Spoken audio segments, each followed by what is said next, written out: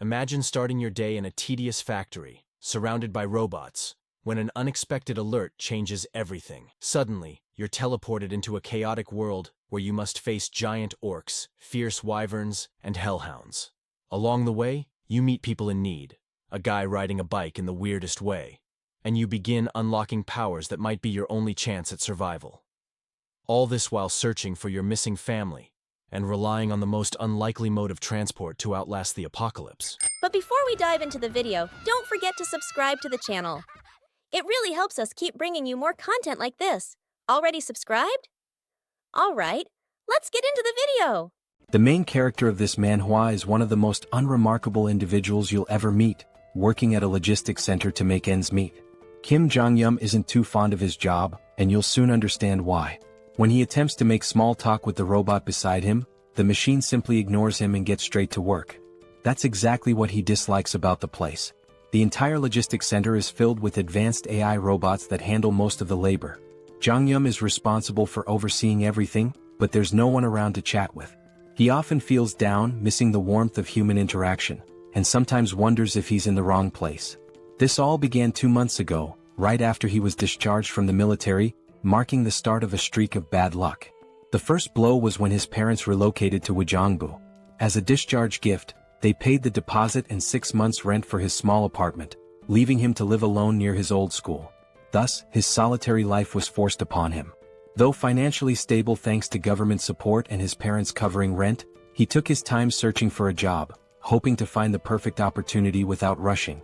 Unfortunately, things didn't go as expected, and he faced rejection after rejection before even getting a chance to prove himself.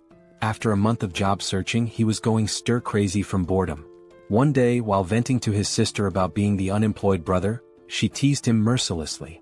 During their conversation, she mentioned that many people were working as operators for delivery companies using AI robots to make things easier. His interest was piqued, which led him to this lifeless place where there's literally no one to talk to. Just as I'm narrating this, someone else calls out to him. This person looks rather grumpy and unpleasant at first glance. Someone who could easily pass for the manager. Anyway, the senior worker informs Jeong-gyeom that they're out of tuna stock, despite the system indicating there's still some. He tells Jeong-gyeom to check the warehouse for any missing stock, and of course Jeong-gyeom agrees with a forced smile. Let's be honest, he finds the robots much warmer than his cold-hearted senior. As Kim enters the warehouse, the door behind him begins to close. He quickly searches for the tuna, eventually spotting it, climbing up to retrieve it. Just then he hears the door slam shut with a loud thud. He tries turning the knob, but it's jammed. He calls his manager Shin, but there's no response. He briefly considers calling 911 but decides against it, figuring it's not worth the trouble since he's not in immediate danger. Instead, he takes a selfie and sends it to his sister, letting her know he's trapped. She initially teases him, but then mentions hearing a building collapse near her house. Naturally, Jeong-gyeom gets worried and calls her, but when she picks up, she stays silent. Just as he starts thinking it might be a prank, the entire warehouse shakes and an emergency alarm blares. The atmosphere turns chaotic, with announcements urging evacuation.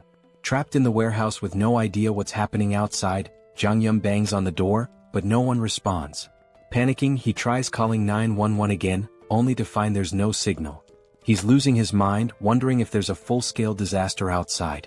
Suddenly, he hears something pounding on the door from the other side, each hit leaving massive dents in the steel door like it's made of cardboard. Trembling, he backs away from the door, instinctively knowing things have gone terribly wrong, and if he makes a noise he's done for. Sweating, he drops to his knees, relieved when the pounding stops, though the noise and screams outside still terrify him. 3 days pass and he's still trapped inside, surviving on whatever food is available. With no one searching for him, he's convinced something catastrophic has happened. He wonders if there's a war going on and feels almost grateful to be stuck inside, thinking he might be safer here. The alarm, which used to blare constantly, has been silent since yesterday, giving him a bit of peace. However, with his phone's battery running low, he's unsure how long he can last. This might be his final note to the outside world, praying someone finds him soon and keeps his family safe. Just when he thought it couldn't get worse, a system window pops up, notifying him that he's been selected and should check his awakened abilities. At first, Jeong-gyeom thinks he's hallucinating, but then another window appears, revealing he's gained his own personal subspace for storing items. He starts to wonder if there's some kind of drug in the tuna cans he's been eating for the last 3 days. Another digital notification pops up, informing him that a target has been designated and asking if he wants to store it. Without hesitation he confirms, and suddenly he feels himself falling, landing hard on the ground outside. Scrambling to his feet, he looks around only to find everything in ruins, debris and wreckage everywhere. He spots his senior lying dead nearby. As system windows keep flashing, our protagonist is too busy vomiting after seeing his senior's lifeless body. The system then announces that a suitable operating system has been found for him and is now being installed.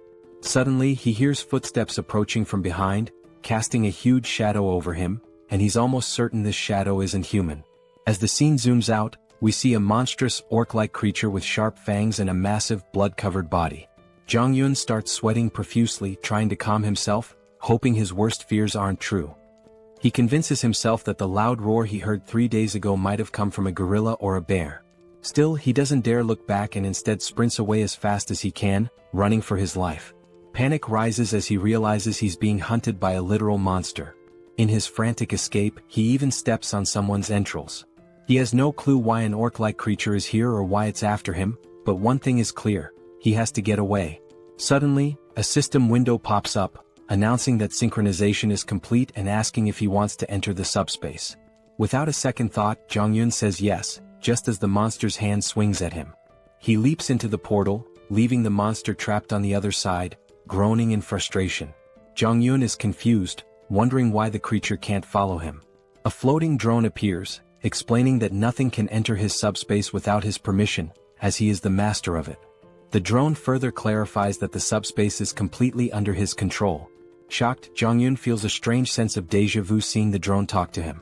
Looking around, he realizes he's back in the PAX Fulfillment Center warehouse, but now it's part of his new subspace. The place is filled with the same robots as before. The system then informs him that as he's entered the subspace for the first time, he will be rewarded with a mana stone.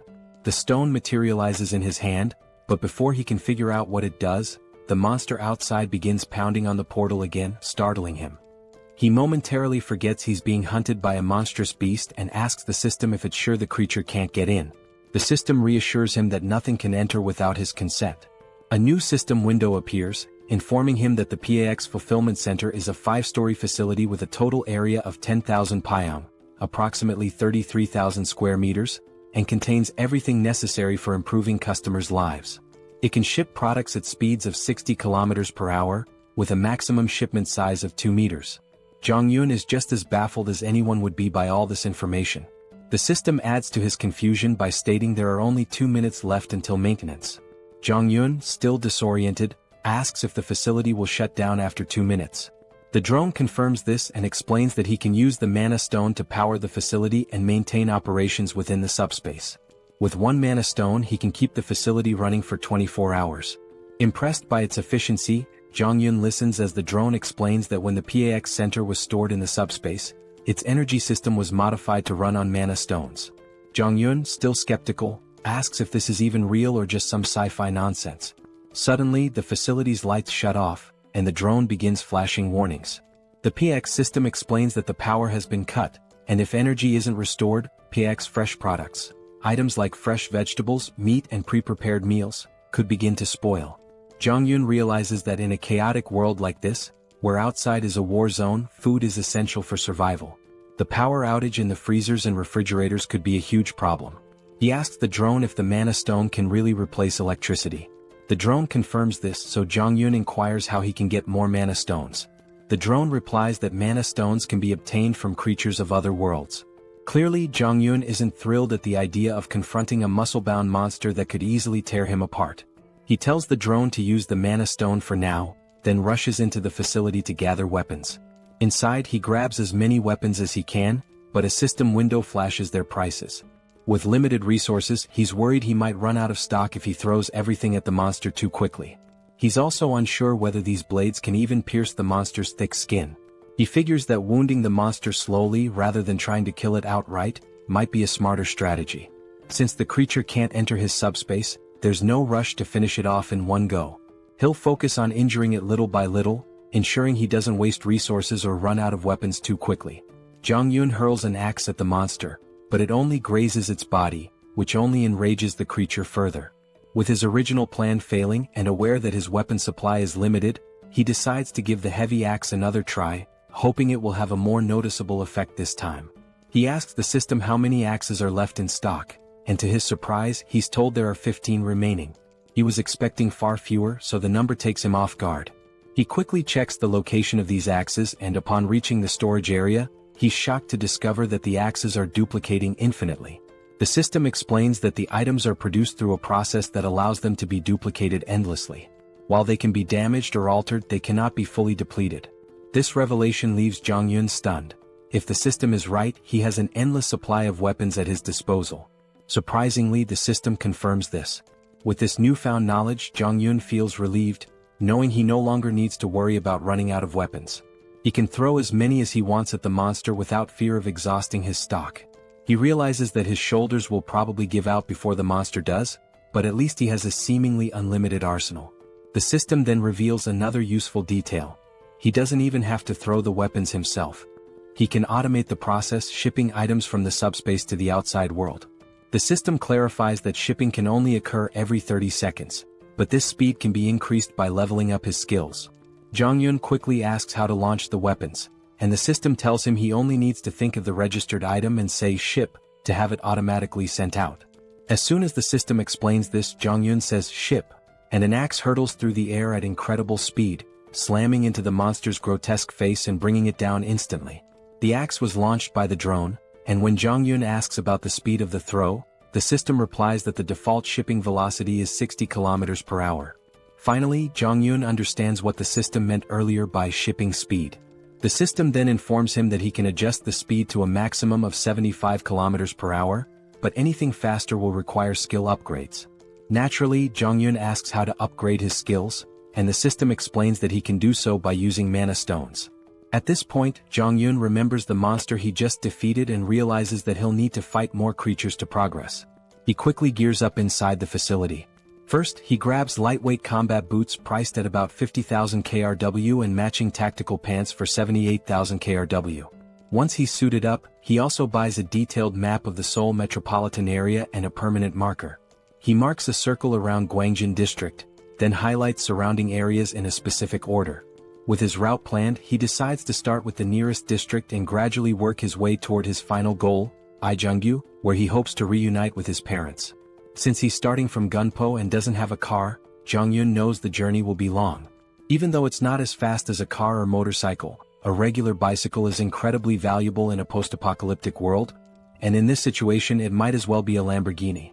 He hops on the bike and pedals through the desolate landscape. After around 30 minutes, night falls and Jeong-gyeom has already taken down nearly 12 orcs. He reveals that he's learned a valuable lesson from defeating them, but before he can explain, a new monster appears and tries to attack him. Jeong-gyeom quickly retreats to his subspace, leaving the creature outside. While the monster is stuck, he uses the shipment ability again to launch an axe at high speed. Unfortunately, the axe only hits the monster's shoulder, wounding it but not finishing it off. With the cooldown period of 30 seconds before he can ship again and a range limit of 10 meters, Jeong-gyeom realizes that his abilities, though impressive, need more refinement, and that he can further improve them by collecting mana stones. Beyond shipment, Pax's ability has other applications, and we'll soon discover what those are. Suddenly, the monster notices movement and turns around, only to see the axe flying back into the portal and then returning, striking it in the face again and finishing it off. This is actually the second function of Pax's shipment ability, known as product retrieval, which automatically brings back dispatched items, just as useful as the shipping ability itself. Jeong-gyeom uses the retrieval function once more to claim the mana stone from the monster, all while wondering why he can't simply retrieve the mana stone without killing the creature first. He then asks Pax the same question and learns that he can only use his retrieval skill on the stone after killing the monster, as it belongs to him at that point. Regardless, Jeong-gyeom steps out of his subspace and shares another vital piece of information about this apocalyptic world. It turns out that the strange orcs aren't the only creatures wreaking havoc. There are also winged monsters, and he knows it will be a serious challenge to hunt one of those. Suddenly, he hears cries for help, but before he can identify the source, the scene shifts to a man named Choi, desperately fleeing. He's so exhausted that each step feels heavier than the last, and a flying creature is chasing him. The monster swoops down, slamming into Choi from behind, sending him crashing to the ground in agony.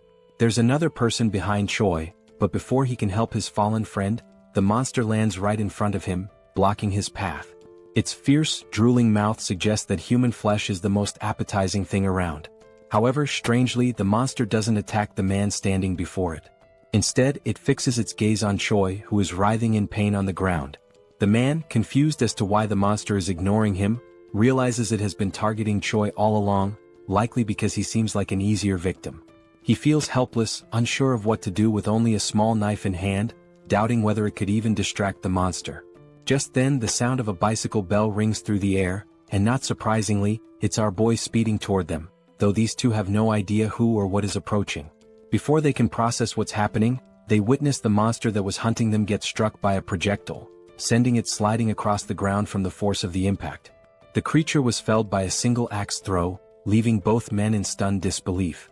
Jong-yeon quickly checks if they are okay, but they're still in shock, their mouths agape as they try to understand how someone on a bicycle managed to defeat a flying wyvern with just an axe.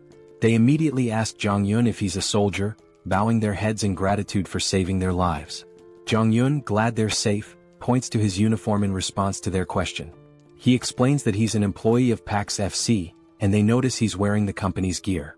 This revelation shocks them even more, as they had assumed he was a trained soldier, given his impressive skills and presence. Even though he's not a soldier, his abilities are so extraordinary that if they hadn't seen it themselves, they wouldn't have believed someone could take down a wyvern with just an axe throw while riding a bicycle. Jong-yeon is surprised to find out that these people are already familiar with the concept of abilities. One of them confirms this, mentioning that he himself has an awakened ability, though it's just a simple driving skill, which he hasn't had much chance to use under the circumstances. Choi then laughs, admitting that he's a bit jealous because he hasn't awakened any ability of his own.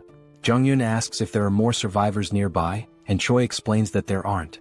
They're currently in Block C, which houses a logistics center where many people gathered, but unfortunately so did the monsters. Most of the people were attacked, killed, or devoured, leaving only around 10 to 15 survivors who are now hiding in the underground terminal of Block E. He goes on to explain that they were searching for a drivable road and trying to collect essential supplies when the monster attacked them. The other man suggests that instead of continuing to talk there, Jong-yeon should accompany them to their living quarters on the 4th basement floor. He assures him that the monsters have never breached that area, so they can sleep peacefully there, and even offer some snacks. Jong-yeon considers the offer, clearly interested in seeing the vehicles they mentioned, as he's in desperate need of information about working transportation. Eventually he agrees to join them, though he remains cautious, unsure whether he can fully trust them. As they begin to walk away, we take one last glance at the dead monster lying on the ground. At that moment, Jong-yeon discreetly retrieves the mana stone from the creature's body and slips it into his subspace, relieved that the two men don't know about his ability. This way he has an escape plan in case things go wrong. He can always retreat into his subspace if necessary. A while later they arrive at the basement, where they encounter a man who has just taken down an orc on his own. Choi rushes over to his friend, asking if everything is alright and what happened. The orc slayer assures him that all is well, explaining that the orc must have wandered in by accident. Fortunately, it hadn't spotted them, so they were able to take it out easily. No one was injured, but now they're less confident that the place is truly safe. Jong-yeon meanwhile feels a surge of fear, realizing how perilous this area truly is. His thoughts are interrupted when the orc slayer asks who he is. Choi explains that Jong-yeon is the one who saved them from the wyvern and used to work for PAX FC. He also mentions that Jong-yeon is quite powerful, having taken down the wyvern with an axe throw from a distance. Everyone is both amazed and curious about what kind of abilities he might possess. At that moment, a woman rushes toward him, absolutely ecstatic that he saved Yong-soo and Byung-kal. Overjoyed, she begins to do a little celebratory dance. The rest of the group starts to gather around, showering him with praise. Jong-yeon tries to brush it off, modestly saying that he was only doing what was necessary. As he continues to receive so much attention, Choi steps in to break up the crowd, telling them not to tease the young guy. Just then, the orc slayer speaks up, revealing that everyone there has been working together for over a decade, and that Yong-soo and Byung-kal are like family to him. He expresses his deep gratitude for saving them and introduces himself as Lee Jin-mak, the center manager of Daehoon Express Terminal. He even bows respectfully to thank Jong-yeon for saving his two friends. After the introductions, Jin-mak gives Jong-yeon a quick overview of the place. He explains that while they can't guarantee total safety, it's far more comfortable than being outside. They have a stockpile of food and water from the logistics center, and he encourages Jong-yun to eat as much as he wants and to make himself at home. Jin-mak adds that they have enough supplies to last for a while and can always get more from the logistics center if needed. However, Yong-soo interrupts, pointing out that the logistics center they're talking about has suddenly vanished. The group is left wide-eyed and speechless at this absurd news. Jin-mak immediately asks what Yong-soo means by this. Choi confirms it, explaining that the building has literally disappeared, which is why they were being chased by the wyvern. The others are skeptical, questioning how such a massive structure could simply vanish. Jin-mak, though stunned, eventually accepts the reality, reasoning that if monsters like the ones they've encountered are real, then a disappearing building might not be so unbelievable. Jong-yun remains silent, unsure whether the disappearance of the logistics center is connected to his own subspace abilities. Trying to calm the group, the manager urges them to focus, stating that regardless of the situation, they must dig through the tunnel. Staying here will only make things worse. He encourages everyone to stay strong, saying that their time has just come a little earlier than expected and that they need to start heading into the tunnel as soon as possible. The woman from before, now fired up, tries to rally the group, reminding them that even without the logistics center, they must keep moving forward and force their way through. Jong-yun turns to the manager, asking what forcing their way through actually means. The manager explains that everyone has homes elsewhere, and vehicles are essential for getting around. But with the roads blocked, they need to find a way through. Jong-yun's interest peaks at the mention of vehicles, and he asks for more details. The manager confirms they do have working vehicles but says all the roads are blocked. A golf course obstructs the north, containers block the east, and the southern Yangdong Expressway is completely destroyed. The only remaining exit is the tunnel to the west, but unfortunately, a group of wyverns has taken control of it. Up until now, they've survived by scavenging supplies from the logistics center, but now they have no choice but to push through. The manager then tells Jong-yun that he doesn't have to go through the tunnel since the blocked roads only affect vehicles, and there are other ways to escape on foot or by bicycle. Jong-yun, however, insists that he also needs a vehicle, believing it's best to take the tunnel route. The manager doesn't argue further and tells him he's welcome to join them if he's up for it. Jong-yun grins and says he'd be happy to work with them. He also thinks to himself that it's better to keep his abilities hidden for now. While the group seems nice, he knows they've been struggling to survive, and they might not be entirely forthcoming about their situation. Jong-yun understands their need for secrecy and plans to stay cautious as well. He then turns to the manager, saying he wants to check out the situation at the tunnel and the wyverns. He claims he's planning to scout ahead, but in reality he's eager to use his abilities to wipe out the monsters and collect more mana stones. The scene briefly flashes back to when Jong-yun defeated several monsters and saved up 5 magic stones. With these stones, he's now able to reduce the cooldown on his shipping ability to just 5 seconds. That's when he sees 3 new shipping abilities. The first is precise delivery, which locks onto a target and guarantees a hit. The second is simultaneous delivery, allowing him to send 2 items at once. The third is automatic delivery, which lets him deliver designated items automatically, with adjustable timing. While these abilities sound amazing, each costs 10 stones and Jong-yun can't wait to try them out, though he's still unsure about the exact function of automatic delivery. In the present moment, Jong-yun is grinning, thrilled about the mana stones he's collected and eager for his scouting mission to earn more, or so he thought. His excitement is quickly dashed when he finds himself stuck with Yong-soo, one of the guys he had saved earlier. When Jong-yun asks why he's tagging along, Yong-soo replies that it's too dangerous to go outside alone. Jong-yun dryly reminds him that he was the one being chased by the wyvern earlier. But Yong-soo insists that it doesn't matter. He can't let him go alone. Besides, he's confident that if needed, Jong-yun will save him again. Jong-yun recalls that Yong-soo mentioned he had awakened a driver's ability, so he asks if Yong-soo can see a message window or something similar. Yong-soo replies that he hasn't seen any window, but he feels deep down that he's awakened some sort of ability. It just hasn't fully developed yet. This answer isn't exactly comforting to Jong-yun, who starts feeling more concerned.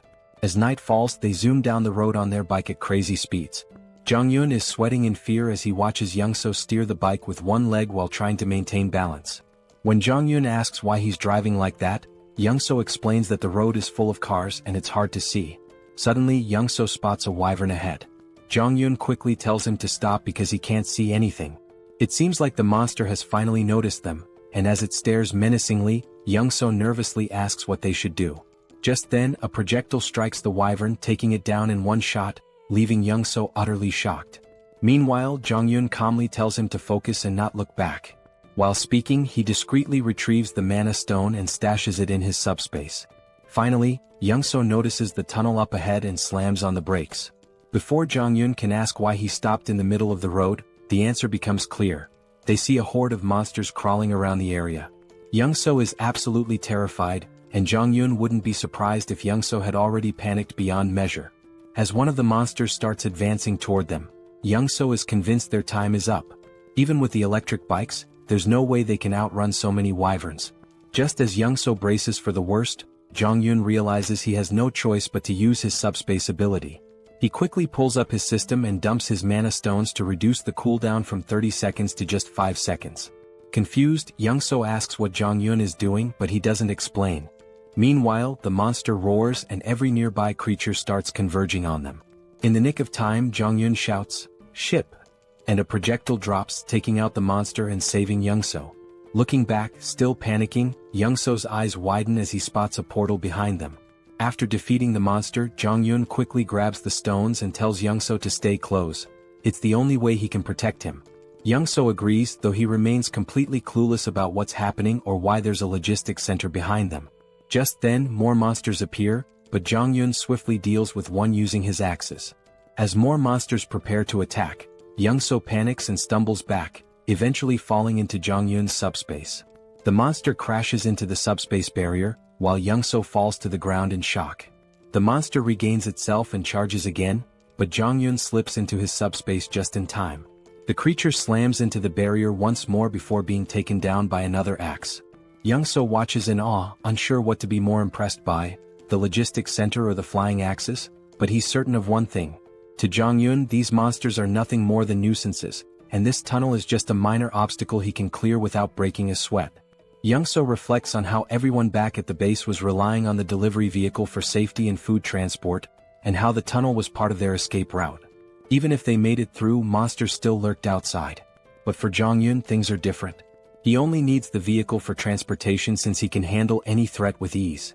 Young-so even begins to feel a tinge of jealousy, thinking how with an ability like Jong-yun's, he could reunite with his family much faster. He wonders why Jong-yun needs a vehicle in the first place. Suddenly they notice the monsters starting to retreat. Jong-yun is intrigued, noting that these creatures are smarter than expected since they're fleeing rather than rushing into danger. As Jong-yun collects the mana stones, Young-so spots a blue stone hovering in the air and asks what it is. Jong-yun, surprised, asks if he's never seen a mana stone before. Young-so admits he hasn't, so Jong-yun explains that he uses them to boost his abilities. Young-so finally understands and wonders if he'll ever get a chance to use one himself. This clears up why Young-so didn't bother extracting the mana stone from the orc earlier. Young-so points out that with abilities like Jong-yun's, he could easily clear the entire tunnel on his own. Jong-yun replies that he didn't come here intending to clear the tunnel. He just wanted to check it out. If it seemed manageable, he'd sneak through quietly and not show off his powers. Young-so apologizes for tagging along, but Jong-yun reassures him that it's fine. He didn't know the way to the tunnel anyway, so if he had come alone, he wouldn't have made it this far. He then suggests they head back since the wyvern has retreated, but it could return soon. At that moment, Young-so asks how far Jong-yun plans to travel that he feels the need for a vehicle. Jong-yun explains that he's trying to reach his family, with his final destination being Wojongbu, near the Gangnam district. This revelation surprises Young-so because his own destination is along the same route. He shares that he's heading to Indaequan, which is on the way, and asks if it would be too much trouble to let him tag along until then. Jong-yun hesitates, unsure how to respond, but Young-so continues, admitting that even if he makes it through the tunnel, he's not confident about reaching home safely. His driving ability isn't much help in combat, but since Jong-yun can fend off monsters, he might have a better chance of reuniting with his family. Young-so then promises to help Jong-yun get to Gangnam faster than anyone else and swears he won't be a burden. He even offers to provide food along the way. Jong-yun starts to see some merit in this partnership. Young-so's driving skills are impressive, and more importantly, with him around, his secret abilities might stay hidden. It's a mutually beneficial arrangement since Jong-yun fears that if word got out about his powers, people might try to use or even eliminate him, though that might be overthinking. Still, better safe than sorry. Ultimately, Jong-yun agrees to let Young-so come along, and Young-so beams with excitement like a child in a candy store. Jong-yun then informs him that he'll handle clearing the tunnel, but emphasizes that Young-so should keep his abilities a secret and make sure others don't interfere. Young-so eagerly agrees, vowing to make sure everyone cooperates and stays out of the way. However, things don't go as planned. Young-so, in his excitement, ends up telling everyone that Jong-yun will clear the tunnel using his awakened abilities. All they need to do is wait outside until he's finished. Jong-yun is left in disbelief, realizing that Young-so just spilled the secret. The others are stunned by the news and eager to watch Jong-yun in action, while Young-so proudly explains. Meanwhile, Jong-yun curses his bad luck, knowing he's now stuck in a difficult situation. In the end, Jong-yun steps forward and announces that by the next morning, he'll have the tunnel cleared so everyone can leave. In his mind, helping them seems like the best option, especially since they still have food, which should keep things calm for now. However, once the supplies run out, chaos might ensue, so it's smart to clear the tunnel and ensure everyone's safety. Just then, the manager approaches Jong-yun, stating he won't pry into his abilities or ask questions about them. Instead, the manager expresses respect for Jong-yun's decision to help everyone. He offers some food from their reserves as thanks, which surprises Jong-yun. This level of generosity feels overwhelming. The manager explains that because Jong-yun risked his life scouting the tunnel, the least they can offer is a bit of food. Now that he's clearing the tunnel for them, they feel like they can't repay him enough. They apologize, saying that all they can offer is their gratitude. Jong-yun insists that he did it for his own reasons and that they don't need to go to such lengths. He tells them to keep the food for their families, but Young-so steps in, telling Jong-yun to accept it, reminding him that he also has a family to think about. At that moment, Jong-yun sees how eager everyone is to reunite with their loved ones, which fills him with a sense of sadness. He doesn't want to let them down. The next morning arrives, and when they reach the tunnel entrance, Jong-yun instructs everyone to stay back. He begins pedaling into the tunnel, determined to clear it out and return. As he gets closer, he spots the monsters ahead. But before the scene shifts to his battle, it flashes back to his childhood. We see a young Jong-yun with a sore eye from a fight with his sister. He complains to his father, leading to another argument with his sister, which ends with them brawling in front of their dad. That's when his father comments on how close they seem, reflecting on how he was an only child and always envied the bond between siblings. He tells them that, despite their fighting, they'll eventually realize how precious family is.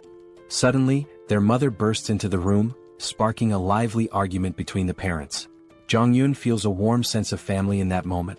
The scene transitions back to the previous night, where Jong-yun, seeing how excited everyone was about reuniting with their families, reflects on his own family memories. He knows they're relying on him to clear the path. They spend the night filled with hope and anticipation, waiting for Jong-yun to ensure their safety.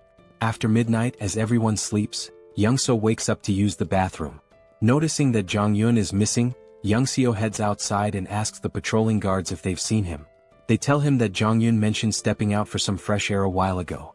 Curious, Young-seo walks further ahead, scanning the area, and eventually spots Jong-yun. He quickly asks why Jong-yun can't just go to sleep, to which Jong-yun replies that he can't sleep there. As Young-seo looks ahead, he's stunned to see the vehicle loaded to the brim with food and supplies. Completely baffled, Young-seo asks why Jong-yun is giving away so much. Jong-yun casually explains that he only loaded half the supplies to avoid weighing the vehicle down, but assures him it's more than enough for everyone. Young-seo is even more shocked when Jong-yun mentions that this is the last vehicle he had to load. The realization hits hard. If this is the last one, then Jong-yun must have packed the other 15 vehicles with the same amount of supplies. Jong-yun quickly tells Young-seo to keep this a secret from the others. Still confused, Young-seo points out that if Jong-yun is giving away all these supplies, what will they have left for their own journey? Jong-yun nonchalantly responds that they still have plenty of supplies. Young-seo is left astounded, realizing the amount of resources Jong-yun has given away is more than you'd find in an entire logistics center. He can't comprehend how much stock Jong-yun must have left. Back in the present, we see Jong-yun effortlessly taking down monsters like it's no big deal. While fighting, he contemplates how much easier it would be if he could put all the people into his subspace and carry them to safety. Unfortunately, his system informs him that with his current subspace level, it's impossible. However, if he reaches subspace level 2, he could carry up to 20 people. To level up, he needs at least 100 mana stones. After mentally counting, Jong-yun notes there are about 40 monsters left, with a few fleeing. The numbers aren't enough for him to level up here. He realizes he'll need to find another way to gain experience, especially since he wants to eventually bring his family into the subspace. Suddenly, Jong-yun notices something strange among the fleeing monsters. A closer inspection reveals a stronger, more imposing version of a wyvern, clearly some kind of boss-level monster. Even Jeong-gyeom is unsure of what he's facing. The scene then cuts back to the group waiting outside the tunnel, growing anxious about whether Jeong-gyeom is okay inside. Finally, they see him emerge, pedaling his bike effortlessly, as if he's been out for a leisurely ride. His uniform is stained with blood, and the group anxiously watches until they see him smile. They burst into celebration, relieved that their mission was successful. It's finally time for everyone to part ways and reunite with their families. They thank the manager for sticking with them and wish him a safe journey home. Jeong-gyeom hints that if they face any trouble, they should open the cargo hold. He's left a little surprise that might help. Curious but eager to continue, they get into their trucks and slowly make their way through the traffic. After crossing the tunnel, they wave their final goodbyes before heading in different directions. In the truck, Jeong-gyeom sits in the passenger seat, still thinking about the monster he saw in the tunnel. He's unsure if it was really a wyvern since it fled before he could get a good look. He wonders if it was a leader or just an adult version of the monsters they've been fighting. His thoughts are interrupted by a disturbing crunching noise from under the truck. Looking near the tires, they see they've run over some corpses, and the driver's face is full of sorrow from hearing the bones break. Even Jeong-gyeom notices the regret in his friend's expression, but they have no choice but to keep moving. The road is filled with bodies and wreckage, leaving no clear path. Jeong-gyeom reflects on how, if his discharge had been delayed by just 3 months, he might have ended up as one of those dead soldiers. The situation is even worse than they imagined, with monsters still feasting on the remains. Suddenly, Young-seo calls out to him, snapping him out of his thoughts. When Jeong-gyeom looks ahead, he sees that the road is blocked. Young-seo points out that the barbed wire looks like it was set up by the military to block something, and they'll need to find another route. He suggests they try crossing another bridge, but just then Jeong-gyeom notices something at the far end of the blocked bridge. Upon closer inspection, they see a new type of monster they've never encountered before, and it becomes clear what the military was trying to contain. While Young-seo panics and considers turning back, Jeong-gyeom sees this as a perfect opportunity to level up his subspace. He spots a narrow sidewalk along the road, blocked on both sides, and quickly suggests they drive through it. He explains that he has a plan to get through without turning back and excitedly tells Young-seo to push the truck through the pedestrian path. Young-seo is horrified by the risky idea, especially when an orc appears ahead among the mutant hounds, scattering the pack. The monsters didn't seem to get along with each other at all. Despite the orcs' advantage in size and strength, the mutated dogs had sheer numbers on their side. The poor orcs stood no chance against such a ravenous pack, as their hollow mouths relentlessly tore into its flesh. Blood and chunks of meat flew in every direction, and our two protagonists could only watch the brutal scene unfold. Young-seo was truly terrified, and despite knowing the abilities of our hero, he seriously doubted the sanity of the plan to go straight ahead. He hesitantly asked if Jeong-gyeom really intended to cross the bridge, but Jeong-gyeom was completely confident in his skills, thinking it was easier than his frightened companion believed. As Young-seo tried to muster some courage, Jeong-gyeom suddenly asked him a strange question. Had he ever heard of a game where 3 different races are at war with each other? It was a space strategy game called Stark, but since Young-seo was older, he didn't know anything about it. Jeong-gyeom went on to explain a little about the game. In it, players could customize maps and tweak settings for fun. Jeong-gyeom's favorite map involved holding off waves of monsters with limited units and clever use of terrain. As he saw it, the current situation was quite similar to that game. Young-seo of course had no clue why Jeong-gyeom was sharing this story, but it didn't really matter. His job was simply to follow instructions. The first step was for Young-seo to back the car up to the barbed wire barrier, ripping it down and making as much noise as possible, all to attract the attention of the mutant hounds who were busy feasting on the orc. After that, it was Jeong-gyeom's turn to get to work. Activating his system, he unlocked a skill he hadn't planned on using but realized it was perfect for the situation. Auto shipping. He spent 10 mana stones to unlock it, then instructed Pax to spend the rest of the stones to boost the shipping speed. Pax quickly complied, increasing the delivery speed to 100 km per hour. With everything set, Jeong-gyeom called out to the mutant hounds, inviting them to chase him after their meal. The unsuspecting creatures charged, but they weren't fast enough. A double-door refrigerator zoomed towards them and obliterated the pack. It was clear the hounds were in for a tough time. This game wasn't fun for them. And it didn't end with just one refrigerator. More kept coming, and within seconds Jeong-gyeom had collected 12 mana stones, much to his delight. The enhanced shipping range and precision targeting he had fine-tuned during his tunnel clearing worked perfectly now.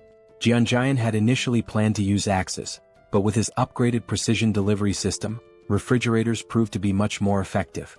He had discovered earlier that the precision delivery skill didn't track targets fully but only adjusted the trajectory slightly based on their movements.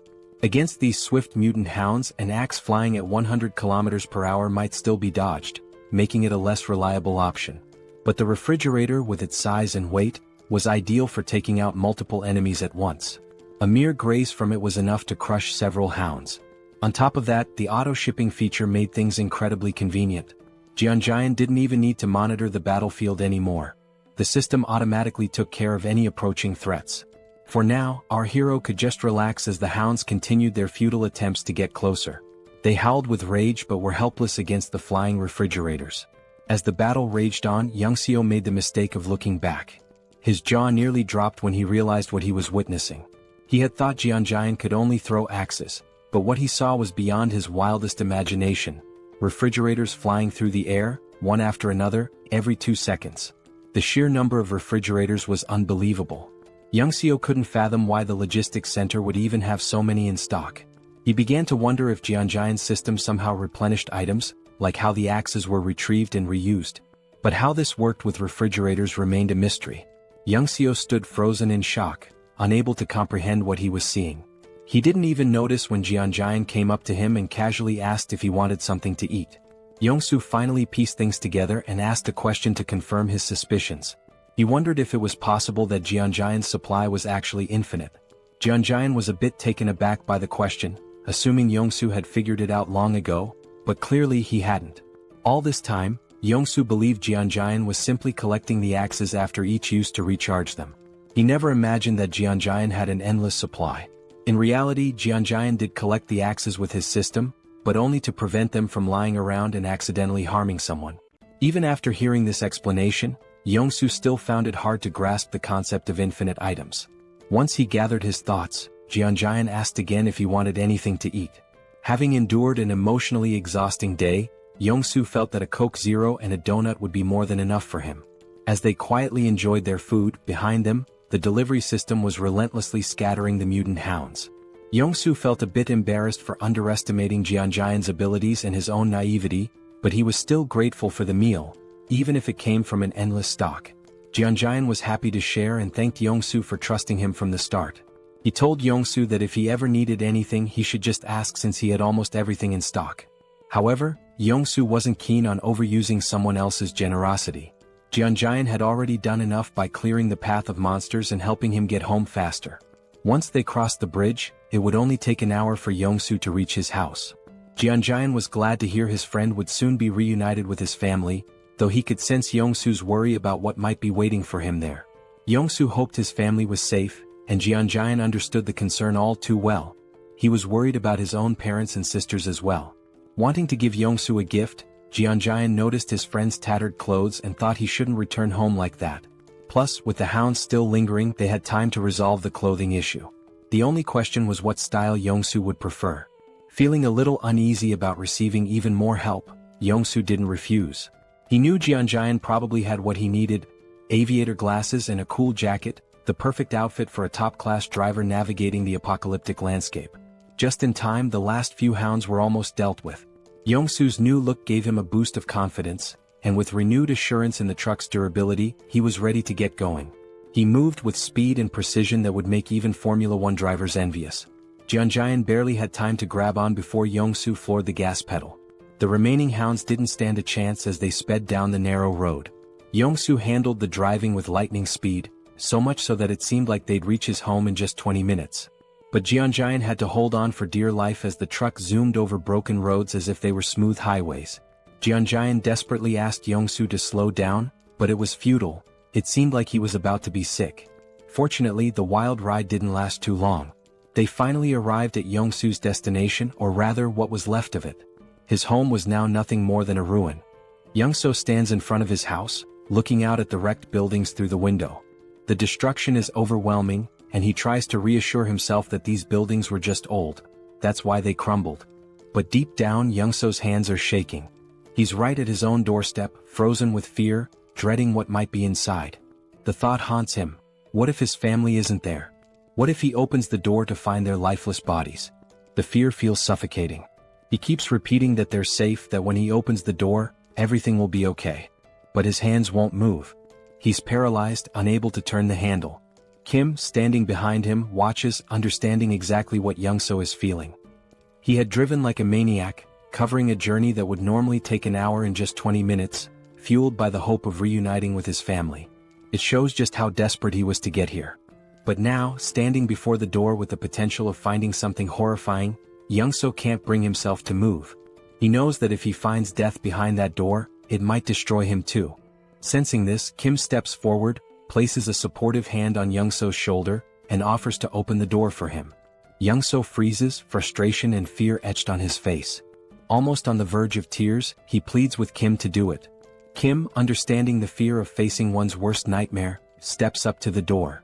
If he were in Young-so's position, he'd be scared too, wanting someone else to open it for him. Turning back to reassure Young-so one last time, Kim tells him he's about to open the door. But before Kim's hand reaches the handle, the door opens from the inside. Both Kim and Young-so freeze in shock. Young-so's eyes widen as he sees his wife and daughter standing there. His wife calls his name softly, her voice warm, and his daughter shouts, "Daddy?" Young-so's wife starts crying, and soon he's breaking down too. She runs to him, and the three embrace tightly as if they'll never let go. It's a deeply emotional moment. Kim, standing a short distance away, watches quietly, giving them space. Through tears, Young-so asks his wife how she knew to open the door. She explains that she heard voices outside and saw him through the peephole, which is why she opened it. His daughter, still crying, blurts out, "Dad, I hate you. Why did you make me wait so long? I was so scared." After a while, Young-so's wife notices Kim standing in the background and asks, "Who's this?" Only then does Young-so remember Kim's presence. But before he can respond, Kim's vision blurs and suddenly he collapses. Young-so shouts for him, but Kim can't hear anything. His body is shutting down, and after 3 or 4 days without proper sleep, exhaustion finally overtakes him. Darkness envelopes him and he slips into a dream. In the dream he's struck, but not by a fist, by a pillow. Standing over him is his older sister, holding the pillow with a playful grin. She swings it at him, knocking him down, and Kim yells at her, asking why she hit him so hard. "It hurts," he complains, but she just rolls her eyes and says, "Hard? That was a soft hit. You're such a crybaby." She's unfazed, brushing it off as nothing. Meanwhile, Kim is ready to run to their dad and tell on her. He storms off, determined to complain, but his sister couldn't care less. She stands tall, holding the pillow like she's won the pillow fighting championship of the month. Suddenly the scene shifts. Kim's dad is sitting with him and his younger sister, trying to mediate a sibling quarrel. He calmly explains that, annoying as they might be, family is precious. One day, Kim will realize how lucky he is to have them and how much love there is in their little fights. His father reminds him that, no matter the arguments, their bond is something to treasure. Just then, Kim's mom storms into the room, scolding his dad for not helping with dinner when she asked. She's frustrated, telling him she needed help, but there he is, just lounging around. The scene cuts to the whole family at the dinner table, enjoying delicious food, laughing and sharing stories. As they eat, Kim's mom eyes his older sister, Seoul, suspiciously and asks if she's got a crush on someone, noticing how she's always on her phone. Looking nervous, Seoul explains that she's just texting her friends non-stop. It's just how things are nowadays. From the outside, their family is filled with pure joy and warmth. Kim's dad, unable to resist, talks about how Seoul is interested in boxing, suggesting she check out a sports club at the local middle school. With a smirk, Seoul admits that the boxing club is the real reason she chose that school. Kim's ears perk up at the mention of middle school. Fast forward a year, and we see Kim attending the same middle school as Seoul. He's excited, ready to make new friends and have fun, but things don't go quite as he had planned. Instead of finding new friends, Kim ends up being bullied daily by the older students. They beat him, mock him, and Kim, who tends to be sensitive, doesn't fight back. He endures the blows day after day. But then one day someone steps in. Seoul, his fierce older sister, storms in like a force of nature. With an intense, threatening look, she grabs one of the bullies by the hand and breaks it with a single punch. Kim feels relief seeing his sister, his rescuer, but that relief is short-lived. Frustrated by her brother's weakness, Seoul declares that his training starts now. And so, Kim's grueling training under his ruthless sister begins. It's brutal, but it pays off. Soon, no bully dares to approach Kim again. For a while, life seems to settle down. Kim makes friends, enjoys himself, and coasts through middle school. But time flies, and one day his younger sister lands a job at a nursing school, catching both Kim and Seoul by surprise while Kim is lounging on his PS5, barely keeping up. Then, a moment arrives that flips his life upside down. Kim's dad walks in and tells him the time has come. Kim doesn't understand at first, but when it sinks in, it hits hard. It's time for him to enlist in the military. The family worries, though Kim tries to put on a brave face. Outwardly he's tough, but inside he's trembling. He doesn't want to leave his family. And after that, well, the rest is history. Slowly, Kim's eyes open. He feels disoriented and a bit afraid, lying in an unfamiliar bed. He remembers collapsing, standing outside Youngso's door, meeting his family, but after that, nothing. His mind races. Did Youngso betray him? Instinctively, he opens his portal and pulls out a heavy axe, gripping it tightly. Suddenly, a calm, warm voice interrupts his thoughts. Kim turns, startled, and sees Youngso's wife and daughter at the table, looking at him with puzzled expressions. Reality hits him. He's in Youngso's house. Looking to the side, he spots Youngso sound asleep, completely out. It dawns on Kim, he must have been so exhausted that he collapsed at the door. Youngso's wife had said he fainted and had been out ever since. He must have been more worn out than he realized. Kim glances down at the heavy axe in his hands, momentarily confused as to why he even drew it. What had he been thinking? Quickly, he stashes it back in his portal, hoping no one noticed, especially Youngso's wife. She didn't need to see that. He asks how long he's been asleep, and she tells him it's only been a few hours. Then the mood shifts. With a soft smile, Youngso's wife begins to thank him, expressing her gratitude for everything he's done. Kim can feel the weight of her words, how he saved Youngso's life and brought him home safely. The gratitude in her eyes and her slight bow make him feel uneasy. Kim isn't used to this, feeling awkward and a little nervous, wanting to brush it off as no big deal. He thinks about how Youngso had helped him too. It hadn't all been on him. Just then Youngso wakes up. Still groggy, he chimes in to back up his wife, insisting that Kim had done far more than he lets on. Youngso makes it seem like driving Kim here was nothing compared to Kim saving him again and again. To Youngso, Kim was a true lifesaver. Even if Youngso hadn't made it, he believes Kim would have come through on his own. Then Youngso's wife changes the subject, saying everyone must be hungry. The atmosphere shifts once again as Kim's stomach growls, reminding him he hasn't eaten in what feels like ages. She mentions that Youngso had refused to eat without him, waiting until Kim woke up. Kim can't help but smile. Youngso, with that goofy grin, is all about eating together. With a warm chuckle, they decide it's time to dig in. Suddenly, Kim finds himself staring at a bowl of kimchi stew in front of him. The sight alone makes his mouth water. The smell pulls him back to memories of his mom, filling him with a bittersweet sense of warmth. The food isn't fancy. Youngso's wife even apologizes for the limited ingredients. But to Kim it doesn't matter. This is his favorite meal. After everything he's been through, nothing feels as comforting as kimchi stew. The first bite? Pure bliss. The moment the stew touches his tongue, it's like fireworks going off in his mind. Every cell in his body feels alive. The flavor, the warmth, it's almost unreal. And just like that, he's taken back. Back to when he'd sit down to meals with his family, back to simpler times. But as the meal ended, Kim felt a wave of sadness. For the first time in 3 months, he'd had a meal that reminded him of home, of family, and the ache of missing them overwhelmed him. The others noticed his quiet sadness, which shifted the conversation back to their journey. He mentioned their next stop was Gangnam, and Kim froze, realization hitting him. He was stunned, unable to fully grasp what Youngso was saying at first. It all felt strange. Then Youngso laid it out. He'd already discussed it with his wife, who insisted that since Kim had helped Youngso reunite with his family, he should return the favor. Kim was still confused. Even if Youngso took him to Gangnam, how would he safely return on his own? They stepped outside to get some fresh air, and that's when Youngso explained his plan. He'd drive Kim to Gangnam in his truck, and Kim would leave his electric bike with him. Once they reached Gangnam, Youngso would use the bike to get back home. Hearing this, Kim started to feel more at ease, but something still didn't sit right with him. Why was Youngso risking so much to help him? Sure, Youngso was an amazing driver, and with the bike he could avoid most threats. But Youngso didn't have any fighting skills, so if he encountered a large monster, it'd be over. With a truck full of supplies and his family safe, why was he risking it all? Unable to shake his doubts, Kim finally asked the question that had been weighing on him. Why was Youngso putting himself on the line for him? Youngso smiled knowingly, like he'd expected the question. Then he revealed his reason. Why had Kim helped him in the first place? Kim hadn't asked for anything in return or demanded any favors. He just helped.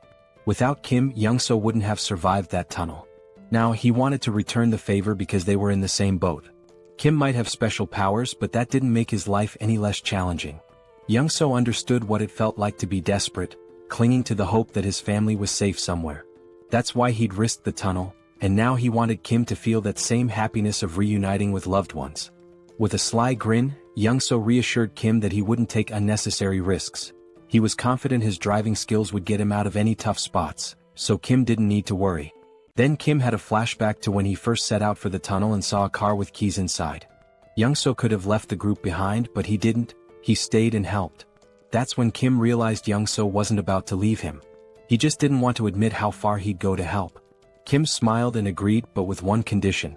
If Young-so was coming with him, he had to bring his family along. Kim explained he'd upgraded his subspace, allowing him to bring others inside. Young-so's family would be safer there than staying behind. Without hesitation, Young-so put on his signature shades and gave a confident grin, ready to drive with his top-tier skills. Meanwhile, Kim had upgraded his subspace to level 2, using 16 out of his 116 mana stones, allowing it to hold up to 20 people. The system informed him it would cost 6 mana stones per day to maintain, but he didn't mind. The system also asked if he wanted to enable external presence in the portal, and he agreed. A few months later, Young-so, his wife and daughter entered the subspace, astonished at what they saw. The expansive Logitech Center was stocked with endless resources. Kim introduced PAX to Young-so's family, and Young-so assured them that PAX would handle anything they needed. Everything was available in abundance and they could use it freely. Young-so's wife looked astounded as if she couldn't believe it. Kim told them he had some tasks to attend to and encouraged them to enjoy the place for now. Young-so then turned to his daughter, asking if she wanted to play princess with him, and they looked so happy together. Kim couldn't help but smile as he watched. Then something new happened. Kim unlocked a new ability, a laboratory where he could combine, classify, and transform any item in his subspace. Instantly, the possibilities seemed endless. Kim sat there, his mind racing as he began to wonder if his powers were truly what he had thought all along. He remembered the first time he'd unlocked his ability, which he called Subspace. Back then, it simply allowed him to store anything he wanted. If he stored an apple, it would stay in his subspace permanently. But then, due to a strange accident, he ended up storing the entire Logitech Center, which caused his ability to evolve. His subspace merged with the Logitech Center, taking his powers to a new level. Now, nobody could enter his subspace except him. But that wasn't even the craziest part. The PAX AI from the Logitech Center had also merged with his system, transforming the once emotionless AI into something almost human. And just when he thought things couldn't get any stranger, the Logitech Center's systems, like its shipment functionality, upgraded as well. Now, he could launch items at 100 kilometers per hour. This alone was mind-blowing. But with PAX AI added to the mix, it became pure chaos. Kim hadn't anticipated his abilities would upgrade so dramatically, but reaching level 2 had changed the game. Now he had another exciting option. He could put anything into his subspace once more. The idea floored him. The thought that he could store anything, that he now had a personal lab where he could merge and create new items, was astounding. It felt like he was playing Minecraft in real life. He couldn't help but wonder what abilities would unlock if he reached level 3 or 4. What kind of powers would those levels bring? But thinking wouldn't get him there. He didn't have enough mana stones for another upgrade just yet.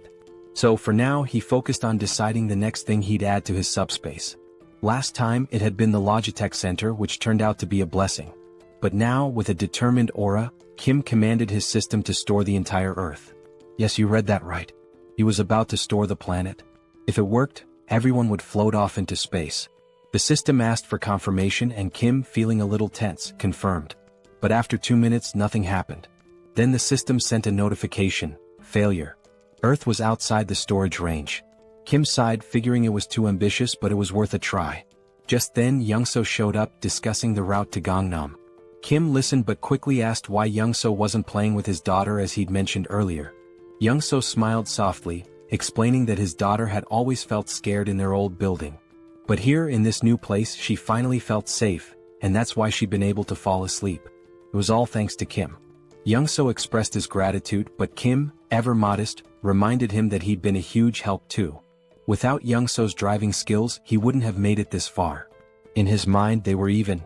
But Young-so, with a serious tone, insisted he'd do whatever he could to support Kim. The scene shifted, and there they were, Young-so in full driving mode, wearing his signature shades, and Kim feeling the tension in the air. Something felt wrong.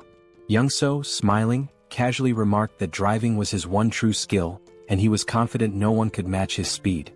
He told Kim to buckle up because things were about to get intense. Kim knew exactly what was coming and braced himself. Then it happened. Young-so floored it, and the truck surged forward like a rocket.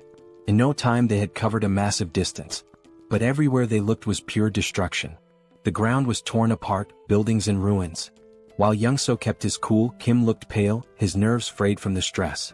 Young-so mentioned they were close to their destination, but as they neared, they saw the road blocked by military barricades, complete with spike strips. Kim sensed something was wrong. These weren't standard barricades. As they took a closer look, a military jeep approached, but the people inside didn't look like soldiers. Kim tensed. These men weren't military, they were trouble. Kim knew that if they tried to escape they'd be shot down. Young-so, tense now, asked what to do.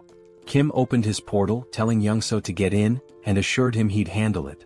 Without hesitation, Young-so slipped into the portal, leaving Kim to face whatever came next. Kim stepped out of the truck as three men approached, guns in hand, strutting like they owned the place. One of them, all muscle and little brains, ordered Kim out of the truck.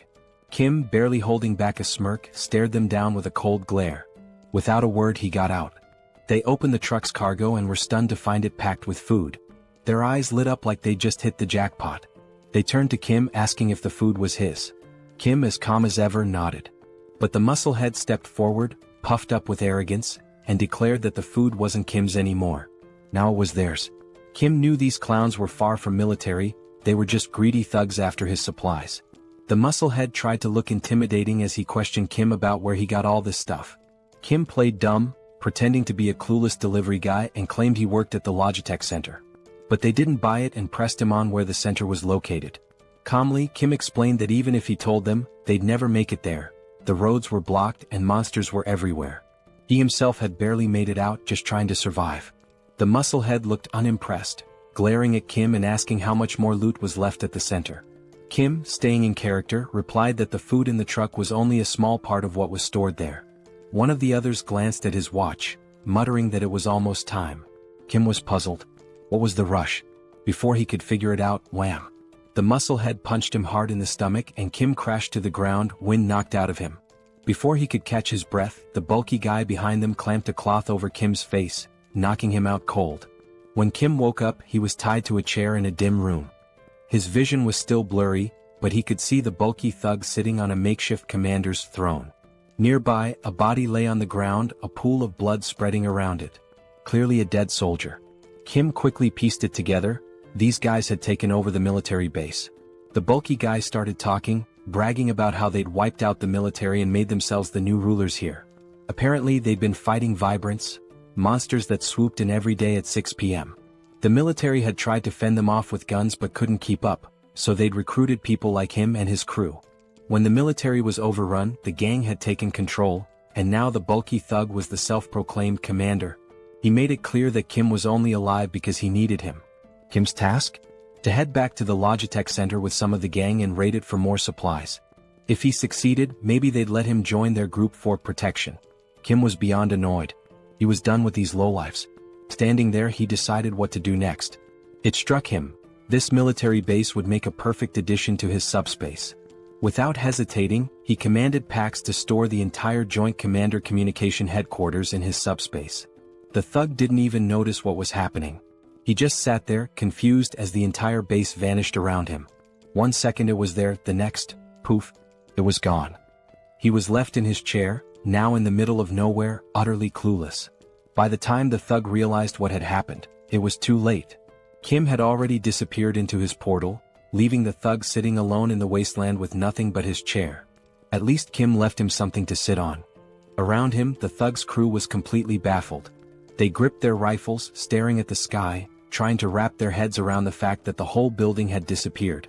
The thug, wide-eyed and anxious, scanned his surroundings, his face showing a mix of fear and confusion. He was probably thinking, where did the whole building go? Meanwhile, Kim spat on the ground, noticing a trace of blood. That punch must have done some internal damage. He felt himself sway on the edge of fainting. Storing the base had drained his mana like nothing before. He was exhausted, completely wiped out. If he'd known it would take this much out of him, maybe he would have waited, maybe ducked into his subspace first. But it was too late for second-guessing. He had made his choice, now he just had to deal with the aftermath. His priority now was to get into his subspace to recover. As Kim slipped into the shadows, the thug's crew suddenly froze as the sky turned blood-red. Dark, looming shadows filled the air. The wyverns were coming.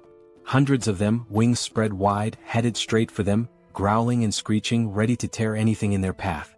The sight hit the thug's men like a slap, sending them scrambling in all directions, completely forgetting Kim as they bolted for their lives. Even the guy who had captured Kim took off, leaving him free to drop to the ground. The thug was furious, shouting at his crew to hold their ground. He yelled that their rifles could still take out the smaller wyverns, vowing to handle the largest one himself. But his men weren't listening, they were too busy running. Rage twisted his face as he cursed them, calling them traitors. Then bam. The ground shook. Something huge landed behind him, shaking the earth. He turned slowly, terror contorting his face, only to see a massive wyvern towering over him. This one wasn't like the others. It stands a solid 20 feet tall, with black scales gleaming under the blood-red sky, and its piercing yellow eyes locked on him with deadly focus. This wyvern is 20 times larger than any he's ever encountered, a real monster brought to life. Amidst the chaos, we see Kim slipping into his subspace, bringing along an injured soldier. The system pings asking if Kim wants to allow the outsider in. Kim nods, weary but resolute, and both are let inside. Kim feels exhaustion pulling him down even further, and he knows he's just seconds from passing out. His mind races, he barely managed to sneak himself and the soldier in, and he realizes he'll have to be careful with these aftereffects. Storing something as massive as a whole base during such a critical moment might be risky next time. The black-scaled wyvern is still looming behind, its fierce gaze fixed directly on him, making Kim wonder why it's so intensely focused on him. Meanwhile, Pighead stands confidently before the wyvern, boasting about his new physical enhancement power, bragging he can shatter boulders with a single punch. Without hesitation, he swings at the wyvern, but to the enormous creature, it's nothing more than a mosquito's tickle. The wyvern doesn't even react. Suddenly, a bone-crunching sound fills the air. Kim, dreading what's happening, turns around slowly to see Pighead's fate, eyes widening in shock. With a single chomp, the wyvern swallows Pighead whole. Just like that, he's gone. Young-soo rushes over to Kim, checking if he's okay. Kim assures him, though he's clearly drained, his energy barely hanging on. He managed to bring the injured soldier along, who looks worse for wear. Kim and Young-soo gently lay the soldier on a bed, relieved to see he's mostly unharmed, with just a few scratches. But the man is severely malnourished. Kim recalls Pighead's rant about taking over the military base while struggling with food shortages, which must have left the soldier without proper nutrition for weeks. Young-soo then mentions something strange happening in Kim's subspace. An enormous structure has appeared, and not just any structure, it looks like an entire city. He leads Kim to a vantage point and Kim's jaw drops. He thought he'd stored just the military base, but somehow he transported the whole base city into his subspace. His mind races. He hadn't realized the extent of his power. He'd only commanded the system to store the base, but without specifying a building, it interpreted it as the entire city. Young-soo is equally stunned, staring in awe at this impossible sight. Kim realizes he needs to explore the military base thoroughly. Young-soo agrees to watch over the soldier and let Kim know when he wakes. Kim hops into his Mercedes and begins driving through the military base city, his mind buzzing with possibilities. Weapons, ammo, gas masks, military vehicles, even tanks. It's the ultimate jackpot for surviving the apocalypse, but there's a catch. Unlike the Logitech Center, where PAX handles everything and can send supplies directly, this sprawling city means he'll have to locate and retrieve each item himself. As he drives, Kim starts to grasp just how huge this place really is, realizing he has a massive job ahead of him to map out every corner. If he'd known it was this vast, he might have stored all the weaponry and supplies directly in his subspace. Now he's planning his next move. Once he identifies the locations, he'll send Young-soo to retrieve ammo and weapons, while he prepares to strike from his portal. Then a crucial thought hits him: supplies here aren't endless. Unlike the Logitech Center's infinite stock, resources from the base could run out. No more limitless bullets or grenades for reckless use. As he's lost in thought, Pax suddenly appears, casually correcting him. Pax explains that the base isn't an ordinary storage area. It's been fully integrated into the Logitech system format. Kim's jaw drops as Pax continues, revealing that since the military base has merged with his subspace, he can now command it just like the Logitech center. Kim can hardly believe it, but Pax confirms that the base is synchronized. He'll have unlimited access to its supplies, vehicles, and equipment, just like in the Logitech center. This changes everything. Kim can barely comprehend it. His mind races through the possibilities, his face a mixture of shock, wonder, and pure excitement. He asks Pax for double confirmation. Are they really talking about endless rifles, ammo, grenades, everything? Pax nods, and it's like Kim's entire reality has flipped upside down. This isn't just groundbreaking, it's downright game-changing. Still buzzing with excitement, Kim needs more details. He asks Pax how long synchronization will take. Pax admits it's a massive job with only 0.81% done so far, so there's no clear timeline. But Pax offers a solution. If Kim prioritizes specific items, Pax can sync those first, making them immediately accessible. Without hesitation, Kim lists his essentials. Rifles, ammo, grenades, vehicles, and fuel, the lifeline for surviving this apocalypse. Kim smirks, knowing that with these at his fingertips, there's nothing out there he can't face. Pax informs him that the synchronization will be ready in just 10 minutes. After that, he'll have unlimited access to all the weapons, vehicles, and supplies he needs to go full throttle. Feeling a surge of confidence, Kim asks Pax if there's a security system, something to ensure no one touches the base without his direct approval. Pax confirms with a simple, yes. Satisfied, Kim tells him to lock everything down immediately. Kim thinks about it for a moment, not that he doesn't trust Young-soo and his family, but he's unsure about this soldier they saved. Standing by his portal, he realizes he now holds power over food, vehicles, and weapons in his hands, hoping the outside isn't as chaotic as he suspects. But outside it's a nightmare. The wyverns are on a rampage, tearing through Pighead and his lackeys one by one. Kim understands that the chaos outside won't settle down anytime soon. Back inside, he and Young-soo prepare for battle. Young-soo dons his old boss uniform, looking every bit the part, and Kim grips his M416 rifle, locking and loading. In front of them is a massive crate filled with endless ammo. Young-soo, with a hint of nostalgia, remarks it's been years since he held a gun and never thought he'd be back in action. Kim reassures him. He's duplicated thousands of rounds, each box loaded with 10,000 bullets. Young-soo doesn't need to worry about running out or jams. Kim throws Young-soo a little challenge, asking if he still remembers how to shoot. Smirking, Young-soo picks up his own M416, telling Kim he's about to show him just how skilled he was back in the day. He takes aim, exhales, and fires. Every shot hits its mark, taking down wyverns one after another. Headshot after headshot, Young-soo drops over 50 wyverns in record time. After half an hour, his gun is red hot, smoke thick in the air. When the haze clears, the floor is littered with wyvern bodies. Adrenaline still pumping, Young-soo admits he hasn't enjoyed himself this much in years. He thinks they've cleared them all and are ready to move on. But Kim's face is tense. He has a nagging feeling. Kim warns Young-soo, saying not all the wyverns are dead. Young-soo looks around, confused. Every wyvern he can see is down. But Kim mentions a massive black-scaled wyvern he saw earlier, unique and ominous. Young-soo is skeptical, but then the scene shifts, revealing the creature Kim described. Hidden in the shadows behind Kim's portal, the black dragon waits, silent but fierce, as though it knows Kim and his team are inside and is simply waiting for the right moment to strike. Young-soo peers outside, squinting but sees nothing. He wonders if Kim is just being paranoid. Then Kim shares an idea. What if these massive creatures are lying in wait, hidden and ready to pounce the second they step outside? From what he observed, that black wyvern seemed too smart for comfort.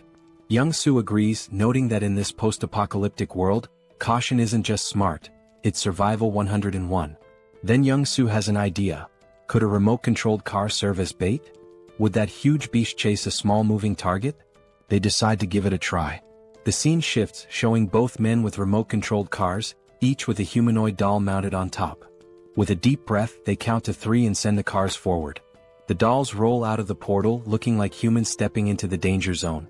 In an instant, a massive wyvern swoops down, claws piercing the doll's torso and ripping it apart. Young-soo's jaw drops in disbelief. He can't believe the wyvern was actually lurking back there.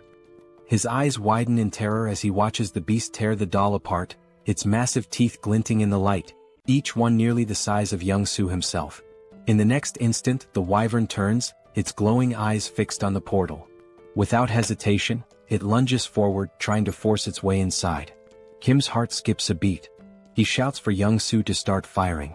Together, they unleash every round of ammo they have on the beast. For 15 solid minutes, they pour bullets into it, the room filling with thick smoke. They think maybe they've taken it down. But as the smoke clears, those glowing eyes remain fixed on them. The wyvern, undeterred, shoves its head closer, drool dripping as it tries to devour the portal itself.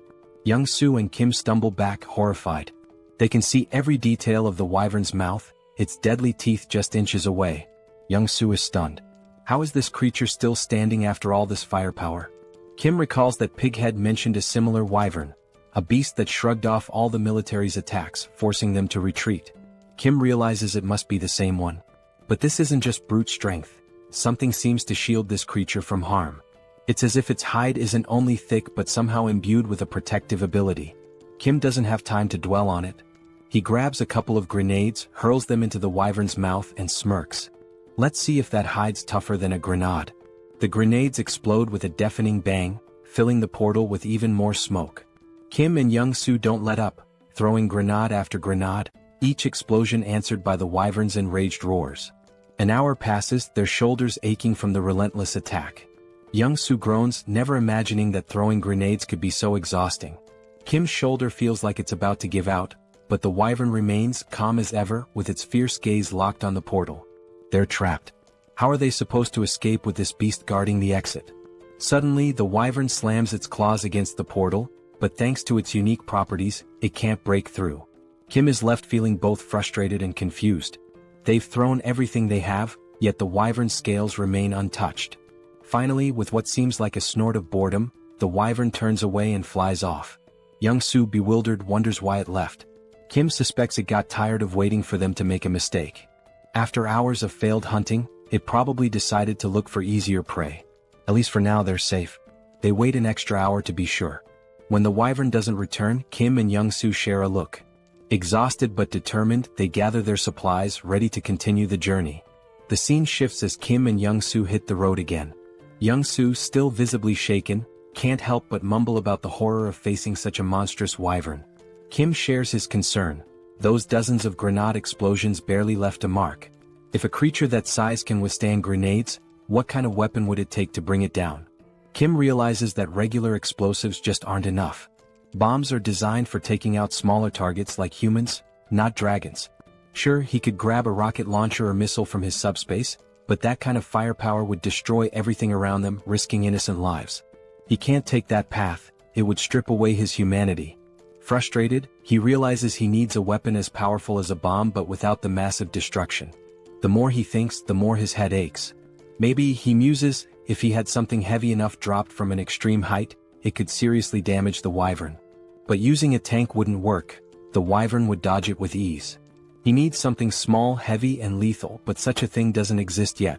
He's stuck with just grenades and guns. Just as he resigns to the situation, he decides to check his magic stones. When he glances at his crystal, he's stunned. 314 magic stones. How did he get so many? He recalls killing dozens of orcs and goblins and barely gathering 50 stones, but perhaps wyverns yield more. With this many stones, Kim gets an idea. He'll upgrade his abilities. He invests 100 stones into his subspace, expanding its range to an impressive 50 meters. Now he can transport 4 items per second, making this skill incredibly powerful. With 189 stones remaining, there's one thing he hasn't tested yet: his pocket dimension lab. It was something he'd unlocked with his last upgrade but never got around to testing. Now, with curiosity piqued, Kim decides to activate it. He channels 50 magic stones into it and suddenly, his pocket dimension lab comes to life. According to the description, this is a space where he can combine or separate anything he desires. A spark of excitement lights up his eyes.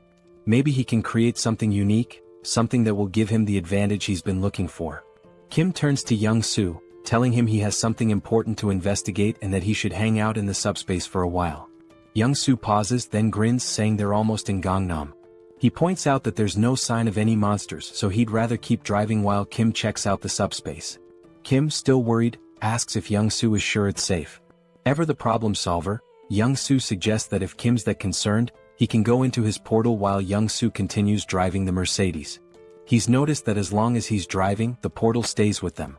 Intrigued, Kim ducks into his portal and sure enough, as Young-soo drives, Kim realizes he's moving right along with him. Impressed, Kim agrees to the plan, though he still feels a bit tense. He steps into his newly unlocked pocket dimension to explore. Inside, everything is vast, white and empty. He wanders around, testing the space, when his system chimes in, explaining the capabilities. He can combine or separate objects here. He can merge multiple items, regardless of their type, or break them down into components. Kim's mind races. This could change everything. Could he, for example, merge a rifle with its magazine to create an endless ammo feed so he wouldn't need to reload? Pax confirms that this idea is completely possible. Then Kim wonders if he could pull a grenade safety pin while storing it, so it would explode the moment he sends it out. Pax confirms again. Eager to test it, Kim has Pax remove the pin and create a new item, costing him 15 magic stones. He's fascinated by the result, but he knows a single grenade won't be enough for the wyvern. He needs something far more powerful. A smirk forms as Kim begins crafting a secret weapon.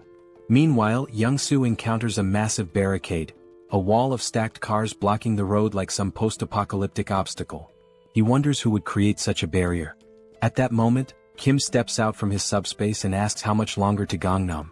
Young-soo explains that there's no monster trouble, but someone's blocked the road entirely with cars. He suggests they'll need a detour. Kim stops him. No detour is needed. He's got a new weapon to clear the way. Just as Young-soo is about to ask what he means, metal plates, each weighing 20 kilograms, start flying like bullets, slamming into the cars at incredible speed and scattering them like toys. Young-soo watches in shock. It's a stack of plates fused together, flying at 150 kilometers per second, creating a barrage of 500 kilograms that obliterates anything in its path. He's awestruck, yelling, "What on earth did you make?" The scene shifts to a group guarding the road from atop a building, watching for any monsters. They're armed with whatever they could find, mostly household tools. A middle-aged man, nervous and bewildered, wonders how that wall of cars collapsed so fast. Another, equally baffled, mentions how the wall withstood multiple monster attacks. It shouldn't have fallen like that. Then, through the smoke, they see a jeep charging forward, picking up speed until it stops right in front of their building. The men grab their weapons, a wooden stick among them, and stare, stunned. Who are these people? Soldiers, they assume, since they're arriving in a military jeep. Slowly, the black-tinted window of the car rolls down, and Kim smiles up at them, asking kindly, "Is Nurse Kim Jui here?" The scene shifts again, moving into a flashback. Kim's second sister, the middle child, gives him a flying kick so powerful he nearly faints. She huffs in frustration, while Jui, the eldest sister, calmly studies, telling her siblings to quiet down since she's preparing for an exam. Kim and his other sister are stunned, mouths wide open. The middle sister, concerned, asks Jui if she's feeling okay, wondering why she's suddenly so intense about studying. Jui snaps, asking if it's really that shocking for her to study hard. Kim, dead serious, turns to the middle sister. "Yeah, she definitely doesn't look well. We should call Mom. She's lost it." Jui's frustration erupts as she starts shouting, asking if they'll ever let her study in peace. Kim explains that Jui, who is 8 years older than him, only started taking her studies seriously when he was around 7. Since she'd never sat still for more than 30 minutes before, her sudden shift had the whole family on edge. With big worried eyes, Kim and his other sister drag their mom over to Jui, pointing out that their big sister has completely lost her mind. Even their mom looks concerned. Jui can't believe it. Her own family doesn't think she's capable of doing anything with her life. Frustrated, Jui finally reveals her secret. Proudly, she holds up a medical textbook and declares her dream. She's going to be a doctor. She announces, "Even if the world ends tomorrow, today I'll still help those in need." Her face glows with pride, her eyes shining with determination. The whole family is stunned. They just stare at her, speechless. Kim and his other sister turn to their mom, whispering that Jui's condition is getting worse. Maybe she needs a mental hospital ASAP. The house erupts into a family brawl, everyone yelling, laughing, the whole scene chaotic. Days pass, and they assume Jui's passion will fade like a teenage phase, and that her ambition to be a doctor will pass. But no, her grades soar. She skyrockets through high school, and before anyone realizes it, she's accepted into the top nursing school she applied to. Her dad, mom, Kim, and her other sister are shocked. Juri, who once couldn't sit still for 30 minutes, has achieved the unthinkable. In the present, Jui stands frozen in shock, staring at Kim, who's come back to find her. It's all real, her journey, her family, her dream, and now this reunion. Tears start streaming down Jui's face, her cheeks red with emotion.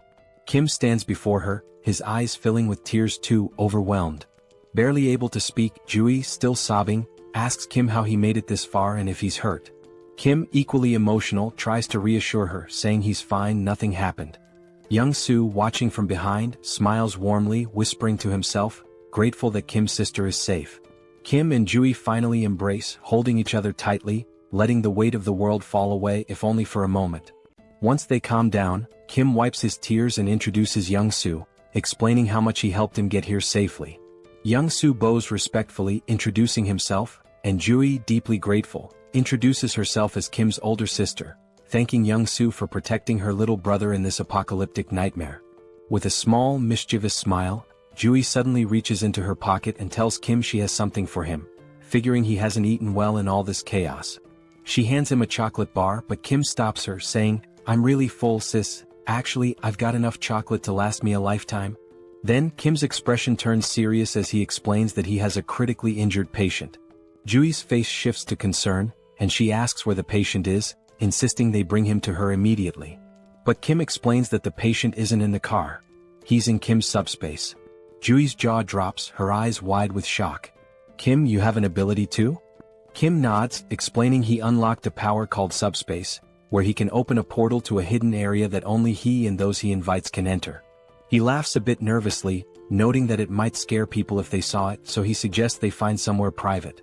Jui agrees, noting the people around, and they decide to head inside the hospital for privacy. Slowly, Kim, Young-soo, and Jui enter the hospital, and the sight is heartbreaking. People clutching nothing but wooden sticks for protection, hollow-eyed and starving, sprawled across the floor like lifeless bodies. They finally reach Jui's private room. Young-soo closes the door behind them, leaving only the three of them. Kim then opens the door to his subspace, and as he does, Jui stands in shock, her eyes wide, mouth open, as she gazes at the vast, city-like area before her. "What is this?" Jui asks in amazement. "Are all these buildings part of your ability?" Kim reassures her, promising to explain later, but for now she needs to follow him. They make their way to where Kim has kept the injured soldier. Jui rushes to his side and begins examining him. Kim, still anxious, asks, "What do you think, Jui? Will he make it?" Jui, dead serious, asks how long he's been like this. Kim explains he's not sure, but it couldn't have been too long since he found him on the way there. He suspects the man was beaten and tortured. With a solemn expression, she tells Kim that this man may not survive much longer. Upon hearing this, both Kim and Young-soo freeze, fear visible in their eyes.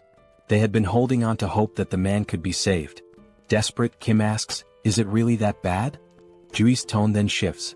She smiles and explains that under normal circumstances, his chances would be slim. But then, her hands begin to glow with a green aura, and she grins confidently.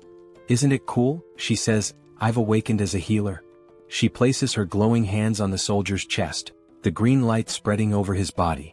She warns them that her skill level is still low, so a full recovery is unlikely, but he won't die. After 5 minutes, Jui finishes the healing. The soldier's wounds close and his breathing stabilizes. Jui explains that while it's not a complete recovery, the essentials are taken care of. He's severely malnourished and will need food and rest to regain strength. Suddenly, Kim says, "Sis, even with the world ending, you're still treating patients. Just like you said you would." Jui, caught off guard and slightly embarrassed, laughs nervously. "Why bring that up now?" But Kim, undeterred, repeats her words from childhood. "Even if the world ends tomorrow, I'll still treat the sick today." Blushing, Jui shouts, "I should have disciplined you like sister number 2 did when you were little." And just like that, they're bickering again. Once the playful quarrel dies down, Jui turns serious. "Now, explain everything. What's been going on?" Kim takes his time and goes into detail, telling the entire story, how he got trapped in the storehouse, how he sent messages to Jui and sister number 2, and how the network system went down. He recounts unlocking his subspace ability, accidentally storing the Logitech Center, and merging with Pax AI. He talks about meeting Young-soo and their journey here. While Kim is telling the story, Jui is devouring a meal as if she hasn't eaten in days. Kim sighs, annoyed, and asks, "Are you even listening, Jui?" With her mouth full, Jui nods and says, "Of course I'm listening." Kim challenges her, "Alright, what did I just say?" Juri, clearly distracted, fumbles and gives a brief summary missing most of the important details. Kim groans but lets it slide, chuckling a little. It turns out the delicious meal was prepared by Young-soo's wife, who introduces herself to Juri. Juri smiles warmly and says, "Nice to meet you, I already love you." They all laugh together. Young-soo's wife offers more food, saying, "If you're still hungry, there's plenty more in the fridge. Just ask." She also tells Kim that she's prepared a bed for him in the first-floor staff room with supplies, suggesting he rest there. Kim tries to thank her, insisting she didn't need to go through so much trouble, but she smiles and replies, "With everything you've done for us, it's the least I could do." Juri, still curious, turns to Kim and asks, "How did Young-soo and his wife get into your subspace?" Kim, exasperated, groans, "I literally just told you this whole story, Juri." But Juri shrugs, so Kim sighs and begins the story again. Afterward, Kim starts explaining his future plans. He sums it up, saying he's going to bring his entire family into his subspace. The first goal has already been accomplished. His older sister, Juri, is safely inside. Next, he'll go find sister number 2, who is in Area 0. Juri's expression changes at this. In a serious tone, she apologizes to Kim, saying she can't come with him because she needs to stay here. Kim's face falls, shocked. "Why do you have to stay in such a dangerous place all alone?" he asks, concerned. Juri sighs, agreeing that it's dangerous, but explains it's not just that. There are other patients, and while other nurses can help, she stops mid-sentence as the scene shifts. In another building, a shadowy figure watches through a window at Kim and Juri's building. He notes that 2 people arrived in a military jeep, and his guards reported a loud crash from the car wall outside. The wall was broken by a jeep, he wonders. Puzzled, he speculates that they might be special forces, but an unknown voice interrupts, suggesting that one of them is Juri's younger brother. The man's face is revealed, ugly and intimidating. His companion, sounding hopeful, remarks that if one of them is Juri's brother, they might not be hostile, just in need of food and shelter. With control over the food supply, they could leverage Kim if necessary. But the ugly man's expression turns serious as he smirks and says, "Do you really think those 2 are stronger than you?" Just then, a towering 7-foot muscular figure steps forward from the shadows. His body is covered in veins and has a lifeless, vacant look, almost like a living corpse. The muscular man reassures his boss that it's unlikely anyone is stronger than him. The boss instructs him to greet Juri and her brother warmly, feigning kindness, while also making sure to fix the broken car wall. The muscular man nods, explaining that he has doubled the wall's height, ensuring it will be impossible to break through again. The scene shifts back to Kim and Juri, where Juri starts telling Kim about the department head, Jean. She reveals that Jean has an awakened ability, allowing him to control minds and poison people. Kim's expression turns serious as he listens intently. Juri continues, saying that Jean has somehow gained control over most of the awakened people in the area, and they are now guarding the food and monostone supplies. Because of this, the people in Juri's building are starving. She confesses that she's been secretly stealing monostones, trying to strengthen her own ability to potentially cure those who are poisoned or mind-controlled. She explains that she plans to stay behind to help these people while Kim goes to rescue their parents. But Kim firmly says no. Juri, frustrated, begins to explain that the people here have no food or water and will starve if something isn't done. Kim interrupts her with an annoyed tone, asking, "Did you even listen to my entire story?" Juri looks puzzled as Kim, arms crossed and eyes closed, coolly points out, "The main weapon Jean has is control over food, right?" Juri nods. With a sly grin, Kim says, "Then solving this problem is a piece of cake for me." He tells Juri to watch his incredible ability in action. Juri winces, muttering that it seems like Kim's middle school phase is back, but before she can finish her sentence, her jaw drops. From Kim's subspace, stacks of meat, vegetables, water and other food supplies come pouring down from above, filling the room to the brim, leaving Juri and the others in stunned silence. At this point, Kim has just uncovered the ultimate infinite food glitch. Jean Sung-hak received an urgent report about Jian's younger brother bringing in a supply of food, but he remained unimpressed. The messenger emphasized that the quantity was remarkably large, but the man stayed indifferent. With just 2 individuals in a single military vehicle, he doubted their capacity to transport such an amount. Sooner or later, people would steal their food, and once it was gone, they'd come back begging for rations like everyone else. Jean Sung-hak thought they should have hidden their provisions and used them sparingly instead of being overly generous. Yet, this generosity might eventually play to the villain's advantage, making things easier than anticipated. The messenger added that the newcomers had brought in more supplies than the entire hospital had managed to gather so far. This revelation sent a chill down Jin Sung-hak's spine. No matter how one looked at it, it was physically impossible for two people to collect such a large quantity of food for everyone. The hospital's current stash had been gathered by their scouting team, enough to fill an entire truck. Jin Sung-hak speculated that the newcomers possessed some sort of ability to duplicate items or manipulate object sizes. Whatever the case, they clearly relied on an ability to secure those provisions, and the hospital needed to recruit them. Jin Sung-hak prepared his signature drug and tasked his strongest subordinate, Song Hyun-gu, with the job of getting Joo-hyun's younger brother addicted to it. If the plan failed, they could simply kill the boy. There was also the driver to consider. Late at night, Yong-hyun distributed food among the hospital's residents, all while searching for someone in the crowd. He believed that finding this person would simplify matters significantly. A short while earlier, he had shared his strategy for neutralizing all of Jin Sung-hak's weapons. The plan involved dumping the poisoned food and replacing it with fresh supplies, subduing the addicted ability users, and dealing with Jin Sung-hak, who was no combat threat at all. Yong-hyun tried to gather as much information as Joo-hyun had. Most of the abilities possessed by the addicted users were trivial. One could reseal cans and another could automatically do laundry. In general, very few awakened abilities were combat relevant, with the exception of one individual in the hospital.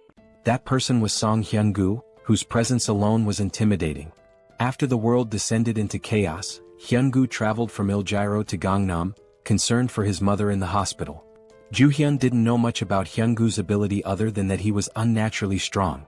His massive frame was impossible to miss, and the car wall protecting everyone had been built by him with his bare hands. Now, that giant of a man had finally come face to face with Yong-hyun for a private conversation. Although Yong-hyun felt nervous, he had some business to settle with the muscle-bound man, making this encounter ideal. Hyun-gu couldn't fathom what kind of business the younger man had in mind, but it no longer mattered. The two stepped outside near the car wall that started it all. Calmly, Hyun-gu presented Yong-hyun with two options: either drink the medicine willingly or face a painful death. He strongly advised against trying to flee as it would be futile. It became clear why Hyun-gu had chosen such a secluded location for their meeting. Yong-hyun, however, never planned to run. He knew he'd be caught if he did. Instead, he opted for a secret third choice, trapping Song Hyun-gu on the spot. Provoked by the young man's defiance, Hyun-gu lunged to grab and crush him. Before he could, his fingers touched an immovable barrier. Yong-hyun had disappeared, leaving behind only a strange portal to the logistics center. At first, Hyun-gu couldn't make sense of what he was seeing. By the time he noticed the drone hovering before him, it was already too late. A professional-grade high-speed bowling ball struck him in the stomach, winding him. Yong-hyun wondered if a 90 km/h bowling ball was excessive but decided mercy wasn't an option.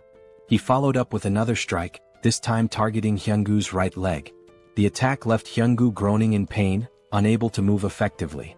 When the muscleman demanded to know what ability Yong-hyun was using, the young man responded by launching a barbell plate stack to the ground. Immobilized, Hyun-gu was warned to stay put. The plates, though slowed, were still heavy enough to shatter bones or end lives. Refusing to stay idle, Hyun-gu charged at one of the stacks and managed to grasp it firmly, surprising Yong-hyun. The brute began lifting the stack, disrupting Yong-hyun's plan. But while Hyun-gu focused on lifting the stack, he unknowingly triggered the metal trap. Yong-hyun apologized for the cramped conditions of the makeshift prison and promised to release Hyun-gu once the situation was resolved. For now, all Hyun-gu could do was endure the heaviest cell ever devised. Yong-hyun was extremely anxious, worried he might have seriously harmed the big guy. Thankfully, the man was incredibly resilient. Back inside, Nurse Joo-hyun hurriedly let her brother in. She had heard a loud noise outside and feared her little brother had encountered the muscle-bound man. Yong-hyun casually confirmed her suspicions as if it were nothing. He gestured outside, allowing his sister to see where he had left the biggest threat. Joo-hyun peeked out and was shocked by the bizarre metal structure she saw. Yong-hyun calmly explained that Song Hyun-gu was now his temporary prisoner. With the most dangerous obstacle neutralized, they only needed to wait for Yang-soo to arrive. Right on cue, the East's best driver made his appearance. However, as Yang-soo came into view, the siblings froze. Yang-soo was limping, holding his head in pain, drenched in sweat, and complaining of an intense pounding headache. The symptoms were eerily similar to those of poisoning. It seemed the enemy had gotten to him somehow. Yang-soo's last memory was handing out food to survivors and receiving some words of gratitude.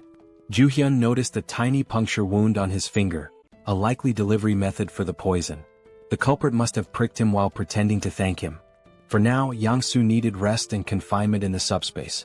He would have to be isolated for a while. Jung-hyun hadn't anticipated this turn of events. He felt responsible for failing to protect his friend. Without knowing how the poison worked, the situation could become even more complicated. Finding Jin Sung-hak quickly was now their top priority to secure a cure. They prepared the break room in Sector 1 as a confinement space, blocking all windows and doors just in case. However, before Yang-soo could step into the portal, the system detected and blocked an unidentified energy from entering. Since subspace was an independent domain, external energy connections were impossible. Yang-soo, confused, looked to Jung-hyun for answers. Miraculously, the pounding headache disappeared as soon as he placed a finger into the portal. To test this further, they decided to try the method on the most prominent poison victim, Song Hyun-gu. Jung-hyun opened a portal beneath the muscle man's feet, pulling him into the subspace against his will. Once inside, the poison in Hyun-gu's system was neutralized. Afterward, Jung-hyun removed his access, returning him to the real world. When Hyun-gu reappeared, his complexion was healthier, and his expression showed clarity as if he had awoken from a deep slumber. The poison had been completely eradicated. Jung-hyun realized that his subspace wasn't just impervious to physical attacks but also to mental and chemical ones. The first thing Hyun-gu did after recovering was visit his sick mother. He hugged her and apologized for neglecting her for so long. Encouraging her to rest more, he assured her he would return soon after settling some important matters. Jung-hyun asked if he'd be okay on his own, and Hyun-gu confidently replied that he would. With his abilities, ordinary attacks posed no threat to him. Still, the vivid memories of his actions under Jin Sung-hak's influence filled him with shame and regret. He resolved to settle things with the mastermind before moving forward with his life. Hyun-gu promised to deal with real cancer in the hospital swiftly. Meanwhile, Jin Sung-hak received notice of losing contact with one of his underlings. He was startled. He suspected the worst, and his fears were confirmed when the last person he wanted to see entered his office. Song Hyun-gu, muscles bulging, held himself back from immediately tearing Jin Sung-hak apart. Although Jin Sung-hak didn't understand how their connection was severed, he smiled smugly and begged for mercy. Hyun-gu responded by slamming his arm into the villain's head, silencing him for good. While Hyun-gu went to finish business upstairs, Jung-hyun and his team discussed how to cleanse the remaining survivors of their poison addiction. Since they couldn't identify everyone who was affected, the safest approach was to let everyone pass through the portal. Even those struggling to move could simply touch it with a finger to be cured. Though it would be exhausting, it was the only foolproof solution. However, as they prepared for a long night, something unexpected happened. Survivors all over the hospital suddenly began acting as if a weight had been lifted off their shoulders. One by one, those afflicted were inexplicably cured. They realized they had been out of their minds and regained their senses. The group was bewildered until Song Hyun-gu arrived, clearing up the mystery. His clothes and hands were smeared with blood, a clear indication of the method he used to resolve his unfinished business. He bowed his head, expressing gratitude to Jung-hyun for saving everyone in the hospital. Jung-hyun, in turn, thanked the big man for removing the root of their troubles. He also apologized for earlier throwing bowling balls with excessive force. Thankfully, Hyun-gu's resilience meant he only ended up with a few light bruises, his bones miraculously unharmed. Since the apocalypse began, Hyun-gu had encountered many monsters and strange occurrences, but seeing those plates descend from the sky to trap him was truly surreal. Even monsters paled in comparison to the sheer power of Jung-hyun's abilities. When Hyun-gu asked if he planned to stay at the hospital, Jung-hyun seemed surprised. The big man admitted it might be selfish to ask for more after all Jung-hyun had done, but the hospital would undoubtedly be safer with him around. Jung-hyun explained he was still on a mission to find the rest of his family and would have to leave soon. Understanding this, Hyun-gu didn't push further and wished him success in reuniting with his loved ones. This brought up the topic of family, and since Hyun-gu came from Iljiro, it was a good chance to ask about the situation in the city. Hyun-gu was startled to hear that the group planned to head there, warning that it was now impossible to reach. Several hours later, as dawn broke over the hospital, the survivors awoke to a brighter future. Not only had Jung-hyun ensured they had enough food to last for a long time, but he had also supplied them with essential items like clothing and tools. Former enemies parted ways as allies, with Hyun-gu shaking Young-yeom's hand and promising to repay his kindness someday. With that, the group departed the hospital, heading toward Il-gyro. Mr. Yong-soo, now fully recovered, drove with his usual expertise. He brought up the wall around Il-gyro that Hyun-gu had mentioned, theorizing it might be a product of someone's ability. If so, Young-yeom hoped to establish communication with whoever created it. Otherwise, breaking through might be their only option. The previous night, Hyun-gu had explained what he saw while leaving Il-gyro. He described the wall growing out of the ground like a tooth emerging, eventually reaching the height of a typical skyscraper. This meant ground travel was nearly impossible. Hyun-gu also mentioned something peculiar about the monsters in Il-gyro. Unlike those in Gangnam, the city was infested with undead creatures, skeletons that reanimated even after being destroyed. Walking corpses were a common sight there. Despite Il-gyro's challenges, Young-yeom wasn't worried about his sister, Seoul, who was trapped inside.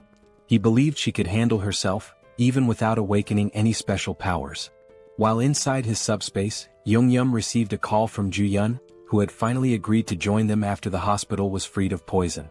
When he lazily asked why she was calling, Big Sis immediately scolded him to adjust his tone. She informed him that the soldier they had rescued had regained consciousness. Young-yeom quickly entered the subspace, where the soldier sincerely thanked him for saving his life. The soldier introduced himself as Colonel Han Hyung-ho of the 50th Intelligence Communications Battalion. Thanks to Ju-yeon's careful treatment, he had made a full recovery. Looking around, the colonel seemed confused. He could see the military command center outside but found the rest of the surroundings unfamiliar. There shouldn't have been any buildings in that area, let alone a logistics center. Young-yeom explained they were currently inside the staff lounge of the PAX FC Logistics Center within his subspace. Outside, they were in Gangnam, heading toward Hanam Bridge. The colonel struggled to process this information until Ju-yeon simplified it. They were inside the kid's ability, situated in Gangnam. Upon learning this, the colonel humbly requested to be dropped off on the road. Young-yeom assured him they meant no harm and only wished to help. The colonel acknowledged this as the group had saved him from near death, but he couldn't share the details of his mission, which was to reach the Joint Chiefs of Staff as soon as possible. Recognizing the national importance of the mission, Young-yeom called PAX for assistance. Instead of simply letting the colonel go, he handed him banana milk and a sandwich, insisting he eat before explaining more about his mission. Despite his hunger, the colonel resisted at first. But when Young-yeom presented a feast of pizza, waffles, chicken, and other delicacies, the colonel couldn't hold back. As he ate, he began to reveal classified information. It all started when creatures from the other world appeared simultaneously across the globe. These entities included more than just monsters. There were insects, animals, plants, and even geographical features like mountains suddenly emerging. They attacked indiscriminately, targeting humans, animals, and even each other. They showed no mercy to anyone or anything. With the appearance of these monsters, the government began enlisting individuals known as the Awakened to form a specialized unit. These recruits, wielding their extraordinary abilities, were highly effective against the creatures. Colonel Han's unit was stationed near Gwacheon and Anyang, where they maintained a relatively stable situation. Everything was under control until that beast appeared. He witnessed his men being massacred and devoured by a massive wyvern. Their weapons, guns, grenades, and even heavy artillery were completely useless against the creature. They repeatedly called for reinforcements from nearby military units, but everyone else was overwhelmed by their own battles against other formidable monsters. Strangely, they were able to communicate with Gwacheon and Anyang during the battles, yet no reports or updates ever came from command. Ultimately, Colonel Han made the tough decision to retreat to avoid complete annihilation by the wyverns. Their destination became the National Communication Command. As the monsters relentlessly hunted the remaining members of his unit, more comrades fell. When they reached a city, they attempted to recruit additional awakened individuals to strengthen their numbers. After many days of exhausting travel, they finally arrived at the base camp, only to find it deserted as expected. The reason for the abandonment became evident soon after. While searching the command center, they discovered suspicious documents containing references to a coup. It appeared a rebellion was unfolding. Colonel Han made every effort to reach the Joint Chiefs of Staff, but the relentless wyvern trapped them at the base. To make matters worse, the awakened recruits turned against them, killing the remaining soldiers and taking over. These rogue awakened individuals were the same ones eventually devoured by the wyverns.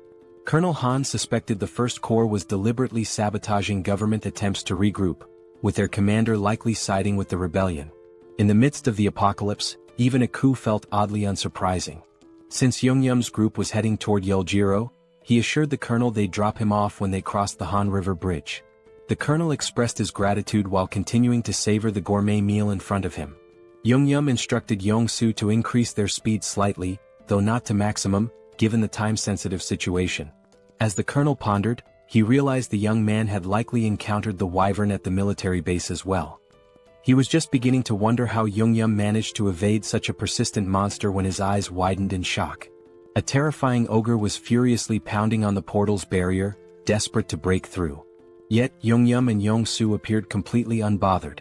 While the colonel was paralyzed with fear, the rest of the group acted as though it were just another mundane day. Suddenly, a stack of heavy barbell plates shot out of the portal, striking the ogre and sending it flying like a lifeless ragdoll. The colonel watched in disbelief as the barbell stacks splattered the ogre's blood across the streets. Meanwhile, Jeong-gyeom and Yong-soo remained utterly unfazed, accustomed to such scenes. The colonel, however, had stopped mid-bite, unable to process what he was witnessing. When Jeong-gyeom summoned a military vehicle from thin air, the colonel nearly choked in shock. The duo exited the subspace, leaving the colonel with instructions to eat and rest. Jeong-gyeom left the portal open so the colonel could monitor the situation on the road if he wished. Launching pillars of discs at incredible speeds and conjuring vehicles out of nowhere clearly highlighted the overwhelming power of Jeong-gyeom's ability. What once were fearsome ogres now became trivial enemies, easily defeated in a single attack. Jeong-gyeom's method was simple: hurl stacks of discs at the monsters, crushing them instantly. Colonel Han was so captivated by the ogre massacre that he leaned closer to observe. He saw magic stones from the slain ogres being effortlessly absorbed into the subspace. At first he doubted his eyes, but it was all happening before him. The portals were indeed propelling heavy objects at breakneck speeds, obliterating enemies at a rate of 4 per second. The trajectory of the discs could even shift mid-air, while magic stone collection had been streamlined through an automated system. Anyone could see that Jeong-gyeom's subspace ability was nothing short of broken when used this efficiently. Eventually the group reached Banpo Bridge, only to find it completely destroyed by some unknown force. Jeong-gyeom apologized to the colonel, explaining their travel time would increase slightly as they sought an alternative route. The colonel, however, remained grateful for their assistance and decided to rest in the subspace while they searched for a new path. Even with the detour and the constant monster attacks, it was remarkable that they had reached Banpo Bridge from Gangnam in just an hour. Although Jeong-gyeom's ability played a significant role, most of the credit belonged to Yong-soo, who was in the driver's seat. Jong-soo might seem like a bit of a clown at times, but his driving skills were absolutely top-notch. Even from the passenger's seat, watching him navigate the roads was enough to make one's head spin. When the colonel experienced it for the first time, he was so startled that he almost threw up in the back seat. It didn't take him long to figure out that staying inside the comfort of the subspace was the only way to avoid serious motion sickness. The colonel's evaluation of Jeong-gyeom and Jong-soo was nothing short of stellar. Both young men were incredibly skilled and resourceful. After more driving and monster slaying, the group reached another bridge. It looked worn and unstable, but at least it was still intact. Jong-soo believed he could drive across the entire length, but Jeong-gyeom hesitated. He had noticed some suspicious figures in the distance and grew cautious. Upon closer observation, he saw what appeared to be a massive wall, likely the rumored barrier of Yeoljiro they'd heard about. With its immense size, there was no chance of getting through it by car. However, since they were still too far to confirm whether or not they could breach it, the best course of action was to get closer and assess. Crossing the bridge would also take them through Yongsan, allowing them to drop off Colonel Han along the way. After a few minutes of uneventful driving, they reached the colonel's stop. He expressed his gratitude for being safely escorted, even though it wasn't their responsibility. Jeong-gyeom wished him luck with his urgent mission and they parted ways. Meanwhile, Jeong-gyeom's focus returned to finding a way into Yeoljiro, where his little sister might be. The fortress wall, upon closer inspection, was even higher and sturdier than expected. He considered whether leveling up enough to absorb the entire wall into the subspace might be a viable solution if all else failed. Unfortunately, his current level was far from sufficient for such a feat. He estimated needing another 2 hours of grinding, collecting 400 magic stones per hour, to upgrade his subspace abilities. Han, meanwhile, suggested that Jeong-gyeom and Jong-soo join him in the government's efforts. The government was offering mana stones and resources to aid the initial growth of awakened individuals. Han believed the duo's talent would ensure they received substantial support. Jeong-gyeom, however, politely declined, explaining that his family was his top priority. As for the magic stones, he had no issue collecting them himself while hunting monsters. Han, though disappointed, understood Jeong-gyeom's reasoning. However, he mentioned that if they went to the Joint Chiefs of Staff headquarters, Jeong-gyeom might reconsider since they likely had helicopters available. Han guessed correctly, they probably did.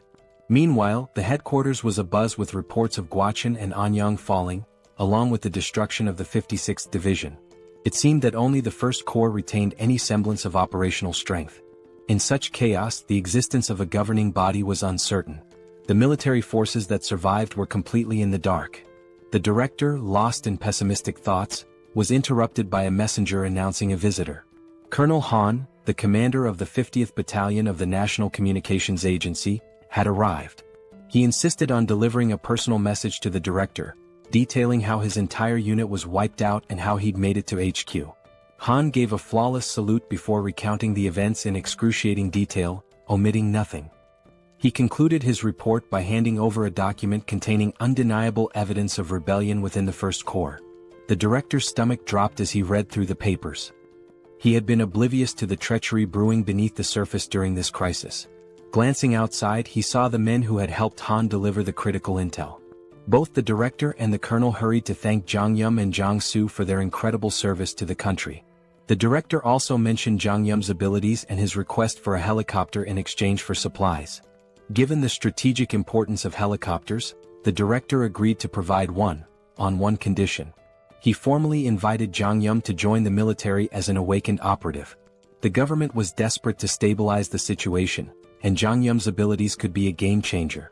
However, Jeong-gyeom respectfully declined, reiterating that his priority was rescuing his family. The military, unable to force him into service, had to withhold the helicopter. Jeong-gyeom understood, acknowledging the director's position and wishing him success in restoring order. With a proper goodbye, Jeong-gyeom returned to his vehicle. The director stood there, puzzled and frustrated, realizing he had mishandled the situation entirely. He assumed the young man would eventually give in. But these fools underestimated Jeong-gyeom's determination. He wasn't out of options yet. If the helicopter plan to bypass the wall failed, he'd simply come up with another solution. Since he hadn't even fully assessed the fortress wall himself, he remained optimistic about finding a way through. With the first offer rejected, the director had to set his pride aside and tap on Jeong-gyeom's car window to make another proposal. If the young man fulfilled this request, the military promised to provide the helicopter he sought. Jeong-gyeom agreed, and soon an entire battalion was mobilized, military vehicles lining up in a single file. Sitting in the vanguard, Jeong-gyeom nonchalantly sipped on a juice box, looking more bored than concerned, as though he weren't about to head into battle. Months earlier, the director had laid out the mission. Seoul Station, once a hub for gathering reserve awakened individuals, still maintained communication with survivors there. The problem was the road to the station, completely clogged by skeletons. These skeletons weren't particularly dangerous in combat but were an immense nuisance. They were numerous, tricky, and almost impossible to permanently destroy without targeting the core located at the base of their last right rib. Failing to crush this core meant they would regenerate endlessly. Jeong-gyeom's task was to clear a path through the skeletal hordes and rescue the stranded awakened individuals. With his flying barbell discs, he made quick work of the mission. For him, it was a straightforward job, but for the soldiers watching his abilities for the first time, it was mind-blowing. The operation they had dreaded for weeks was effortlessly executed by a young man with an unusual power. When they finally reached Seoul Station, the awakened survivors erupted in cheers, overjoyed to see their rescuers. The military swiftly evacuated the survivors into armored vehicles. Once everyone was accounted for, the director gave Jeong-gyeom and Jong-soo the signal to leave. Thanks to Jeong-gyeom's skill, the skeletons posed no significant threat during the escape. For the soldiers, fighting skeletons was grueling, requiring near-perfect precision to hit the cores with their firearms. Jeong-gyeom, however, dispatched them with ease. But there was something the young man hadn't yet encountered, a rare and formidable enemy among the skeletons, the Skeleton Knight. The military had a standing order to avoid the creature at all costs. Engaging it was considered futile as it was deemed indestructible. As usual, Jeong-gyeom opened his portal and sent a barbell disc hurtling toward the enemy. This time, though, it wasn't an ordinary skeleton standing in the middle of the road, it was the Skeleton Knight. The menacing figure stared down the convoy, its piercing gaze fixed on them. To everyone's shock, the creature began speaking in an unfamiliar language. Though unintelligible, it was clear the knight was trying to communicate. Then, it plunged its sword into the ground and pulled out a magic stone, crushing it in its skeletal hand and sprinkling the resulting dust onto the ground. With that, the skeleton knight began speaking human language, introducing itself as Sir Gawain, one of the 12 knights serving the Night King. He greeted the humans, referring to them as otherworlders, but Jeong-gyeom seemed more intrigued by the magic stone trick than by Gawain himself. Sir Gawain admitted that being greeted with flying chunks of metal was unusual and asked if Jeong-gyeom was a mage. He also questioned the humans' presence in skeleton territory, noting the importance of maintaining proper etiquette in negotiations, even in this chaotic world. In response, Jeong-gyeom flung another barbell disc, which Gawain effortlessly slashed in two at blinding speed. The skeleton knight warned that such attacks were futile, as they couldn't even scratch his armor. But Jeong-gyeom wasn't listening. He sent another barrage of discs, prompting Gawain to roll and dodge with precision, stabbing his sword into the ground for leverage and launching a counterattack.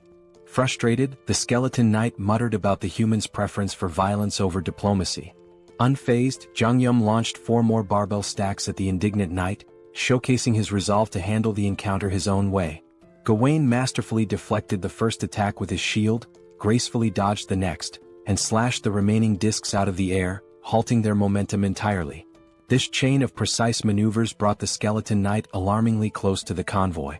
Yong-soo, seeing the terrifying figure charging at full speed, began to panic. Meanwhile, Jeong-gyeom was more intrigued than scared, marveling at how easily the knight could slice through 500 kilograms of steel as if it were butter. However, he noticed that Gawain was cautious, clearly trying to avoid taking any direct hits. If I can land a solid blow, Jeong-gyeom thought, we might have a chance. Determined, he gritted his teeth and spent 50 magic stones to unlock tracking delivery for greater precision. As a test, he launched a single stack directly at the skeleton knight's chest. The massive steel disc shot out of the portal like a cannonball, aimed with pinpoint accuracy. Gawain scoffed, mocking Jeong-gyeom for using the same trick repeatedly and calling him a fool by a mage's standards. Confidently bragging that he could dodge any projectile thrown at him, Gawain was blindsided when the disc suddenly adjusted its trajectory midair. Instead of the usual straightforward attack, this one veered sharply, homing in on Gawain's chest just as Jeong-gyeom intended. Though the attack struck, the skeleton knight managed to absorb most of the impact with his armor, batting the disc away after the initial hit. "You're getting ahead of yourself, boy," Gawain growled.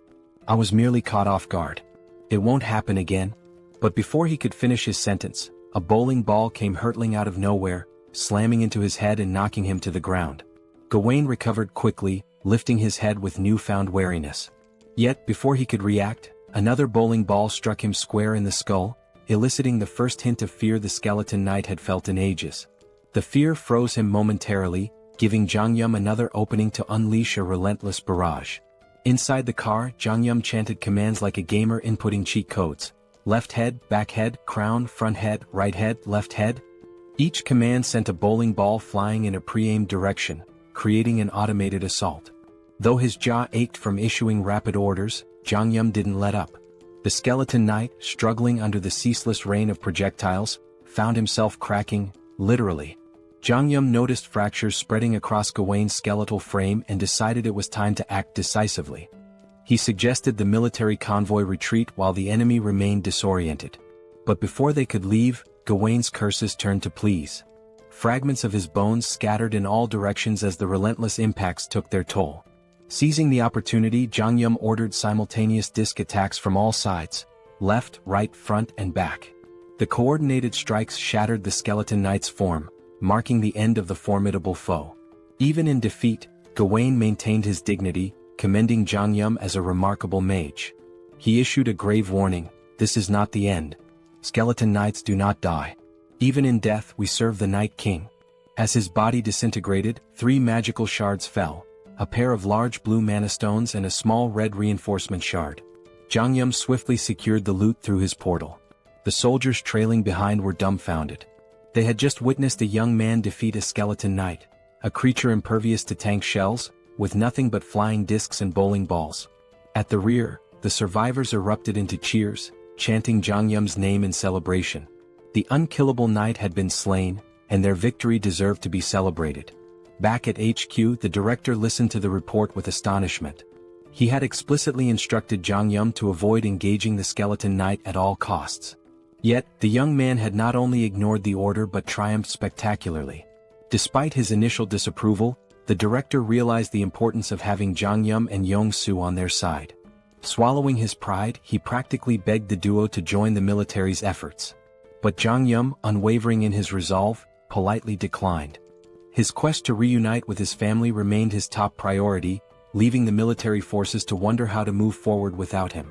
Thankfully, the director was a pragmatic man and chose to step back. Still, the offer remained open. He hoped that once Jeong-gyeom completed his mission to reunite with his family, the young man would reconsider the military's proposal. At present, the armed forces already regarded Jeong-gyeom as an irreplaceable ally to the nation. For now, the director's priority was to honor his promise and provide Jeong-gyeom with the helicopter he'd earned as a reward. Jeong-gyeom wasn't exactly thrilled with the weight of expectations being placed on his shoulders. It was just another layer of pressure. Still, he could understand their perspective. After all, he had just taken down an unkillable skeleton knight that had been a nightmare to deal with. Truth be told, his victory was far from flawless. He barely scraped through. If there had been even one more adversary as skilled as Gawain, their mission would have been doomed. The harsh reality was that this rescue could have ended in disaster. What's more, there were at least 11 other skeleton knights like Gawain out there. After all, he'd called himself one of the 12 knights. And then there was Gawain's ominous warning. Skeleton knights don't truly die, even in death. Jeong-gyeom couldn't ignore the implications. If the skeleton knights were that strong, their master, the Night King, had to be even more terrifying. It was time to rethink his arsenal. The pillar stacks, while powerful, had barely left a dent. On the other hand, the bowling balls, for reasons that defied logic, had managed to crack Gawain's near-impenetrable armor. But then again, logic had ceased to exist in this world long ago. As they ascended to the helipad, the director asked if Jeong-gyeom was really planning to head to Yeoljiro. From the HQ, everyone could see the high walls encircling the area.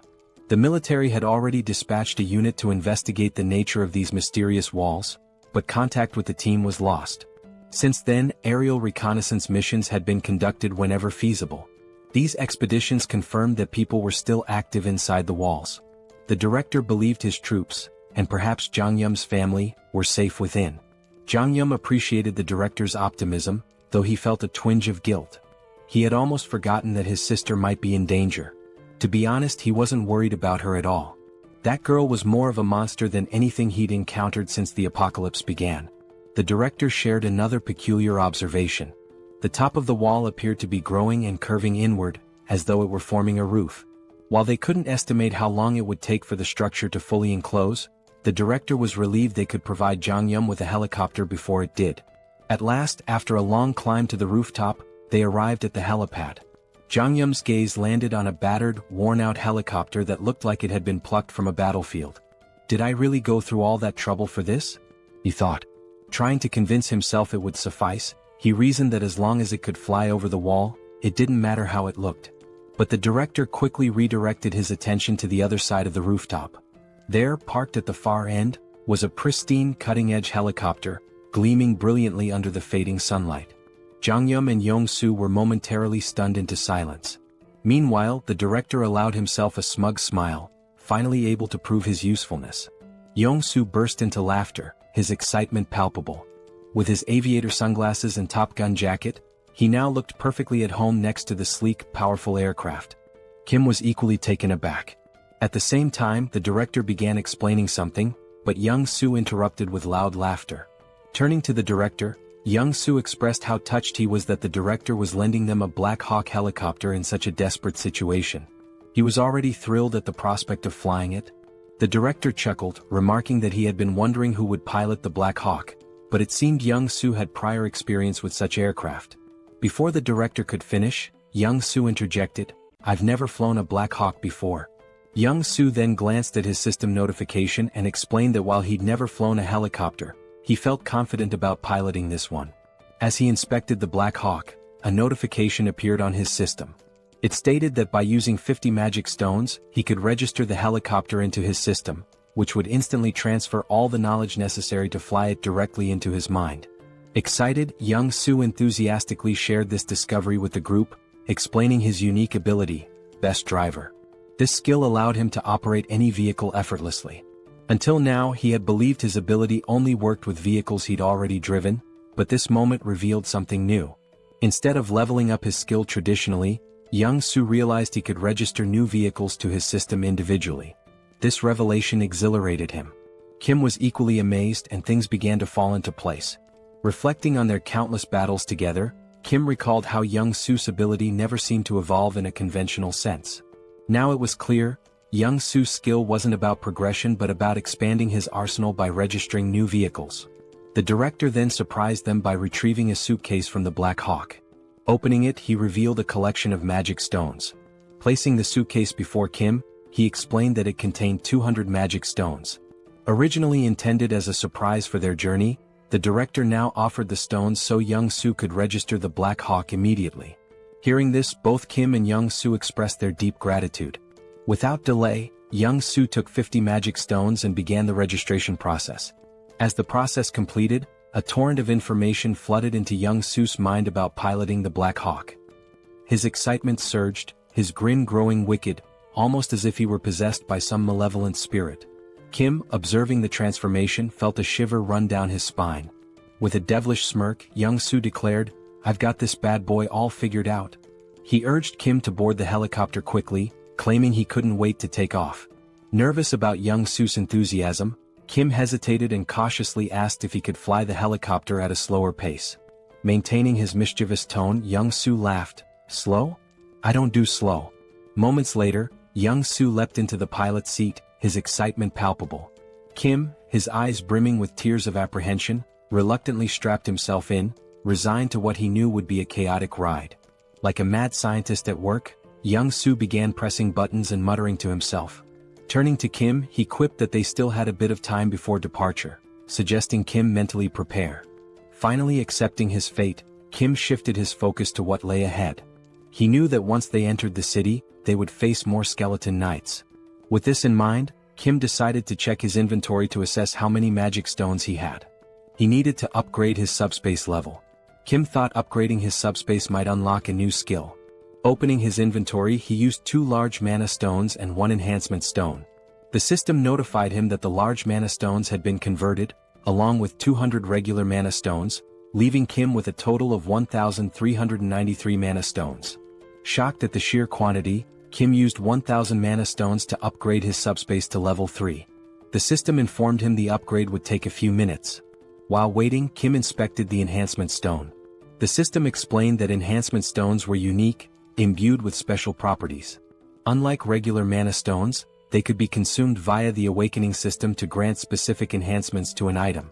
The enhancement stone in his possession carried the fire property. A spark of inspiration struck Kim. He now had an idea of how to use the enhancement stone. However, the critical question loomed: which item should he upgrade? More importantly, Kim had no way of knowing how much his ability would increase from enhancing an item with the stone. He considers his 2 primary weapons for offense, the bowling ball and the iron pillars. However, whenever Kim used the iron pillars, the skeleton warriors easily sliced through them. Only the bowling ball proved effective against them. This is why Kim decides to upgrade the bowling ball. Upon upgrading it, he receives a new item, the fire bowling ball, which is surrounded by lava-like flames and possesses 2 main abilities, penetration and ignite. Afterward, Pax asks Kim if he wants to register the fire bowling ball as a new item. Kim agrees, and as soon as the registration is complete, Pax informs him that it's time to depart. Kim begins to mentally prepare himself, but before he can steady his nerves, Young-soo starts the helicopter.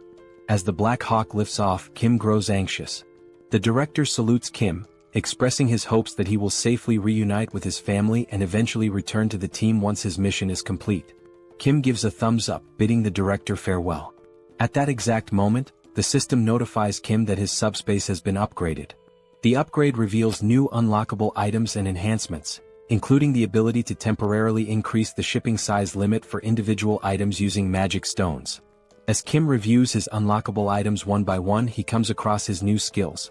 His jaw drops in astonishment as though he's seen a ghost. The director, observing Kim's stunned expression from the ground, begins to feel uneasy. Reflecting on the 200 mana stones and the Black Hawk helicopter he provided to Kim, the director feels he has been more than generous. He even imagines reminding Kim of his help once he returns to the military base. However, he can't help but worry if something might be wrong to cause Kim's concerned reaction. Meanwhile, Kim is still reeling from his newly unlocked skill, the SUBSPACE laboratory. This feature grants a transportation function with a minor healing effect, allowing him to recover naturally within the lab. More importantly, it enables Kim to register external objects into his subspace. The system explains that a registration fee will be determined by the object's size, weight, and value. This revelation is a game-changer for Kim. Previously, his subspace ability was limited to pre-registered items, such as those from the Logitech Center or military base. But now, the ability to register external objects offers massive potential. However, the system clarifies that new items must still fit within the two existing categories, Logitech Center or military base. Kim's gaze falls on the Black Hawk helicopter. He wonders if it qualifies as a military base item. Testing his theory, Kim attempts to register the helicopter into his subspace. The system confirms that the registration will require 107 magic stones. Kim agrees and completes the process. The scene shifts back to the director, who is heading back toward the military base. Suddenly, the sound of the helicopter fills the air again. Turning around, he sees Kim and Young-soo flying back. The director grows anxious, fearing something might be wrong with the Black Hawk. Before he can react further, a large portal opens in front of him. Out of it falls a Black Hawk helicopter. Moments later, a second portal opens and another Black Hawk helicopter emerges. As the two helicopters land before the stunned director, Kim waves at him with a smirk before flying off again. The director stands there speechless. He doesn't understand what just happened. He gave Kim a battered old Black Hawk, only for Kim to somehow gift him two brand new ones in return. As the director contemplates the situation, his confusion quickly turns into mounting worry. The scene transitions to Kim, who has now entered the city. A massive fortress looms ahead, its upper sections gradually closing in to form a roof. The fortress is on the verge of sealing itself entirely. The focus shifts again, revealing a foreboding castle. Its dark and sinister interior radiates an evil aura. Sitting on an enormous throne is the Skeleton King, whose skeletal visage is illuminated ominously. In a chilling, clicking voice, the Skeleton King speaks. He admits that no matter how much he contemplates, he cannot comprehend one thing. The entry permit level for the Earth dimension is only tier 8 at most. For higher tier beings like himself to enter, they must lower their tier just as he did. It's surprising to think that a wizard, infamous for his arrogance, would come here, even agreeing to a tier reduction. Even more shocking is that he dared to invade the Skeleton King's domain and kill Guan. The Skeleton King is referring to Kim. We learn that the Skeleton King comes from another dimension, while Earth is classified as an 8-tier dimension. To enter Earth, the Skeleton King had to significantly lower his power, with the ultimate goal of conquering the planet. Now, the Skeleton King believes that Kim, who killed Guan, is also from another dimension. A wizard who reduced his tier to come to Earth with the same objective, to take control. To the Skeleton King's right, a purple flame begins to morph into the shape of a skull. It addresses the Skeleton King, explaining that before Guan's death, he had attempted to communicate with the wizard, but the wizard killed him before he could utter a word. This indicates that the wizard is incredibly dangerous. The flame advises the Skeleton King to kill the wizard on sight during their next encounter, without attempting any conversation. The Skeleton King considers this carefully. He deduces that the wizard is here for one purpose, to take over the territory just like himself. But there can't be two tigers in the same jungle. If the Skeleton King wants to claim this land, he must eliminate the wizard. He mentions that the harvest is nearly complete, and once it is finished they will launch an assault on the wizard. The flame introduces itself as Lancelot, revealing that it is the spirit of a knight whose physical body exists elsewhere. Lancelot communicates with the Skeleton King through this magical flame. Lancelot then informs the Skeleton King of an intruder approaching the castle. Assuming it to be more of those bothersome minions, the Skeleton King dismisses the threat, claiming they will inevitably perish soon. The scene shifts to Kim and Young-soo entering the city. A bat-like monster appears but is instantly obliterated by Kim's Ignite bowling ball in a single, powerful attack. Kim marvels at how much stronger the bowling ball is compared to the iron pillars.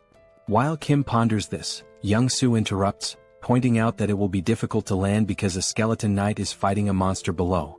Kim looks down and spots another skeleton knight, similar to the one he killed before, but this one wields a lance instead of a sword, like the kind knights used in ancient justs. The skeleton knight enhances his lance with powerful magic and unleashes a devastating attack on his opponent. As the camera focuses, we glimpse the figure of a human, a female silhouette.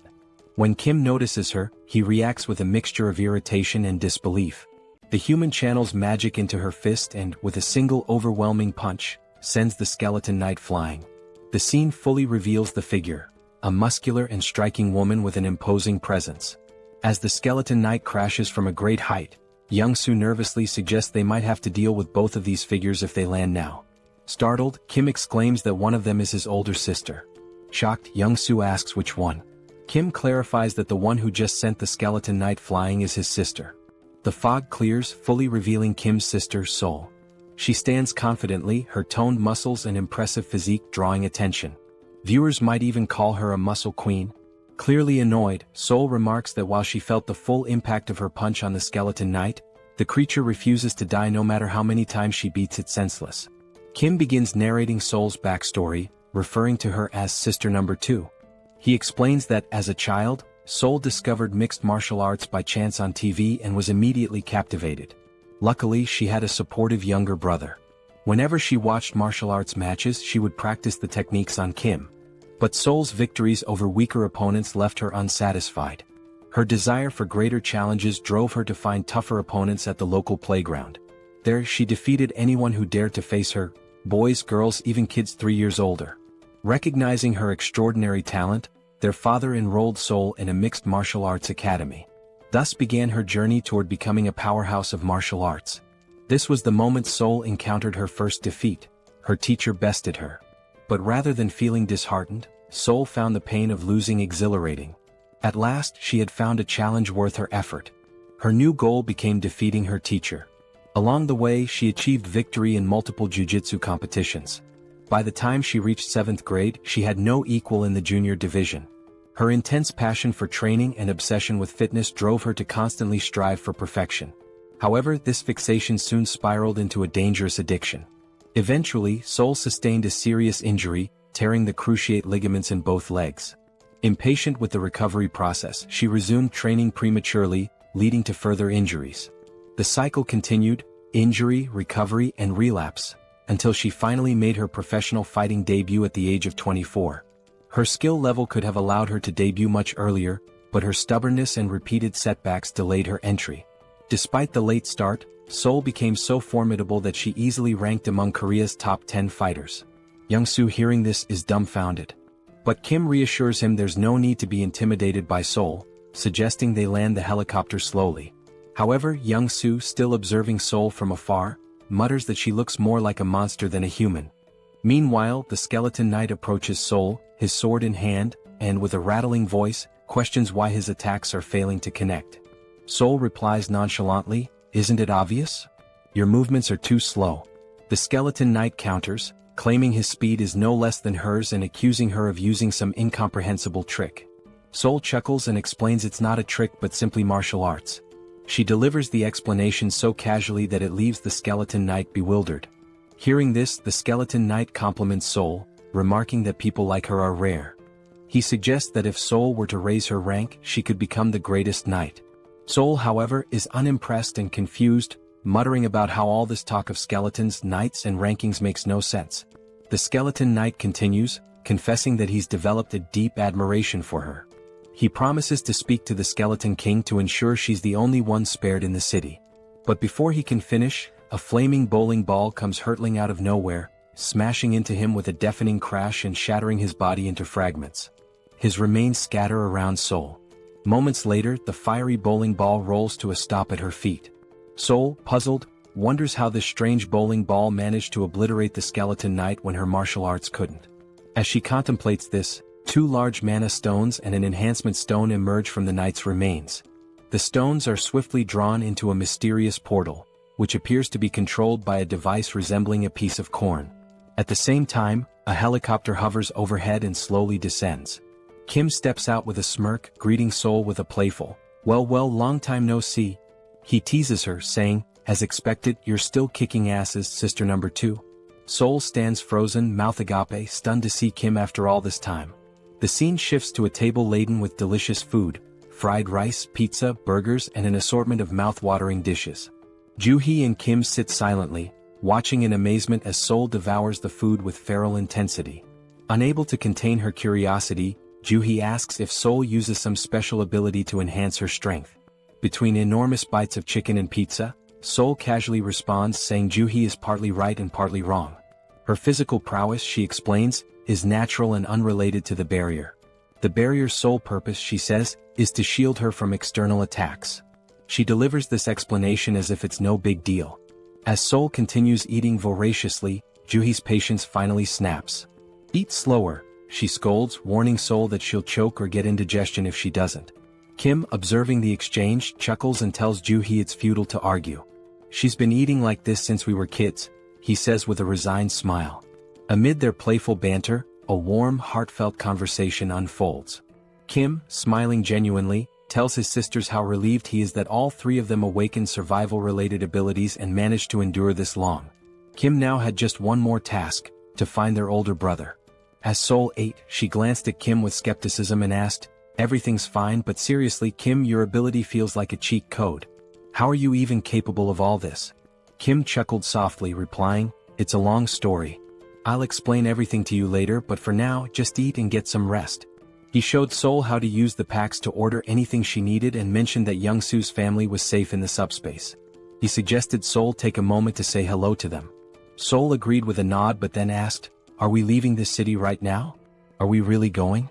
Kim rose from his chair and answered, "Yes, we need to leave immediately. The city's ceiling is closing at an alarming rate, and I'm not sure if this fortress can shield the entire city."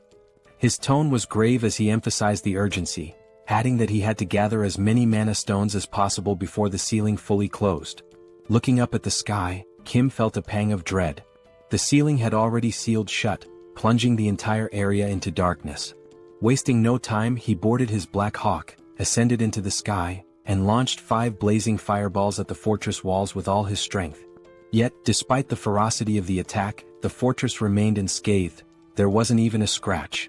A sinking feeling washed over Kim. Not even a dent, he thought. He contemplated his options. Should he take the entire city into his subspace? The thought seemed tempting but reckless. He reminded himself that moving such a massive structure into his subspace could have unpredictable consequences.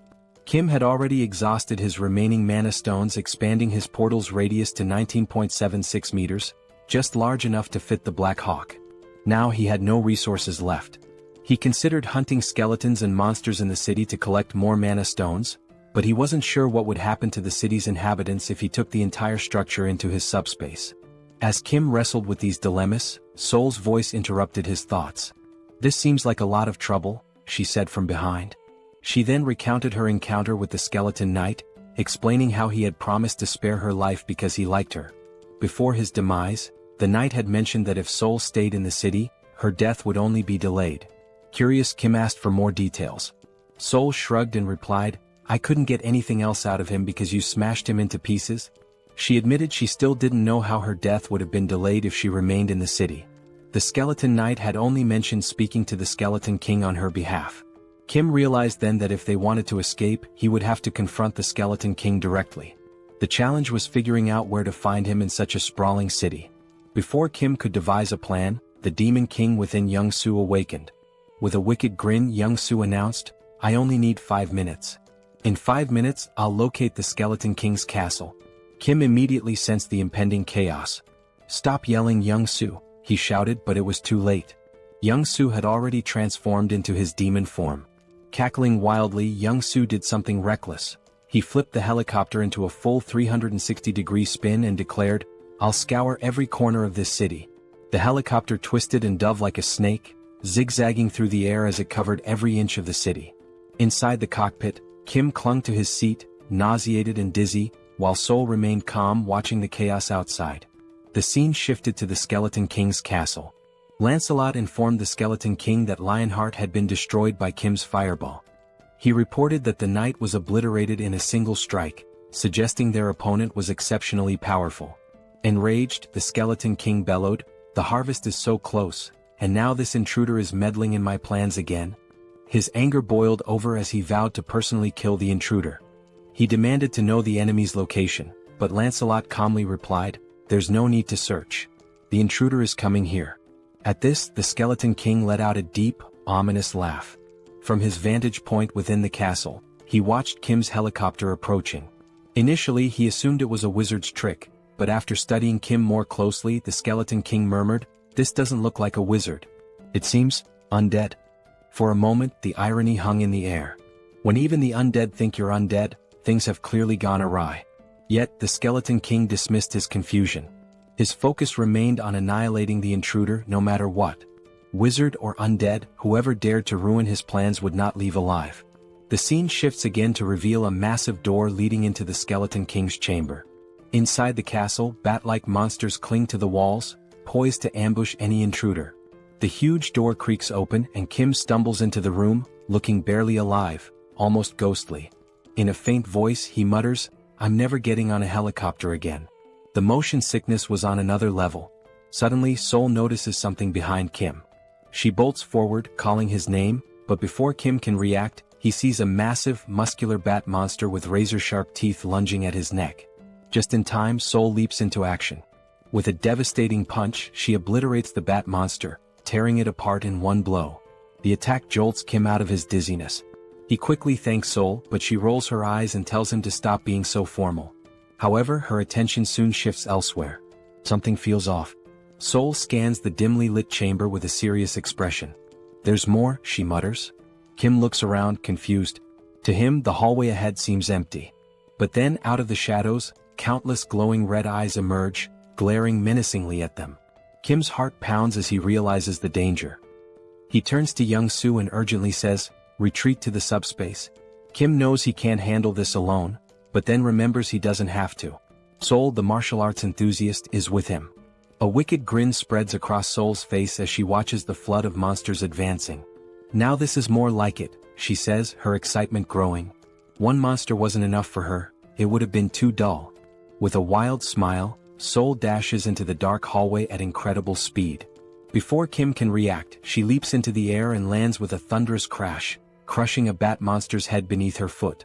Her movements are graceful yet ferocious, each attack filled with precision and power. One by one, Seoul annihilates the monsters, slashing, punching, and smashing with almost playful fury. When a bat monster sneaks up from behind and sinks its teeth into her neck, she doesn't even flinch. Instead, she grabs it by the head and slams it into the ground with enough force to shatter it completely. The blood-soaked ground becomes a testament to Seoul's relentless rampage. Her laughter echoes through the chamber, unhinged and chaotic. The remaining monsters tremble, their resolve crumbling in the face of her ferocity.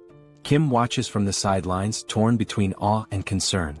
He knows Seoul is in her element, but he's also aware of the risks. He retreats to his portal, an idea forming in his mind. Inside the subspace, Kim begins constructing a strange device, a high-powered electric pest repellent designed to lure and eliminate the bat monsters. As the machine powers up, it emits a strong current that draws the monsters in. One by one they are electrocuted, falling lifeless to the ground. Seoul notices the device and glares at Kim, irritated. "Is this your idea of fighting? It's boring," she yells. Kim responds calmly, "I'm just trying to help you." Seoul, clearly annoyed, retorts, "Stop interfering. I can handle this myself." Their argument intensifies, even as chaos rages around them. Kim shouts back, "Fine. But be careful and stop taking stupid risks." Meanwhile, outside the chamber, Lancelot reports to the Skeleton King. The wizard is struggling, Lancelot begins, but he's not alone. "There's another warrior with him, someone as strong as I am." Lancelot adds that the wizard is using unconventional tools and seemingly limitless resources. Hearing this, the Skeleton King's irritation grows. He growls in frustration, realizing the fight is far more complicated than anticipated. Defeating a wizard was one thing, but now he had to deal with another formidable opponent, and that was no small challenge. The Skeleton King, deep in contemplation, mutters that he has no alternative. Lancelot warns him, however, that summoning additional power might provoke the wrath of the Chamber of Commerce. Ignoring the warning, the Skeleton King insists he has no choice. After all, the wizard is at least an 8th-tier rank, the same as himself. While the Skeleton King might stand a chance against the wizard alone, the presence of another 8th-tier warrior drastically shifts the odds. He knows he cannot triumph by himself and resolves to summon Lancelot. Extending his hands forward, the Skeleton King begins chanting an ancient incantation.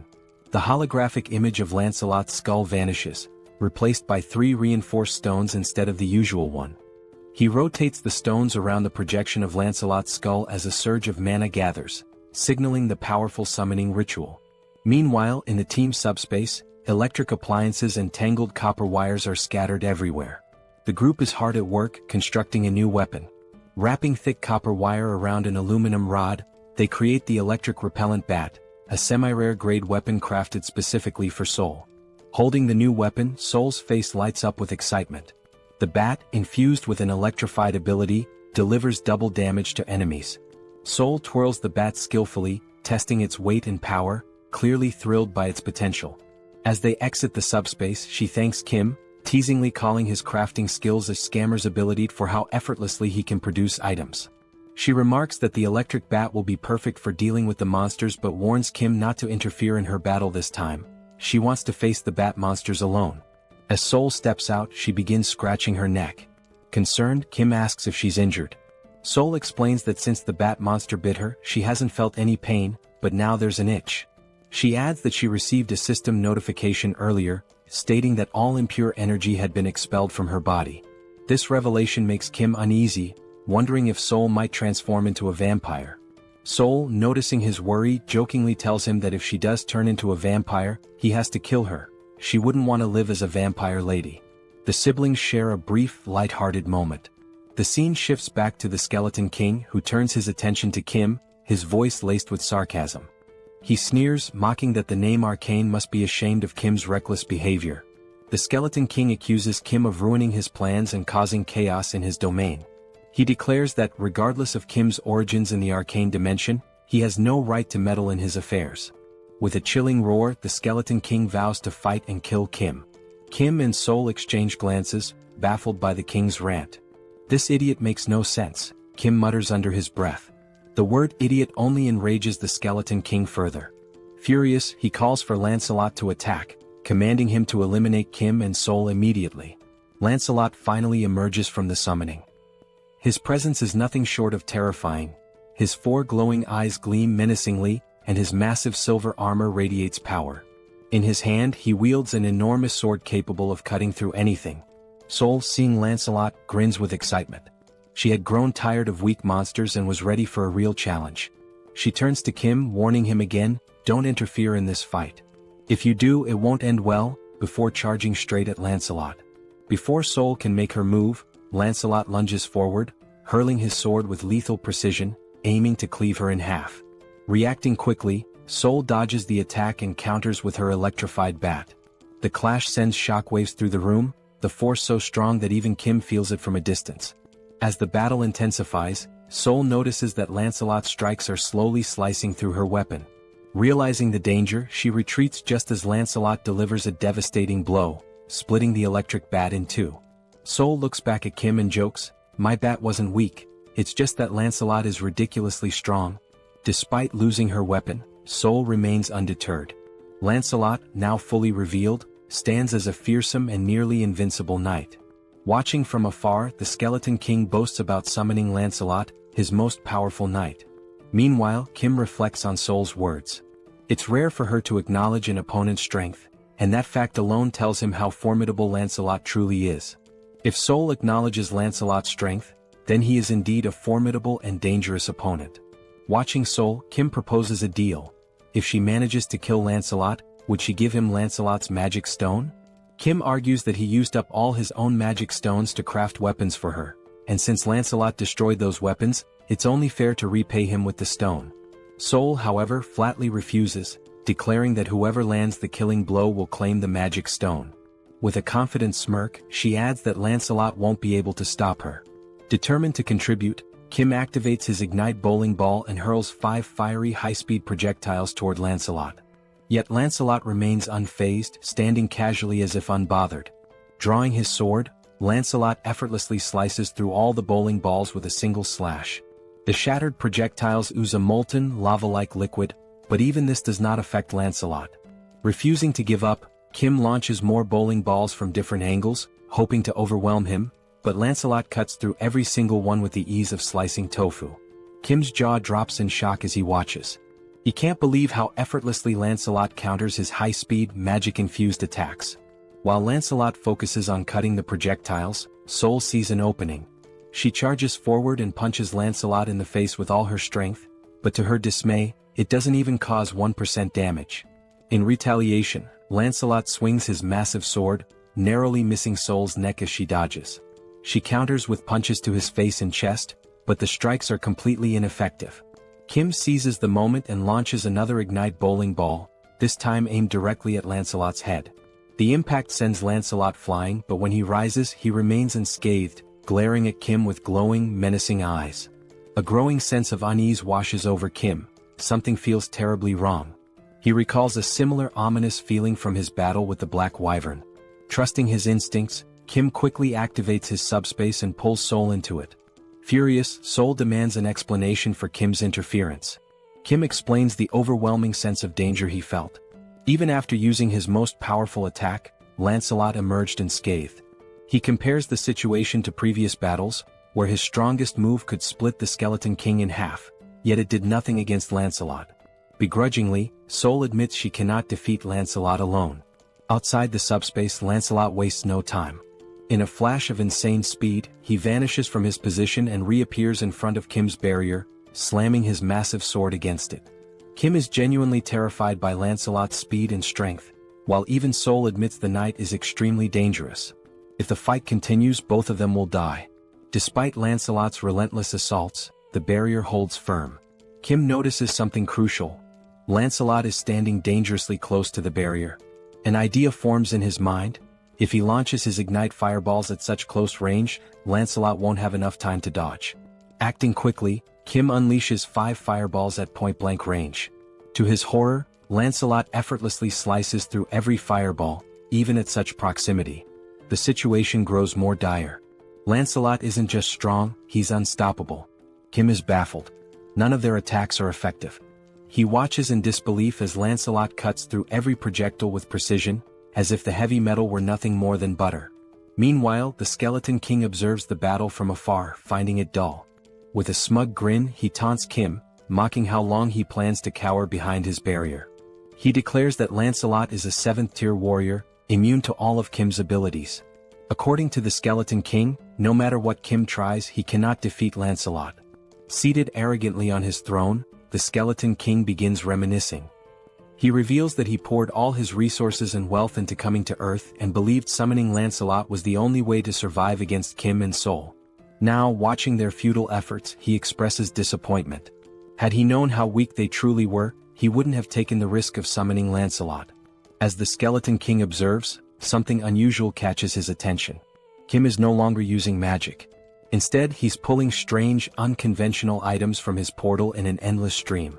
Realizing this, the Skeleton King's eyes gleam with inspiration as an idea begins to take shape. Meanwhile, Kim is at a complete loss. He checks all of his abilities: Subspace Laboratory, Replicate, Extra-Large Subspace Life Support, but none seem useful in defeating either the Skeleton King or Lancelot. Desperate, Kim resorts to repeatedly throwing ignite bowling balls at Lancelot, but Lancelot slices through them with ease, leaving Kim genuinely stuck. Suddenly, the Skeleton King bursts into loud laughter. He commands Lancelot to stop attacking, announcing that the 2 individuals in the portal are not wizards, but rather potential allies for his future plans. Obeying the command, Lancelot ceases his assault and steps back toward the Skeleton King.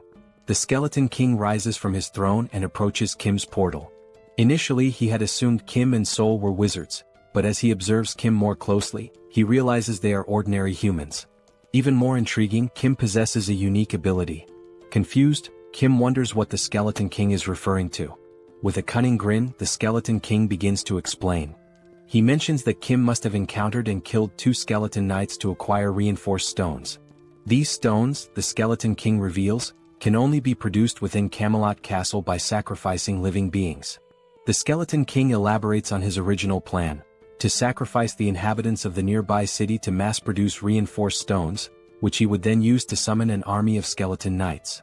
However, he proposes an alternative: a business partnership with Kim. The Skeleton King suggests that Kim, with his unlimited replication ability, could duplicate the reinforced stones, allowing them to dominate not just Earth, but the entire universe. Kim stands silently processing the offer. As the Skeleton King laughs sinisterly, envisioning his grand scheme, Kim suddenly begins laughing and crying simultaneously, leaving the Skeleton King perplexed. Kim thanks him, explaining that the Skeleton King has unknowingly solved all of Kim's problems. Before the Skeleton King can react, Kim utters 4 decisive words. Pax, put Camelot in subspace.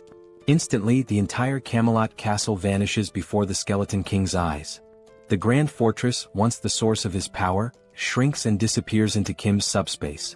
The Skeleton King and his skeleton knights are left standing outside, bewildered and enraged. Looking around in disbelief, the Skeleton King tries to comprehend what just happened. Meanwhile, the castle reappears in Kim's hands, now reduced to the size of a toy. Seoul, observing the shrunken structure, casually remarks how small and insignificant it looks. Overcome with fury, the Skeleton King roars, "How dare you 9th-tier slaves!" He accuses Kim and Seoul of destroying his life's work and vows to annihilate them. Enraged, he summons a dark purple orb of energy, brimming with the souls of the dead. The green, ghostly spirits surge toward Kim's portal, attempting to shatter it. Yet as the smoke clears, Kim and Seoul remain unharmed. Now calm, Kim begins to think strategically. He recalls the name of the skeleton knight summoned by the Skeleton King, Lancelot. Deciding to take a bold risk, Kim calls out Lancelot's name, attempting to summon him. To everyone's astonishment, Lancelot materializes before Kim. However, this time his appearance is different. Gone is the dark aura that usually surrounds him. Instead, he radiates a golden light, warm and majestic. Lancelot turns to Kim and acknowledges him as his new master. Without hesitation, Kim commands Lancelot to kill the Skeleton King. Obeying immediately, Lancelot draws his sword and, with a single, precise slash, cleaves the Skeleton King cleanly in two. The Skeleton King, unable to react or defend himself, is defeated in an instant. With grace and overwhelming power, Lancelot ends the battle in one swift motion. As soon as Lancelot struck the Skeleton King, the violet core within the Skeleton King was destroyed. It shattered into fragments with a faint explosion. Lancelot then drove his blade into the back of the Skeleton King like a royal decree. We see the Skeleton King's body sprawled before Lancelot, his jagged crown lying discarded at Lancelot's feet, and his dismembered parts scattered across the ground. As the Skeleton King's form faded, a golden mana crystal began to glow. The system alerted Kim that he had defeated the Skeleton King. When Lancelot transferred ownership of the Night King's dimensional account, it became Kim's property. Upon opening the system notification, a new feature appeared, the dimensional account. When Kim accessed it, he discovered 3,086 mana stones within. Staring at such a vast number of mana stones, Kim felt both bewildered and astonished. This meant that by defeating the Skeleton King, Kim had acquired thousands of mana crystals in one go. Despite his happiness, Kim couldn't help but wonder, what would he do with so many mana stones? As Kim stood lost in thought, Seoul placed her hand on his shoulder. She told Kim that if he had any sense of morality, he should gift his sweet little sister 1,000 mana stones. After all, she reminded him, she had saved his life when they entered the Skeleton King's castle. Did he forget that? Kim sighed and told Seoul that 1,000 mana stones was too much. He accused her of acting like a mob boss and exaggerating her role in saving his life. Kim pointed out that he had also given her a weapon, which allowed her to fight Lancelot on equal terms for a brief time. Shouldn't she repay him for that? Seoul looked at Kim and retorted that they had both helped and saved each other, so it would only be fair to settle on 500 mana stones instead. Kim smirked and said that if she wanted to assign a price to everything, then she should also start paying rent for living in his subspace free of charge. Did she think she could live and sleep safely without contributing anything? Taken aback, Seoul called Kim a miser. She asked if he was so stingy that he couldn't even spare 500 mana stones. Frustrated, Kim finally handed over 500 mana stones to his sister, not wanting to argue further. Seoul smirked, thanked Kim and declared the argument over. But with a serious tone, Seoul asked Kim what he planned to do next. Both Kim and Seoul turned to their left. From Kim's subspace, Lancelot emerged. Towering at 10 feet tall with eyes glowing red, Lancelot approached them with heavy, deliberate steps. Seoul glanced at Kim and asked what he intended to do with Lancelot. Meanwhile, Lancelot reached Kim and in a deep, resonant voice, called him his lord. Lancelot informed Kim that he had carried out his command and cleaved the Skeleton King in two. Now he awaited Kim's next order. Kim stood silently, pondering what to do with Lancelot. The scene shifted, and Kim narrated that no one could have foreseen what happened next. We saw Lancelot standing still. Sitting atop his helmet was Young-soo's daughter, clutching tightly to one of its feathers. Lancelot gently moved to keep her entertained while, from behind, Kim, Joo-hee, and Seoul watched in astonishment. Kim thought to himself how unimaginable it was that one of the most fearsome knights could end up in such a situation. Meanwhile, Young-soo and his wife stood in front of Lancelot. Young-soo's wife was beaming with joy as she watched her daughter play happily with Lancelot. She apologized to Lancelot, explaining that her daughter was usually shy and didn't enjoy playing with strangers. But this was the first time she had played so freely with someone she had just met. To her, this meant her daughter genuinely liked Lancelot. While Young-soo's wife was overjoyed, the same couldn't be said for Young-soo. He stood there, stunned, his mouth agape as though his entire world had crumbled. His face reflected despair, like someone who had just received a dire sentence. Lancelot, meanwhile, continued playing with Young-soo's daughter. He calmly assured Young-soo's wife that aiding the Lord's companions was equivalent to serving the Lord himself. She apologized repeatedly, worried that her daughter would keep bothering Lancelot to play. But Lancelot, in his commanding voice, reassured her that it was no bother at all. He said he loved children and saw her as if she were his own. From afar, Kim, Joo-hee, and Young-soo watched this touching moment. Joo-hee, with a warm smile, turned to Kim and remarked that it was impossible not to admire someone so considerate. She commented that Lancelot wasn't just strong but also kind and compassionate, someone anyone would look up to. But Kim didn't share her sentiment. With a side eye, he muttered that calling Lancelot a person felt strange. After all, Lancelot was a skeletal knight, and no one really knew what lay beneath his armor. Yet, after a moment of reflection, Kim admitted that Lancelot was never truly evil. He realized that Lancelot had simply been following the Skeleton King's orders. The true villain had been the Skeleton King all along. Now, with Lancelot under Kim's command, away from his former master's dark influence, Kim saw that Lancelot displayed qualities of goodness and loyalty. This made Kim reconsider his initial judgment, allowing him to trust Lancelot at least for now. Joo-hee, noticing Kim's thoughtful expression, turns to him with a serious tone and asks, "Are you planning to go to Daebongu City right now?" Kim glances at Joo-hee and replies that he intends to head to Daebongu City immediately since their older brother's new home is located there. Hearing this, Joo-hee looks visibly concerned. She tells Kim that she has observed from the start how tirelessly he's been working, without taking proper rest for days. With a worried expression, Joo-hee warns Kim that, while she understands his urgency, what if he collapses or falls ill? She pleads with him to prioritize his health, cautioning that overworking himself could lead to severe problems. If that happens, she asks who will look after him. Joo-hee insists that it's already too late to leave tonight. She advises Kim to rest and wait until sunrise to set out and rescue their brother. Kim listens to her advice and nods in agreement. He then turns to look at his wife and daughter. His daughter is still perched atop Lancelot's head, while Young-soo is trying all sorts of ways to coax her down. With a mix of exasperation and humor, Young-soo tells his daughter to climb down from Lancelot and sit on his shoulders instead. He even volunteers to play the role of a brave knight. However, Young-soo's daughter begins playfully hitting Lancelot's head and declares that her father is boring. She loudly proclaims she wants to play with a real knight, not a pretend one. Hearing this, Young-soo feels a bit hurt, though he hides it behind a strained smile. Meanwhile, Young-soo's wife teases her husband, joking that even she wouldn't want to play with a fake knight like him. Instead, she quips she'd rather choose Lancelot, the real deal. And yet, despite the humor, Kim finds himself momentarily distracted by a ridiculous thought. Why, of all things, is he imagining Lancelot playing with Young-soo's wife? Kim shakes his head, silently cursing his own wandering mind. Watching this heartwarming scene, Kim pauses for a moment, his face softening into a warm smile. He announces that they will take the night to rest, enjoy the moment, and set out in the morning to rescue their brother. The scene shifts to Young-soo carrying his now sleeping daughter on his shoulders, her face peaceful after hours of play with Lancelot. Young-soo wears a contented smile, as if this moment alone fulfills him completely. Kim suggests that Young-soo take his wife and daughter to a private room to rest for the night.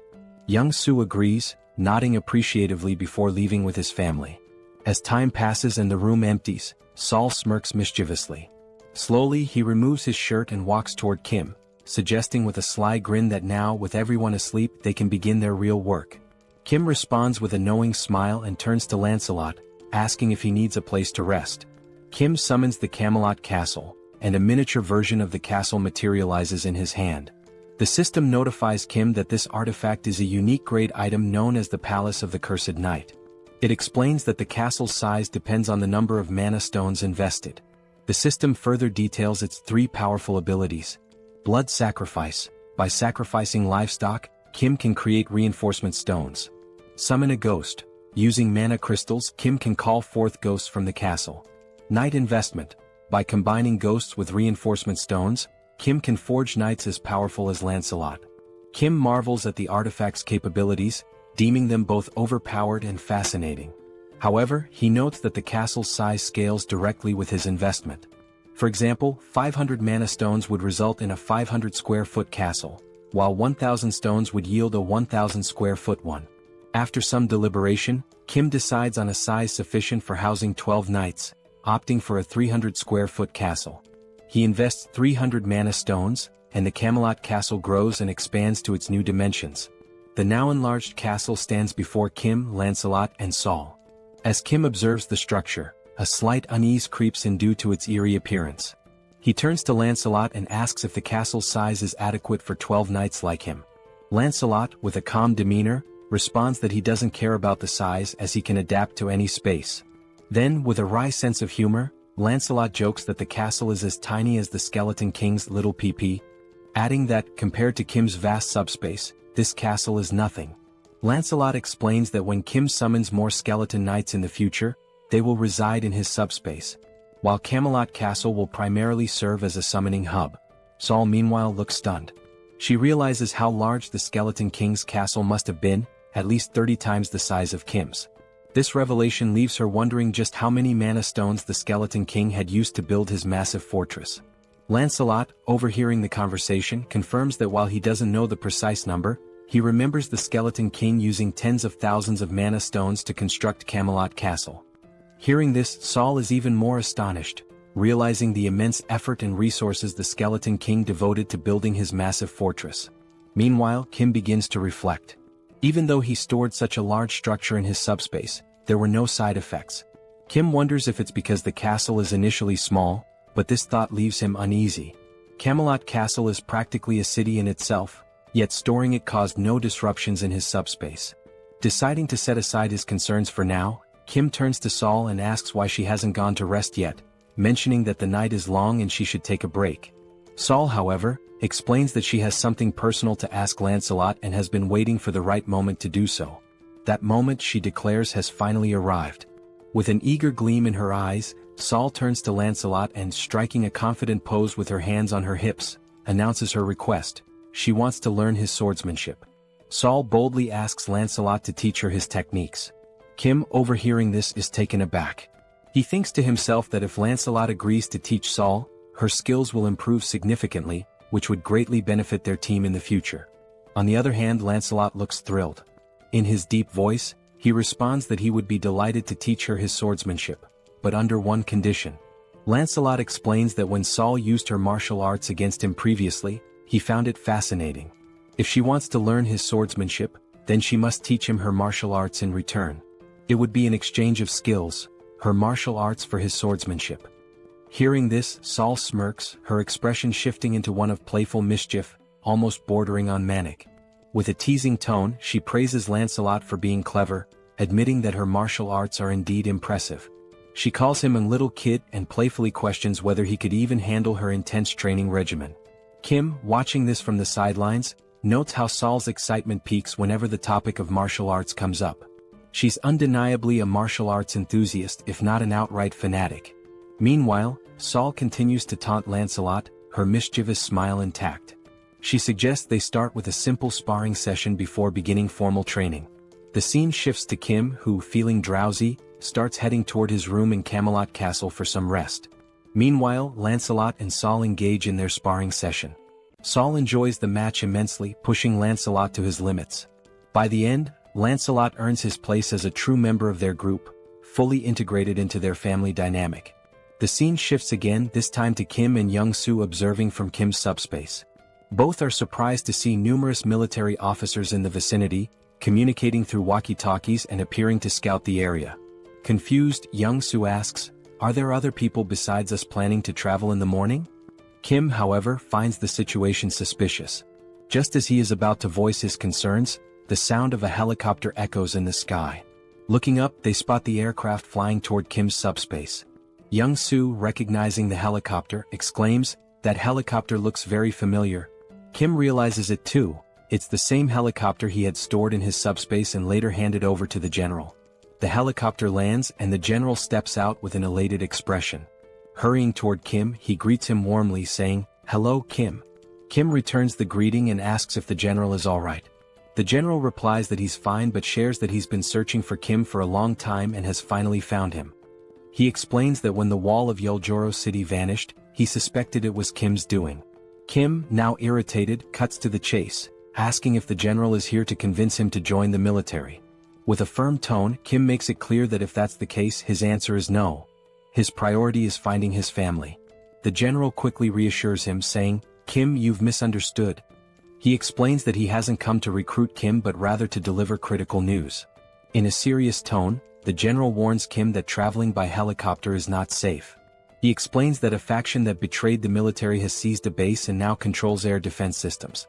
If Kim and Young-soo were to travel by helicopter, especially a military one and a general's at that, they would be targeted and shot down. Both Kim and Young-soo are stunned by this revelation. The general provides detailed information, elaborating on how the rebel faction captured the military base and now commands a significant portion of air defense forces. He also shares that he had sent a scouting team in the same helicopter Kim had given him. That helicopter was destroyed mid-air, leaving the general without any information on those individuals. Growing increasingly concerned, the general reminds Kim that he mentioned traveling through the city to rescue his family. The general warns that if Kim had chosen to travel by helicopter, it could have placed him in extreme danger. Upon hearing this, Kim realizes that if they had used the helicopter, their deaths would have been almost inevitable. Acknowledging the severity of the situation, Kim thanks the general for providing such vital information. At this point, the general shifts the conversation. He brings up how the wall surrounding the city vanished last night, suggesting that Kim must have defeated the Skeleton Knight. However, Kim's focus drifts away from the general's words. Instead, he contemplates the mention of the next city being under military control. Kim understands that if the military has already taken over the next city, it's only a matter of time before they dominate other cities as well. Even if he travels through the entire city to save his family, the looming military presence will remain a significant threat. Adding to the peril is the Black Wyvern, a formidable force capable of annihilating helicopters, intensifying the danger. Kim resolves that to save his brother, he must head to Donggu City, a city now under military control. This means he must obliterate the enemy camp to secure his brother's safety. With a resolute and determined expression, Kim takes immediate action. He summons the Lord. From the subspace, a dark shadow emerges, causing the general to grow visibly uneasy. Kim, maintaining a calm yet intense demeanor, addresses the general. In response to the earlier question about whether he defeated the Skeleton Knight, Kim affirms, "Yes, I defeated the Skeleton Knight and took him captive." As Kim speaks, the Skeleton Knight appears. Towering 10 feet tall, the figure has glowing red eyes, wields a massive sword and carries a formidable iron shield. The knight stands ominously behind Kim. The general stares in pure horror and disbelief. He realizes that this knight is far stronger, at least 10 times more powerful, than the previous Skeleton Knight. And now, this terrifying entity is under Kim's command, ready to follow his every order. The general struggles to process the sheer weight of what he is witnessing.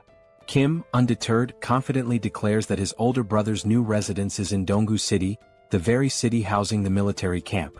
This leaves Kim with no alternative, he must go there. With a sly, confident smile, Kim turns to the general and asks, "So, how about we take down all those military forces?" Overcome with joy and relief, the general feels tears welling up in his eyes.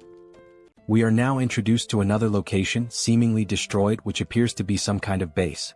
In this base, goblin soldiers, clad in military uniforms, are seen wielding rifles and equipped with heavy artillery. Behind one of the goblins, a human hand becomes visible, revealing humans imprisoned in cages under the watchful eyes of the goblin soldiers. As the goblin squints to focus, it notices something unusual ahead, though it cannot determine what it is. From a distance, we see Lancelot's ghostly head infiltrating the goblin base, investigating how it operates. Noticing that the goblin is approaching, Lancelot decides to retreat to avoid alerting the enemy. While flying to gather more information, he overhears a conversation between two goblins but cannot understand their language. However, upon observing their movements more closely, he notices that even within the goblin army, there is a ranking system that dictates the level of importance and influence each goblin holds over the others. Still concealed behind a tree, the ghostly head concludes it has gathered enough information and decides to return to the command center to report his findings. As he departs, the system screen reveals how the summoning ability for this ghostly form works, named Phantom Summon. This ability allows the summoning of Camelot's ghosts, with specific costs associated with each invocation. It is also shown that while knights are in their ghostly forms, they cannot physically interact with the environment, but they are also immune to physical interference. Moreover, this ability enables them to pass through walls and even fly freely. Summoning a ghost consumes 1 enhancement stone and 500 magic stones, the same cost as summoning a knight. Although not explicitly stated in the description, once summoned as a ghost or knight, they can switch forms without incurring additional costs. In other words, phantomization can be considered an optimal means of reconnaissance behind enemy lines. A few hours earlier, the general had been outlining the strategy they would use, showing on a map the cities involved and relying on Lancelot to patrol the enemy lines, determining the strength of their forces, the location of anti-aircraft weapons, and other characteristics of the enemy troops. Based on the information gathered, the plan was to devise a strategy to outmaneuver the enemies. However, due to the ghost's limited range, everyone needed to move closer to the enemy lines and pinpoint where government forces were stationed before reconnaissance could begin. Lancelot returned to the Allied base after taking 2 hours and 30 minutes to complete his reconnaissance. While reporting his findings, Kim was shocked to learn that the soldiers had mutated into goblins and had imprisoned over 200 people, referring to them as sacrifices. Additionally, Lancelot shared further details he had overheard. First, the enemy had a total of 9 anti-aircraft weapons. Second, they planned to recruit additional manpower from Bangkok Dong. Third, the brigade commander, a high-ranking officer, was stationed in the eastern wing. Lastly, they mentioned that the world would change when a certain someone arrived. Lancelot confirmed the accuracy of this information, leaving the 4 members listening utterly astonished. The commander remarked that security had indeed been tighter than usual and suspected they were plotting something but hadn't anticipated the capture of civilians. Kim mentioned rumors that some had voluntarily joined the rebel forces but expressed confusion about their motives and the reason for imprisoning civilians. He also questioned who this person capable of changing the world might be. Lancelot's ghost replied that he didn't know who this individual was but speculated that the reason for capturing people was likely to gain repulsive force. He explained that all beings across dimensions have a classification system known as hierarchy. Repulsive force is the power granted by this hierarchy, essentially the right to be protected from lower-ranked beings. The lower the hierarchy number, the stronger the repulsive force, preventing attacks from lower ranks, e.g., a 9th rank attack cannot affect an 8th rank being. However, this is not an absolute rule. At this point, Kim recalled the attack by the skeletal knight. The sister asks if they are sacrificing people to achieve this hierarchy. Lancelot, based on prior information, confirms it, stating that this method is instinctively used by beings with lower intelligence as a shortcut. With a serious expression, he explains that when this method is used in a lower dimensional hierarchy, it signifies that contact has been made, and possibly an agreement, with a higher-ranked being. Intrigued, Kim asks what kind of agreement this could be, but Lancelot admits he doesn't know the specifics. Seoul, now furious, says that since they are sacrificing people, they're undoubtedly up to no good and suggests going to the base to eliminate them all. Kim responds that if it were that simple they would have already done it. The colonel adds that these enemies seem extremely dangerous. The colonel also notes that the information provided by Lancelot has been excellent. They now know the positions of the brigade commander and the anti-aircraft cannons, which increases their chances of success. However, he emphasizes that the enemy's defensive line is much stronger than expected. Once the operation begins, the enemy will likely call reinforcements from the 1st Legion, potentially escalating this into a large-scale war. Given that they don't know the full strength of the 1st Legion, it's crucial to capture the enemy before reinforcements arrive. This will require requesting support from nearby units to handle such a large-scale target with sufficient weaponry and troops. Deep in thought, Kim realizes they don't have time to wait for reinforcements. Moreover, Bangkok Dong, where his brother lives, is at risk, making it imperative to finish the mission before the enemy moves there. He also remarks that since Lancelot is of the 7th hierarchy, he could theoretically eliminate the enemy on his own, but the area is too vast for him to cover alone, giving the First Legion's reinforcements enough time to arrive and turn this into a full-scale war. Lancelot suggests that if the anti-aircraft cannons are a problem, Kim could simply summon another knight, and points out that summoning requires both enhancement stones and magic stones. While they have enough magic stones, they are short on enhancement stones. Kim also mentions that while he could unsummon Lancelot and summon another knight, it wouldn't increase their overall strength, making it an unwise move. More importantly, he feels it wouldn't be right to dismiss Lancelot just to summon someone else. Frustrated, Kim says it would be ideal if they could duplicate the enhancement stones and magic stones in their subspace. Lancelot then recalls that after defeating the Skeleton King, they acquired another enhancement stone. Surprised, Kim admits he doesn't remember this, but upon reflection, he recalls that Lancelot did indeed retrieve a stone. Now, with everyone staring at Kim in judgment, he apologizes, saying anyone can have a lapse in memory. He then asks which knight should be summoned. Lancelot explains that all 12 knights of Camelot are exceptional, possessing both skill and loyalty. He assures Kim that regardless of who is summoned, it will be a good choice. However, there is one knight in particular who would be the most logical choice: Bedivere. He describes Bedivere as a genius archer unparalleled in skill, specializing in long-range attacks. Enthralled, Kim exclaims that he can't resist and wants to summon him right away. Back at the goblin base, the captives appear gravely debilitated. A girl wearing an orange sweater is called out by one of the goblins. Frightened, she asks if he's really speaking to her. The goblin points out that everyone else in the cage looks weak except for her. He then asks if she wants to escape. Confused, she hesitates, but the goblin quickly reveals he's only testing her. He declares that if she offers him something of value, he'll let her go. From the expression on the goblin's face, she understands exactly what he means. Before he can finish his proposition, his head is swiftly severed. The girl is stunned, her eyes lighting up as she realizes what Lancelot has just done right in front of her.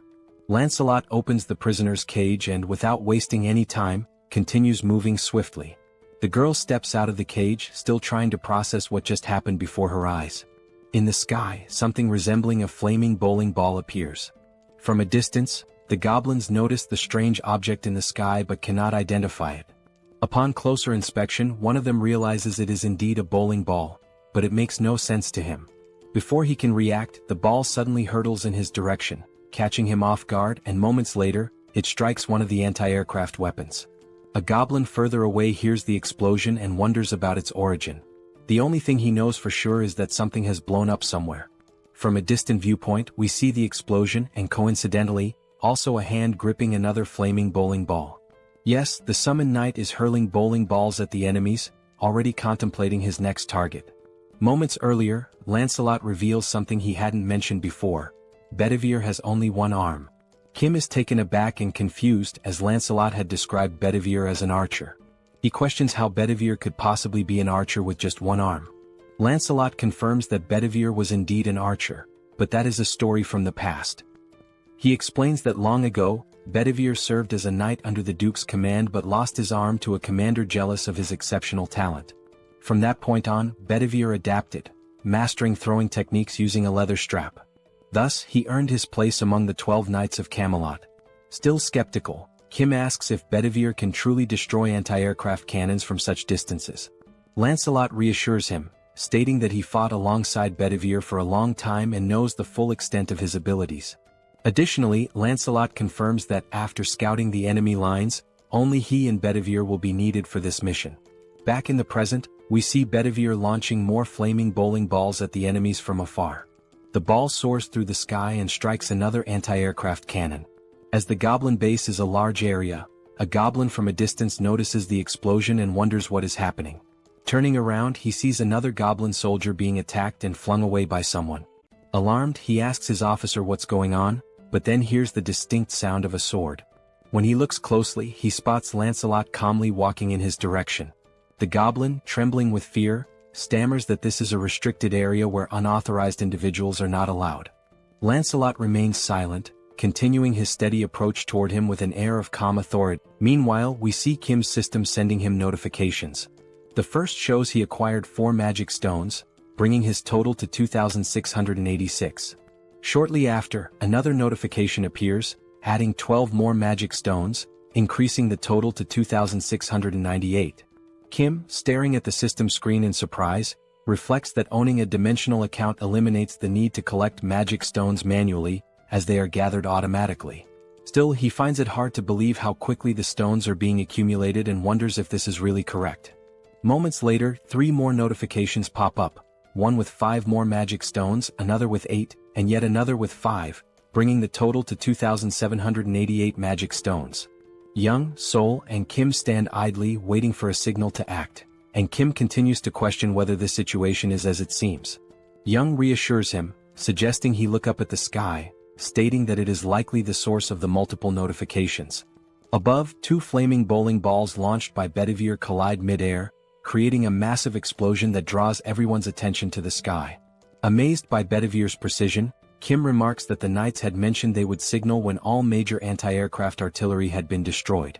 Young adds that it's now clear why Sir Lancelot takes so much pride in the Knights of Camelot. As the group stands in awe, the colonel comments on the extraordinary combination of Lancelot's tactics and Bedivere's abilities. He notes that if all the knights possess this level of skill, there's absolutely no need for special forces to intervene. Young simply nods in agreement. Kim, still astonished, declares it's time to make their move and execute their part of the plan. He also contemplates the immense power he now wields with all 12 knights, most of whom he hasn't even met yet. As the explosion in the sky subsides, smoke begins to fill the air. The scene shifts to the source of the explosions, Bedivere.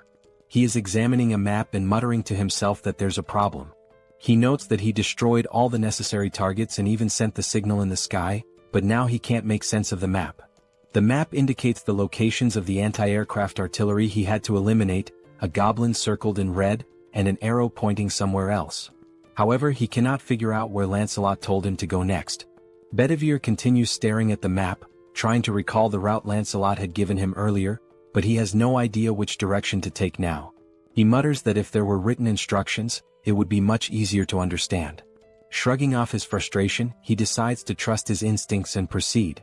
Back to Lancelot, he punches a goblin in the face, causing the creature to cry out in pain. Without hesitation, Lancelot follows up with a more forceful blow that sends the goblin flying. Unapologetic, he steps on the goblin with enough force to make it scream in agony. Still pinning the goblin underfoot, Lancelot states that controlling his strength is exhausting and warns the goblin to speak the truth before he accidentally kills it. He demands to know who informed them about using this shortcut, sacrificing humans to climb the hierarchy.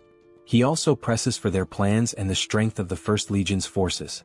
The goblin chuckles, commenting on how much Lancelot seems to know about their operations. Eventually, the goblin gives in, revealing that the one destined to change the world is named Tonediu. He calls Tonediu a bastard of the 8th class, a giant compared to himself. Lancelot, unfazed, replies that he has never heard of this being and asks what Tonediu wants with the goblins and what exactly his plan entails. Reluctantly, the goblin admits he doesn't know and is promptly kicked by Lancelot, spinning him through the air. Now farther away, the goblin uses the last of his strength to flee. He leaps from a nearby window in a desperate attempt to escape.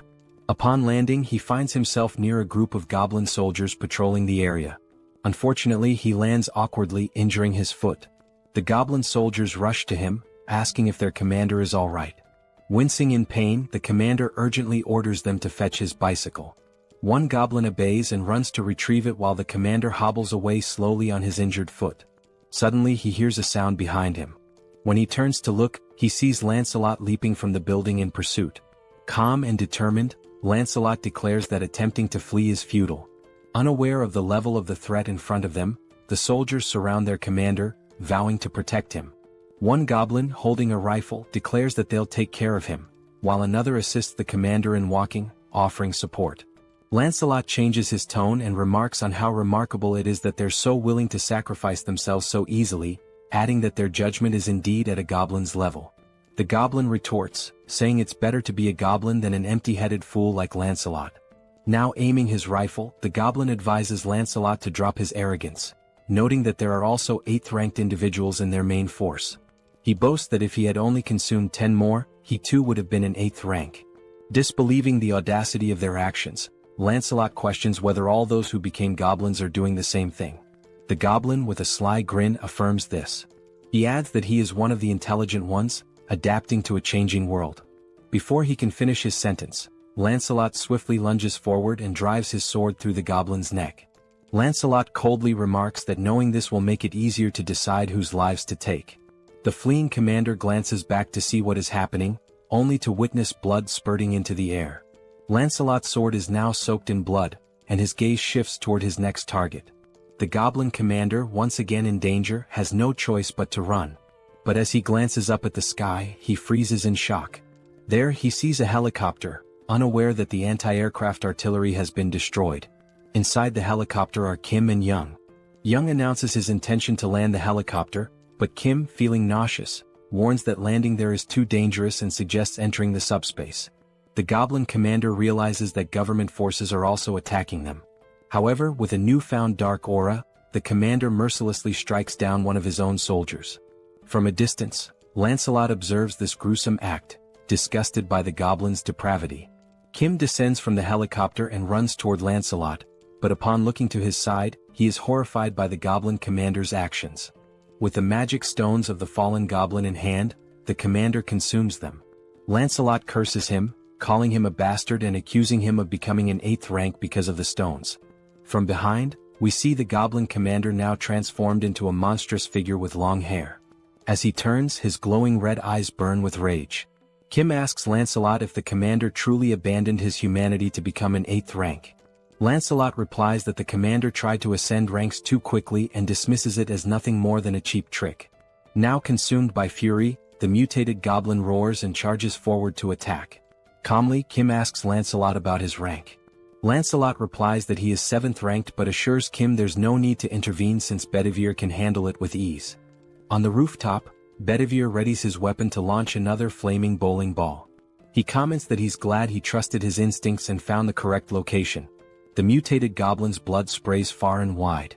The system notification flashes, showing that Kim has acquired 322 magic stones, bringing the total to 3,542. Moments later, government reinforcements arrive. The head of operations acknowledges that thanks to the knights, the removal of enemies and the rescue of civilians is progressing much faster. Kim feels a wave of relief hearing this. A soldier asks where the commander is, and Kim directs him to look to the side, where the lifeless body of the goblin commander lies. The head of operations is stunned. Kim asks Lancelot if he has uncovered more information about their plans. Lancelot apologizes, stating that the only piece of information he managed to extract was the name of a high-ranking being, Tonatiuh. He adds that it's the first time he has ever heard that name. Kim remarks that everything remains a mystery. The head of operations suggests searching the building's documents for clues. Lancelot points to the shattered windows on the 4th floor, explaining that the commander was staying in that room. He notes that there are numerous documents to sort through in that area. The chief of operations thanks them for their service, but Kim quickly interjects, asking if the PX system is capable of storing all the military documents from the building. Pax confirms and immediately begins calculating the number of documents and the cost to process them. The system reveals there are 5,086 documents, with a cost of 120 magic stones. Kim gives the order to proceed. The chief of operations remarks that such measures weren't necessary, but Kim explains that PX will handle it efficiently, and he needs to locate the family as quickly as possible. Soon after, the system alerts him that an unsuitable document has been detected among the military files, labeling it as an incompatible item. Confused, Kim tries to understand what an incompatible item might be. Now holding the document, he attempts to read it. It turns out to be a registration form for dimensional beings. Lancelot clarifies that it's a document capable of increasing someone's rank. Examining the two documents in hand, Kim notes that one is in poor condition. Lancelot explains that the pristine document is the official form, while the damaged one is a shortcut. He further elaborates that the soldiers likely turned into goblins because they failed to register properly using the official method. To add to this, Sir Lancelot explains that registering a dimensional being requires magic stones and a dimensional account. He states that Earth's dimension is still in its early stages of exploration, and no one currently meets these conditions, except for Master Kim, who defeated an 8th rank being possessing a dimensional account. Kim and the Colonel fail to grasp much of what he says, but Lancelot continues, emphasizing that despite the oddity of the document's existence, Kim should register since he meets the requirements. This suggestion catches Kim off guard. However, Lancelot assures him that by completing the official form, Kim will avoid becoming a goblin. He also explains that dimensional being registration is automatically adjusted for each dimension, and the reason Kim can read it in a standard language is that it's the official document. Holding the document, Kim scans the fine print and notes that the process would consume only 1,000 magic stones. Without hesitation, he signs his name on the form. The system announces that the dimensional being registration is complete, leaving Kim with 2,422 magic stones. After signing, the document begins to glow and disintegrates into dust. Jokingly, Kim remarks that he's curious to know where the system wants him to submit the documents. Outside, someone arrives on a motorcycle, calling out to the commander and apologizing for the delay. The individual explains that the holdup was due to something being incredibly heavy to carry. However, upon taking a closer look around, they are baffled by what happened to the goblins in the area. From atop the building, Bedivere watches the scene with curiosity, wondering aloud if the vehicle the goblin is riding might be a horse. Meanwhile, back in the document room after the PX scan, they manage to retrieve not only the contract but also approximately 40,728 pages of military documents. Kim informs the colonel that he remains worried about his family and won't be able to review the documents himself since he's heading out to search for them. He adds that the director of operations will handle the verification and assures the colonel that once he finds his family, he will return to assist the government forces. The colonel thanks him and wishes him good luck. As they leave, Kim tells Lancelot that the plan is to enter without the rebels mistaking them for government troops. However, they learn that Dobonggu has been occupied by the rebels, making it too dangerous for Yong-soo to drive. Kim decides to take the wheel instead. He considers that, for now, it's safer for him and the two knights to travel in unassuming vehicles to avoid drawing attention and being identified as enemies. However, a significant problem arises. Upon inspecting the subspace inventory, they discover that only military vehicles are available, which completely disrupts the plan. Kim wonders how they will resolve this issue, convinced there must be a non-military vehicle somewhere. Determined, he decides to search thoroughly to find something usable. Descending the stairs, he acknowledges that the task will be slow and dangerous but accepts that there is no other option. He also expresses hope that they will locate a drivable vehicle. As they step outside, they are startled by the sound of a roaring engine. Looking ahead, they see Bedivere perched atop the motorcycle previously owned by the goblin. Suffice it to say, he looks incredibly stylish. Stunned, Kim, still processing what he's seen, asks why Bedivere is on a motorcycle. The newly self-proclaimed rider explains that he thought it was a horse. Pointing to the goblin's corpse on the ground, Bedivere says the goblin had been riding this modern horse, and he found it amusing, so he decided to learn how to use it. It wasn't even that difficult, he adds. Kim, still surprised, recognizes the vehicle as the brigade commander's motorcycle and hatches an idea. Opening the system, he learns it will cost only 22 mana stones to store the motorcycle under the military unit category. With 2,400 stones remaining, he approves the storage. A while later, goblin soldiers armed with rifles notice something unusual approaching them. One goblin, puffing on a cigarette, asks what the hell that thing is. As it gets closer, the goblins realize it's a motorcycle, but they don't feel alarmed. Another goblin asks if they're expecting any visitors, to which the first responds he hasn't heard about any. They decide to point their rifles and shout at the approaching figure, demanding to know who they are and where they came from, warning them to stop immediately. One goblin adds that, regardless of who they are, no one can enter without proper authorization. Seconds later, before the goblins can react, one of them is struck by a bowling ball, leaving only the cigarette burning in his hand. Here's a lesson: if you're a goblin, don't smoke. The other goblin, bewildered by the sudden demise of his comrade, turns around to investigate what just happened. Still astride the motorcycle, Lancelot unsheathes his sword, turning those few seconds into the goblin's last. Without hesitation, he eliminates the goblin with a precise strike to the neck. The group continues forward, now riding two motorcycles, Kim and Lancelot on one with Bedivere piloting the other, steadily distancing themselves from the scene. A goblin watching from afar notices the suspicious movement and remarks that he's never seen anyone ride motorcycles like that before. Eventually, they seem to reach their final destination and decide to stop. All signs suggest this is Kim's brother's apartment. Inside, on the 14th floor, Kim knocks on the door of apartment 1405, calling out for his brother, Hyung, and asking if anyone is inside. He keeps calling, but the silence hanging in the air suggests no one is there. Worried, Kim decides to open the door using the handle, and to everyone's surprise, it's unlocked. Inside, amidst the destruction, They see wedding photos of Kim's brother and his new wife hanging on the walls, alongside apparent bullet marks on the TV. Kim freezes at the doorway, calling out to his brother and sister-in-law once more, but still there's no response. Concerned for Kim's safety, Lancelot, ever the loyal servant, asks for permission and declares that he will take the lead. They decide to enter, and as Kim looks around he notices something odd. It doesn't seem like they were attacked. Instead, it feels as if they abandoned the house and evacuated somewhere else. While searching for clues, he spots a letter on the bed and decides to read it. The paper contains a message from his brother addressed to Kim or their sisters. It explains that the phones weren't working, so he left the letter in case one of them came looking for him. In the letter, his brother writes that they decided to head to UINGBU but admits he's uncertain about their safety given the current situation. He mentions that his wife's family is also nearby. He adds that he doesn't know when they might read the letter but assures them there's no need to risk facing danger to look for him. He explains that outside, soldiers have been forcefully removing people from their homes and abducting them. As Kim reads, Bedivere and Lancelot finish their sweep of the house and confirm there's nothing unusual inside. The letter continues, describing how people are being taken indiscriminately, adults and children, regardless of gender. It warns that the situation is perilous but expresses hope that they'll survive somehow and urges Kim to do the same. Finishing the letter, Kim feels a sense of relief, thinking it's likely his brother and family managed to escape before the First Legion occupied the area. Kim calls Bedivere over, hands him the letter, and orders him to show it to his sisters in the subspace. He wonders when his brother, Hyung, wrote the letter and fears that if the Legion occupied this area, they might soon target where his brother is now.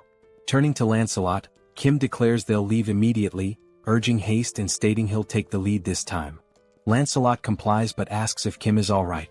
Lancelot expresses concern that Kim may have developed a phobia, suggesting he let Lancelot drive. Before they can act, a helicopter suddenly appears outside the window, its turret aimed directly at them. The goblin piloting it reports via radio that he's identified an unknown individual and a skeleton at the location and is preparing to open fire. The turret roars, unleashing a barrage toward the two until its ammunition is depleted. For a moment, it seems like Kim and Lancelot have vanished. As the smoke clears, Kim reappears, grimacing and commenting that the attack hurt more than he expected. With a touch of humor, he confirms the phobia.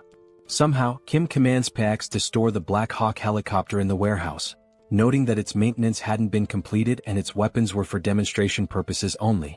The system confirms the operation will consume 141 mana stones. The goblin, utterly shocked, demands to know who they are, bewildered that they survived being hit by the turret. When the goblin asks if they are rank 8, the helicopter suddenly vanishes into subspace, leaving the pilot panicked as he realizes he's about to fall from a considerable height. Kim turns to Lancelot, emphasizing that they can't waste any more time. Meanwhile, they hear the goblin scream until it abruptly ends with a splat. Kim reflects on how many rebels they've eliminated along the way but hadn't expected them to have a Black Hawk in their possession. He silently hopes his brother and family are safe. The scene shifts to a group of goblins having a conversation. They discuss how the high priest promised to distribute rewards based on the number of offerings they've collected. It's been several days since then. One goblin mentions there's only one building they haven't managed to destroy and questions if it's really necessary to interfere like this. He adds that another lieutenant's team has already captured 300 offerings. Another goblin scratches his head, admitting it's not easy to take down that building unless you're rank 8. The goblin lieutenant chastises him, saying they should have asked for reinforcements or figured out another way. He criticizes the others for risking their lives to collect more offerings while they lag behind. Declaring he'll handle things personally from now on, the lieutenant tells the goblin to work harder to make up for the delay. The subordinate obeys. Turning to the side, the lieutenant asks another goblin if he heard the instructions and orders him to destroy the building. The monstrous goblin growls furiously but doesn't reply. The mutant goblin charges toward the building, but abruptly halts as he notices strange movement coming his way. Alongside the mutant, all the other goblins in the area stop in their tracks, watching as the figures draw closer. The goblin lieutenant hears shouting but can't make sense of it, bewildered by the approaching shapes. As they get closer, Kim bellows furiously, commanding the filthy goblins to leave immediately, declaring that this is his home. Lancelot, right behind him, unsheathes his sword and prepares to do what he does best. In mere moments, striking a dramatic pose, he wipes out all the goblins before they can even react. Wasting no time, Bedivere hurls a single flaming bowling ball at the mutant goblin, striking its head and defeating it instantly. With the goblins swiftly dealt with, the building in the background comes into full view. The structure bears the name Jeong-gyeom Tool Shop, a clear indication it belongs to Kim's family. Inside, peeking through a hole in the wall, a few people anxiously observe the scene outside.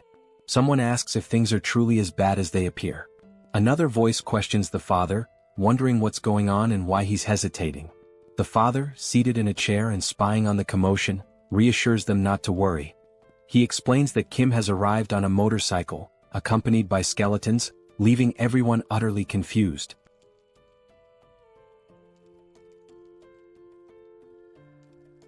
Then we are shown a flashback of his father reminiscing about when he was young. His mother used to say that good and bad things only happen because of people, and this idea had fascinated him. Having survived many challenges, he realized that not a single word his mother had said was wrong. Even when his business failed, the reason he was able to get back on his feet was because of the people who stood by him, and love.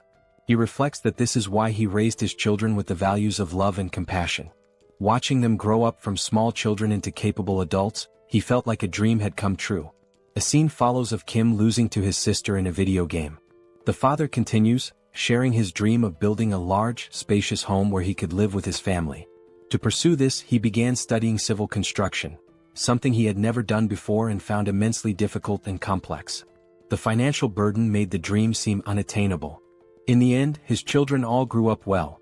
His eldest son recently married, his eldest daughter became a nurse, the youngest daughter became an athlete, and his youngest son had just completed his military service. Their futures seemed so bright, until the monsters appeared. He recounts how, luckily, as the manager of a tool shop, he survived the monster attack using hammers and other tools. However, even with that resourcefulness, the situation was dire. They had to constantly worry about food and water. He often pretended not to be hungry to give his wife the little food they had. On top of that, there were neighbors who raided for food and monsters roaming about, forcing them to hide as silently as mice. Amid this catastrophic situation, the first to arrive at their refuge were his eldest son's in-laws. Shortly after, his eldest son and his daughter-in-law made it there as well. Looking at his eldest son's face, stained with tears and blood, he could guess what they had been through to get there. He simply embraced him and silently wept. Another blessing came when his daughter-in-law awakened a new ability to generate water, eliminating one major concern in this apocalypse. He recalls how, over time, soldiers mutated into goblins and began wandering around. These goblin soldiers started abducting civilians regardless of age or gender, isolating their family even further. It was utter chaos. The very soldiers who were meant to protect them were now capturing people. He wished deeply for the safety of his children amidst such disorder. At one point, a system screen appeared before him, and he awakened an ability of his own. The ability was named Architect, and the system indicated that he now possessed exceptional skills in architecture and could build freely. He doesn't fully understand how his long-dormant dream suddenly became a reality, but he feels grateful that it did. With this newfound power, he immediately got to work reinforcing the tool shop. Thanks to his daughter-in-law's water ability and his own architectural skills, they managed to survive. Even for the goblins armed with weapons, breaking into their fortified location was no easy task. Peering through a hole in the wall, he noticed that a group of soldiers had been stationed outside their home since the day before, and they had brought a monster with them. It was clear now that they were determined to destroy their refuge this time. But he had prepared for this possibility and retreated to plan. Seated in his chair, he called for his eldest son and instructed him to gather the family and escape through the tunnel. His son hesitated, asking what would happen to him. The father explained that the tunnel was an emergency passage meant for situations like this, though he couldn't guarantee that the other end was safe. At the very least, it's better than staying here and dying, he said. His wife, looking concerned, asked if he intended to stay behind. With a confident smile, he assures them he will leave as soon as everyone is safely out, telling them not to worry. In the meantime, a strange noise from outside catches his attention, sparking his curiosity.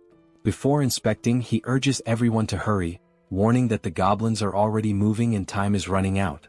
Peeking through the hole, he goes silent for a few seconds. Those around him grow concerned, whispering questions about whether the situation outside is dire or if something is wrong, causing him to hesitate. Still in shock, he turns to them and says it's not what they think. It's just Kim. He's out there. He explains that Kim has arrived on a motorcycle, accompanied by a skeleton. Outside, Kim, Lancelot, and Bedivere approach the tool shop. Kim points to the building, now fortified with metal spikes and barricades, and declares, "This is my house." Then, sighing, he adds, "But that doesn't matter now. What matters is my family. Are they okay?" Suddenly, the door handle turns in front of him, catching him off guard. Looking more closely at who's in front of him, he freezes in shock. The father steps forward and asks in disbelief, "Is it really you, Kim?" At that moment, Kim realizes the rest of his family, the ones he'd been desperately searching for, are standing right in front of him. Without hesitation, he bursts into tears, running toward them like a child, wrapping his father in a tight embrace he'd been longing for. But the father and brother interrupt the emotional moment, startled by what was standing behind Kim. He glances back to confirm. "Don't worry," Kim says reassuringly, "despite how they look, they're friends, they're on our side." Kim then reveals, "And that's not the only surprise I've got." Using his powers, he opens a subspace portal. Inside, his two sisters are safe and enjoying a hearty meal. Seeing them eating brings tears of relief and joy. His sisters, realizing what's happening, break down, sobbing uncontrollably. Inside Kim's subspace, the reunited family sits down for a meal they haven't had in ages. For the parents especially, it's a heartwarming moment. Tasting the food, the mother is taken aback. She thinks to herself, "No matter where I go, I always trust my cooking. But this grilled mackerel is on a whole other level." She turns to Young-so's wife and asks if she's a professional chef. The wife thanks her for the compliment, smiling. The mother declares, "Now that you've set the bar with such a delicious meal, I can't back down." She takes it upon herself to make a dessert worthy of matching it. The dessert consists of thinly sliced green grapes placed delicately atop whipped cream on a cheesecake, arranged with care. When it's ready, she presents it as a token of gratitude, naming it Mom's Green Grape Tiramisu with whipped cream. Young-so's wife tries it and is overwhelmed by the burst of flavor, reminiscent of something out of Shokyuji no Soma. She asks how the mother managed to make something so divine, and the others eagerly agree as they taste it. Elsewhere in Kim's subspace, someone is hammering iron. It's an elderly man, the father of the eldest son's wife, tinkering with Lancelot's armor. The old man asks Lancelot for his name. "I'm Lancelot," he answers. The man abruptly cuts him off, asking, "Do you know how to play Jengi?" Lancelot pauses, confused. "Are you sure you mean Jengi?" Clearly misunderstanding, Lancelot begins explaining how, in his hometown, they were famous for dismantling monster corpses, so he's dealt with organs before. The man interrupts again, asking what nonsense he's talking about. In the foreground, a reinforcement stone comes into view as the old man remarks, "Seems like you don't know how to play. Grab a chair, I'll teach you." The reinforcement stone, held by the eldest brother, is handed over to Kim. Kim asks his brother why he has such a stone. The system identifies it as a Tier D reinforcement stone, with attributes of penetration and explosion. The brother explains that he found it after witnessing a battle between a rhino-like monster and a griffin. The griffin one tore off a chunk of the rhino's flesh and flew away. He found the stone in the rhino's remains. Still offering the stone, he says, "You'll probably need this more than I do." Kim gratefully accepts, promising to put it to good use. Completing his thought, Kim mentioned he should express his gratitude and reminded them that, as he had said before, if anyone needed anything, whether it was furniture or something else, they should just let him know. He also added that his sister-in-law's family should feel at home here too. His brother was touched by how Kim was looking after his in-laws as well. Reflecting, he remarked how much Kim had grown since being discharged, recalling that when they were younger, Kim used to cry every time Seoul hit him. Laughing, Kim admitted he would probably still cry if Seoul hit him now.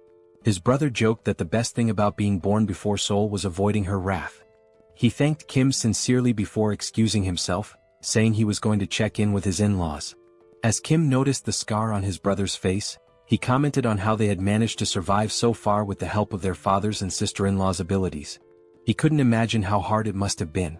Suddenly, someone approached Kim from behind. Turning, he realized it was his father. The father spoke, saying how happy he was, not only because the family was safe but also because of Kim's abilities, which gave everyone the chance to eat in a secure place. Then his father asked if Kim knew that good and bad things, but Kim interrupted, completing the saying, "Can only happen when there are people." Kim nodded, saying he understood. He added that no matter how powerful his abilities were, he wouldn't have made it this far alone. He shared that this realization hit him when he started helping people cross a tunnel filled with wyverns. Young-soo had told him that even with awakened abilities, the challenges were the same for everyone. That was when Kim understood the real reason people help each other. It's because everyone wants their family to be safe. People help with the hope that someone else might assist them in return, especially in an apocalypse where empathy is essential. Smiling, Kim concluded, after all, we're all human. Everyone feels pain when they're hurt and everyone fears death. We help each other because we're in the same situation. Otherwise, it would be unbearably cruel. Looking at his father, Kim asked, "Am I right?" His father, now smiling with pride, replied, "I couldn't be prouder to have you as my son." Kim smiled back, saying he was grateful to have him as a father. Kim then suggested that his father rest as he must be tired, and mentioned that he would have to leave soon. His father cautioned him to be careful, and Kim reassured him, joking, "I can't even get hurt now, even if I wanted to." Meanwhile, back at the headquarters, the commander was sorting through documents that had piled up, finally feeling some relief that half of them had been taken care of. Thanking the soldiers for their efforts, he told them to take a short break. One of the soldiers joked, saying his eyes felt like they were about to fall out from all the reading. At that moment, another soldier entered, reporting that a short while ago, a skeletal knight riding a motorcycle, who introduced himself as Bedivere, delivered a message. Kim had already departed for Payu. The colonel, puzzled, asked why Kim would go to Payu. The commander thought for a moment before realizing with growing alarm that the First Corps was stationed there. After a brief pause, panic overtook him as he realized Kim intended to confront the First Corps alone. The scene shifted to a sunset, showing Kim and his team heading into battle. Riding his motorcycle, Kim commented on how pleasant the weather felt at that moment. Meanwhile, inside the subspace, Seoul, wearing boxing gloves, was counting aloud to 19. Her eyes glinted with determination as she trained tirelessly. She lunged forward with speed, unleashing a flurry of punches on a punching bag while vividly imagining an opponent before her. Like a skilled fighter, she rotated her torso flawlessly, channeling all her strength into a powerful kick that landed squarely on the bag. Wasting no time, she followed up with a devastating punch that shredded the punching bag, sending its remains flying several meters away. The count of 19, as it turned out, referred to the number of punching bags she had already destroyed. Frustrated, she called out to Pax, demanding he bring another bag and chastising him for being too slow. Nearby, her eldest brother, joystick in hand, observed the scene while Pax muttered that the speed of requests was set by Kim. The older brothers were engrossed in a video game and one of them asked why Seoul was so angry. She replied that it was because Kim refused to let her leave the subspace and risk her life. She added that while Kim acknowledged her awakened abilities, he reminded her that facing weapons, electric vehicles and similar dangers was still too risky. Seoul had insisted on at least being allowed to set up punching bags to train, and ever since she had been relentlessly hitting them. As they continued playing Overcooked, her older brother noted that Seoul had mentioned her awakened abilities. He agreed it was dangerous outside and questioned her eagerness to leave, adding, "But then again, we're talking about Seoul." Joyeon chimed in, agreeing, and mentioned that she'd overheard Kim talking about a scar on their brother's face. Touching his face, the brother dismissed it as nothing to worry about. Suddenly he heard a faint buzzing sound. As he touched the scar, he noticed something unusual. Alarmed, he realized the scar was gone, as if he had woken from a dream. Joyeon teased him, remarking that the scar wasn't that bad but that the bruise was a bit over the top. Still shocked, he insisted that the wound had been significant, pointing out that the scar had still been there yesterday. Smirking, Joyeon mockingly told him he shouldn't act injured, recounting how scared she had been when she was in the hospital. She also recalled a certain chief of internal medicine named Jin Sung-hak who had used his powers to manipulate and brainwash the hospital staff. Angrily recalling the ordeal, Joyeon admitted that it made her tread carefully with every action out of fear of being controlled too. At that moment, Young-so's wife appeared in the doorway, announcing that it was time to eat. Without hesitation, Joyeon dropped the joystick and bolted toward the dining area, leaving her brother to play alone. As their mother called everyone to the table, she overheard playful voices in the background. Someone declared themselves the devil of the underworld, while another announced, "I'm Yu Jong, the magical girl who's going to defeat you." The voices belonged to their father, Young-so, and his young daughter, who paused their game and acknowledged they were on their way. The mother announced that today's menu was kimchi stew and mentioned she had already served the black rice, urging them to eat while she joined them shortly. She turned to ask where Grandpa was, and the father replied that he likely wouldn't be eating just yet. Noticing the old man sitting with his back to her, she inquired why he wasn't joining them. He was focused on the board game he was playing with Lancelot, visibly intrigued. It was the first time he had ever encountered such a game. He marveled at how Lancelot, despite never having played before, could be so skilled. No matter how hard he tried, he couldn't find a single weakness in Lancelot's strategy. He resolved to ask Lancelot to explain his methods when he returned, impressed by the brilliance of his gameplay. Back on the battlefield, the scene shifted to war tanks rolling steadily toward an unknown destination. Suddenly they stopped and opened fire, their shots striking a target ahead. Another volley followed, resulting in a massive explosion at the impact site. From the devastation, a radiant blue light emerged, illuminating the entire area where the tank's shells had landed.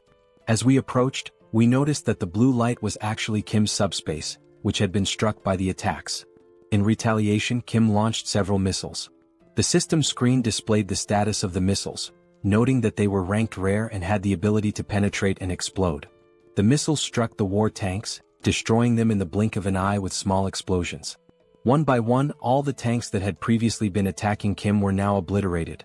Observing the situation, Kim remarked that he had avoided using high-explosive weapons to prevent any harm to civilians who might be nearby. However, according to Lancelot's information, the First Legion had divided its forces between the locations where civilians were detained and the stronghold of the main rebel force. In line with Lancelot's plan, he himself would handle the rescue of the hostages, while Kim was tasked with attacking the primary rebel force.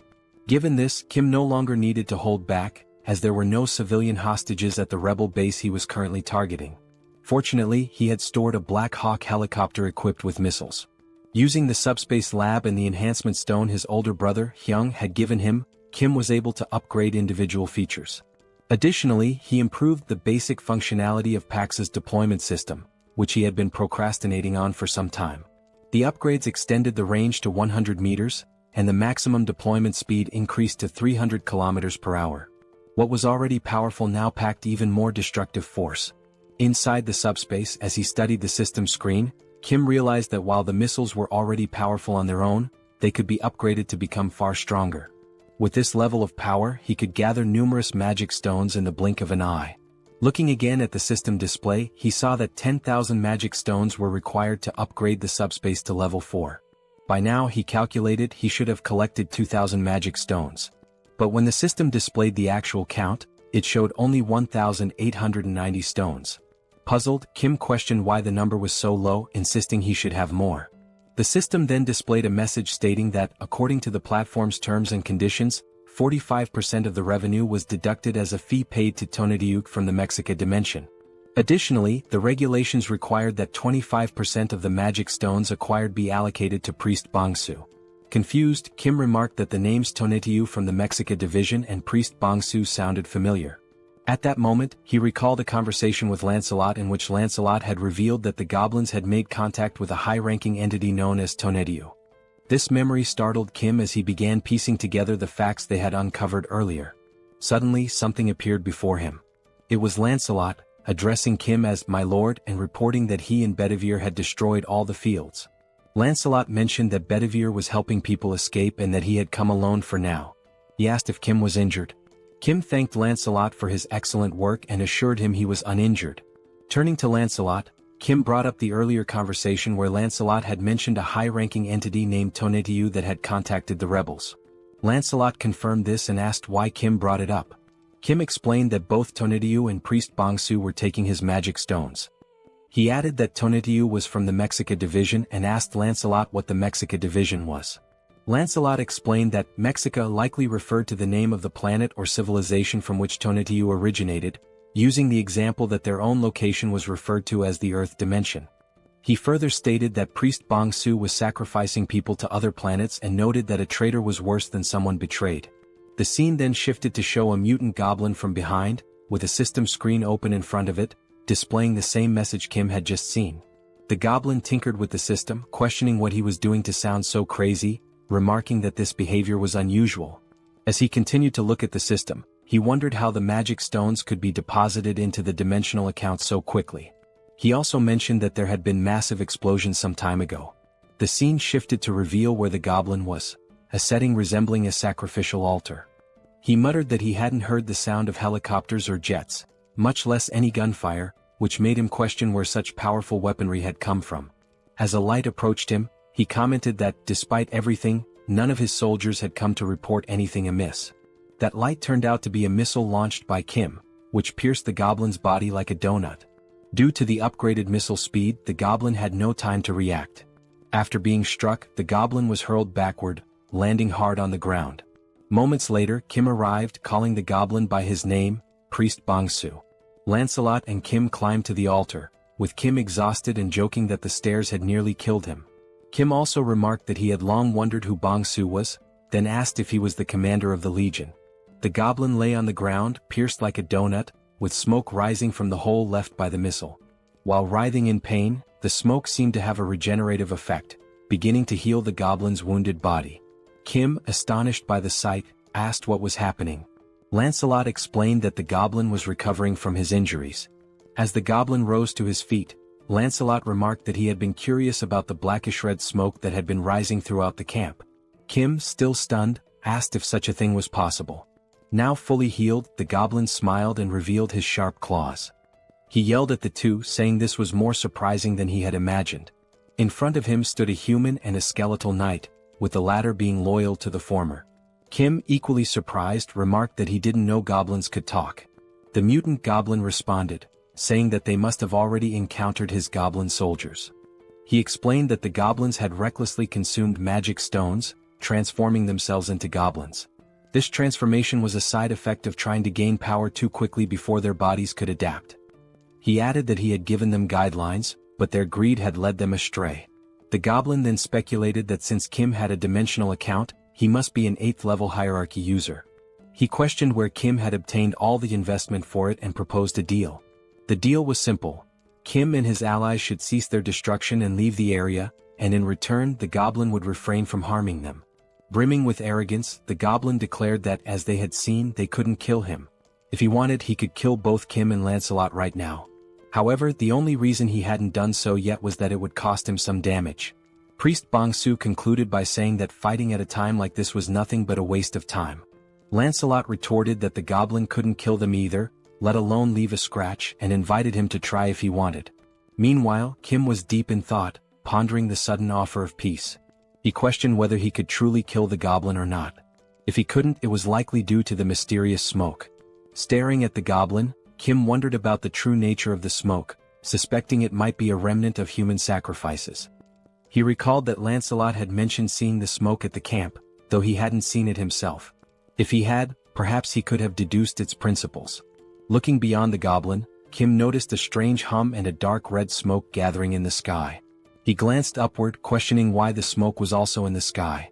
The heavens glowed a deep scarlet, resembling a scene that signified the end of the world. As Kim stared upward, he was caught off guard by something that made his eyes widen and his body tremble with fear. In the sky, a massive sphere appeared, resembling a glowing, terrifying red eye, unlike anything he had ever seen before. The smoke enveloped the sky, particularly around the enormous eye. Kim stood frozen, overwhelmed and unsure of what to do as he gazed upon such a colossal and awe-inspiring sight. Looking up at the sky, Kim wonders what exactly he is seeing. Still in shock, chills run down his spine as he questions whether the entity before him is truly a high-ranking being. Priest Bongsu smirks, clearly amused by Kim's reaction. The goblin remarks that it must be Kim's first time encountering such a creature, as they usually never appear due to classification restrictions. However, he explains that Lord Tonediu is different from other beings. Unlike them, Tonediu will descend in person. Placing a hand on his chest, Bongsu claims that he alone has the power to make this happen. Still grinning mockingly, he taunts Kim, pointing out how foolish he has been. Despite that, he decides to grant Kim a chance, but only because of his abilities, which he finds too intriguing to waste. But there is a condition. Kim must kneel, beg for forgiveness and plead for his life. Only then will he be granted the honor of becoming Bongsu's right-hand man. Before he can finish speaking, Lancelot dashes forward, delivering a powerful strike that slices through Bongsu's neck in an instant. Lancelot is enraged that a mere goblin dared to place himself above his master. The goblin's severed head flies several meters away, yet even as his body collapses, he erupts into laughter, knowing his regeneration ability will soon restore him. Seconds later, the goblin's head begins floating back toward his fallen body. Smirking, he tells them to stop wasting their time, as they should already realize how pointless these games are. With Tonedyu watching from above and Bongsu rapidly recovering, the goblin declares that no matter how many times they kill him, he will simply return to life. His expression darkens as he mocks Lancelot, questioning if his brain is so empty that he still cannot grasp such a simple concept. He also adds that Lancelot has no idea how useful he could be. As a true knight, Lancelot replies that he indeed does not understand, but then corrects himself, saying that honestly he doesn't care to. With unwavering conviction, he states that the only thing that matters to him is Master Kim. He will cut down anyone who threatens his master's safety, no matter how many times it takes.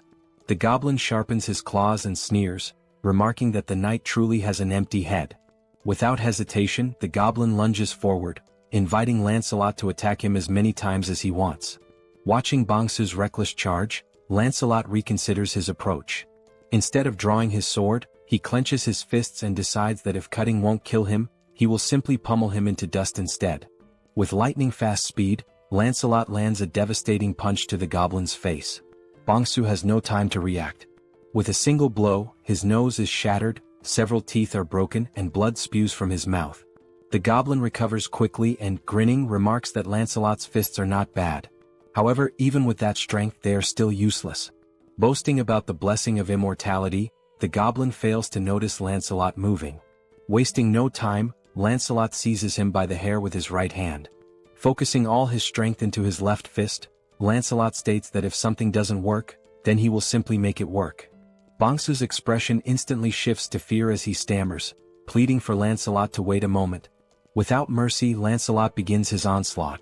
With the first punch, even more teeth shatter and blood splatters everywhere. But he does not stop there.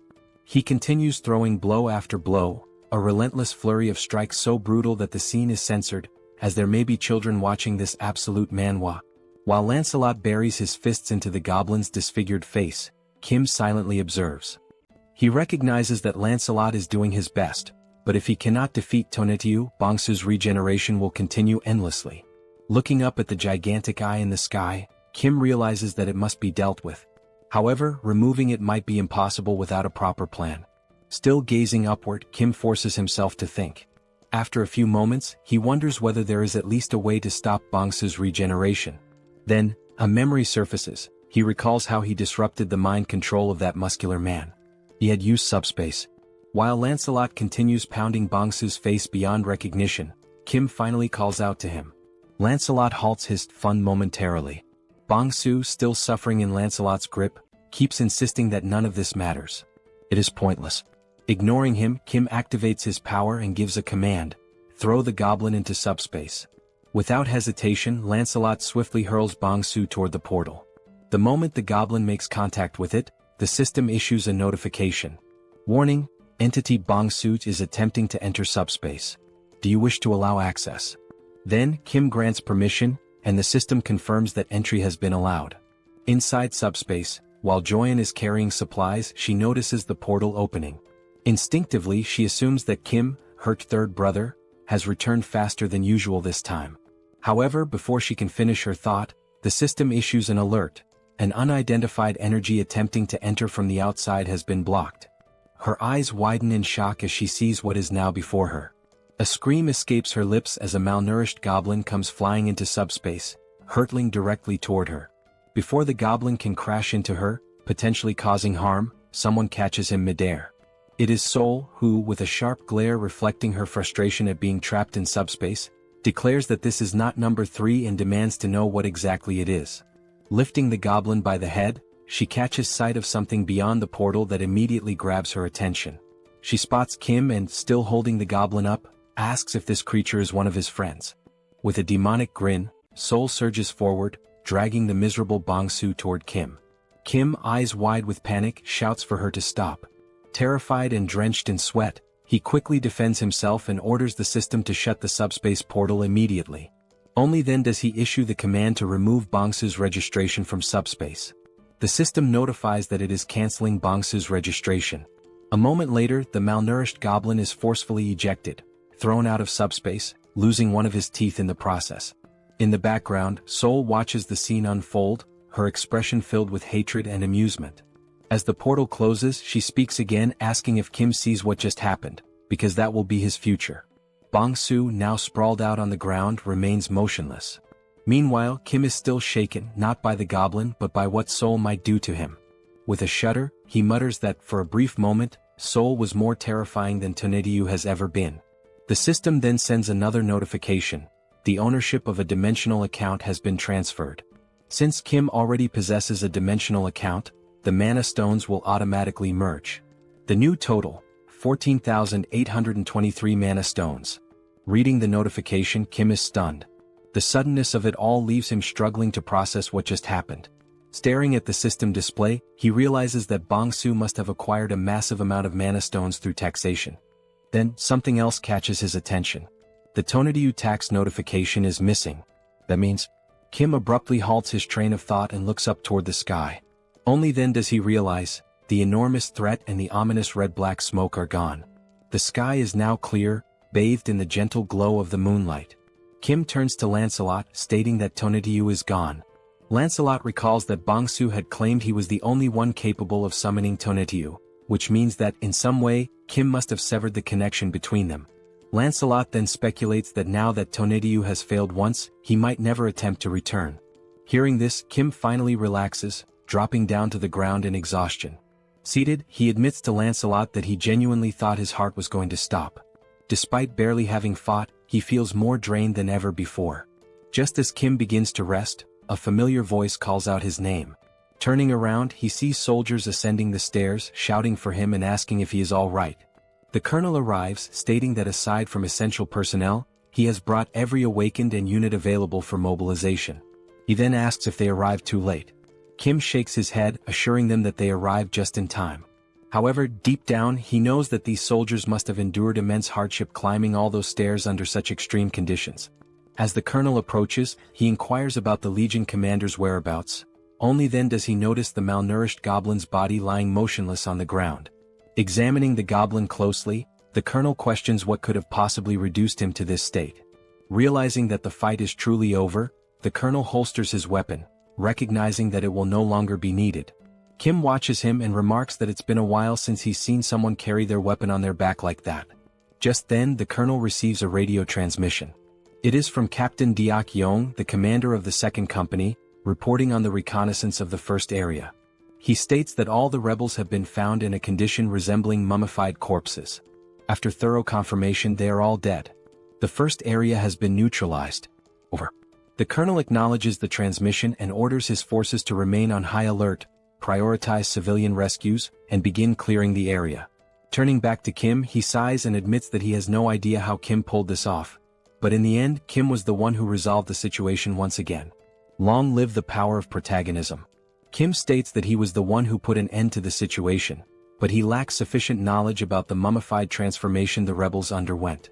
The colonel bows and expresses his gratitude to Kim for everything he has done so far, acknowledging that his contributions have been immeasurable since the very beginning. Kim, caught off guard by the sudden gesture, widens his eyes in surprise. Turning toward the colonel, Kim gestures and tells him that such formalities weren't necessary out of nowhere. The colonel responds that he should have said something much earlier. Continuing, the colonel admits that when he initially asked Kim to join the military, he now realizes how foolish that request was. At the time, they believed they were offering Kim something beneficial, but in reality the so-called benefits meant nothing to him. They had underestimated his power and influence, viewing him merely within the framework of military service.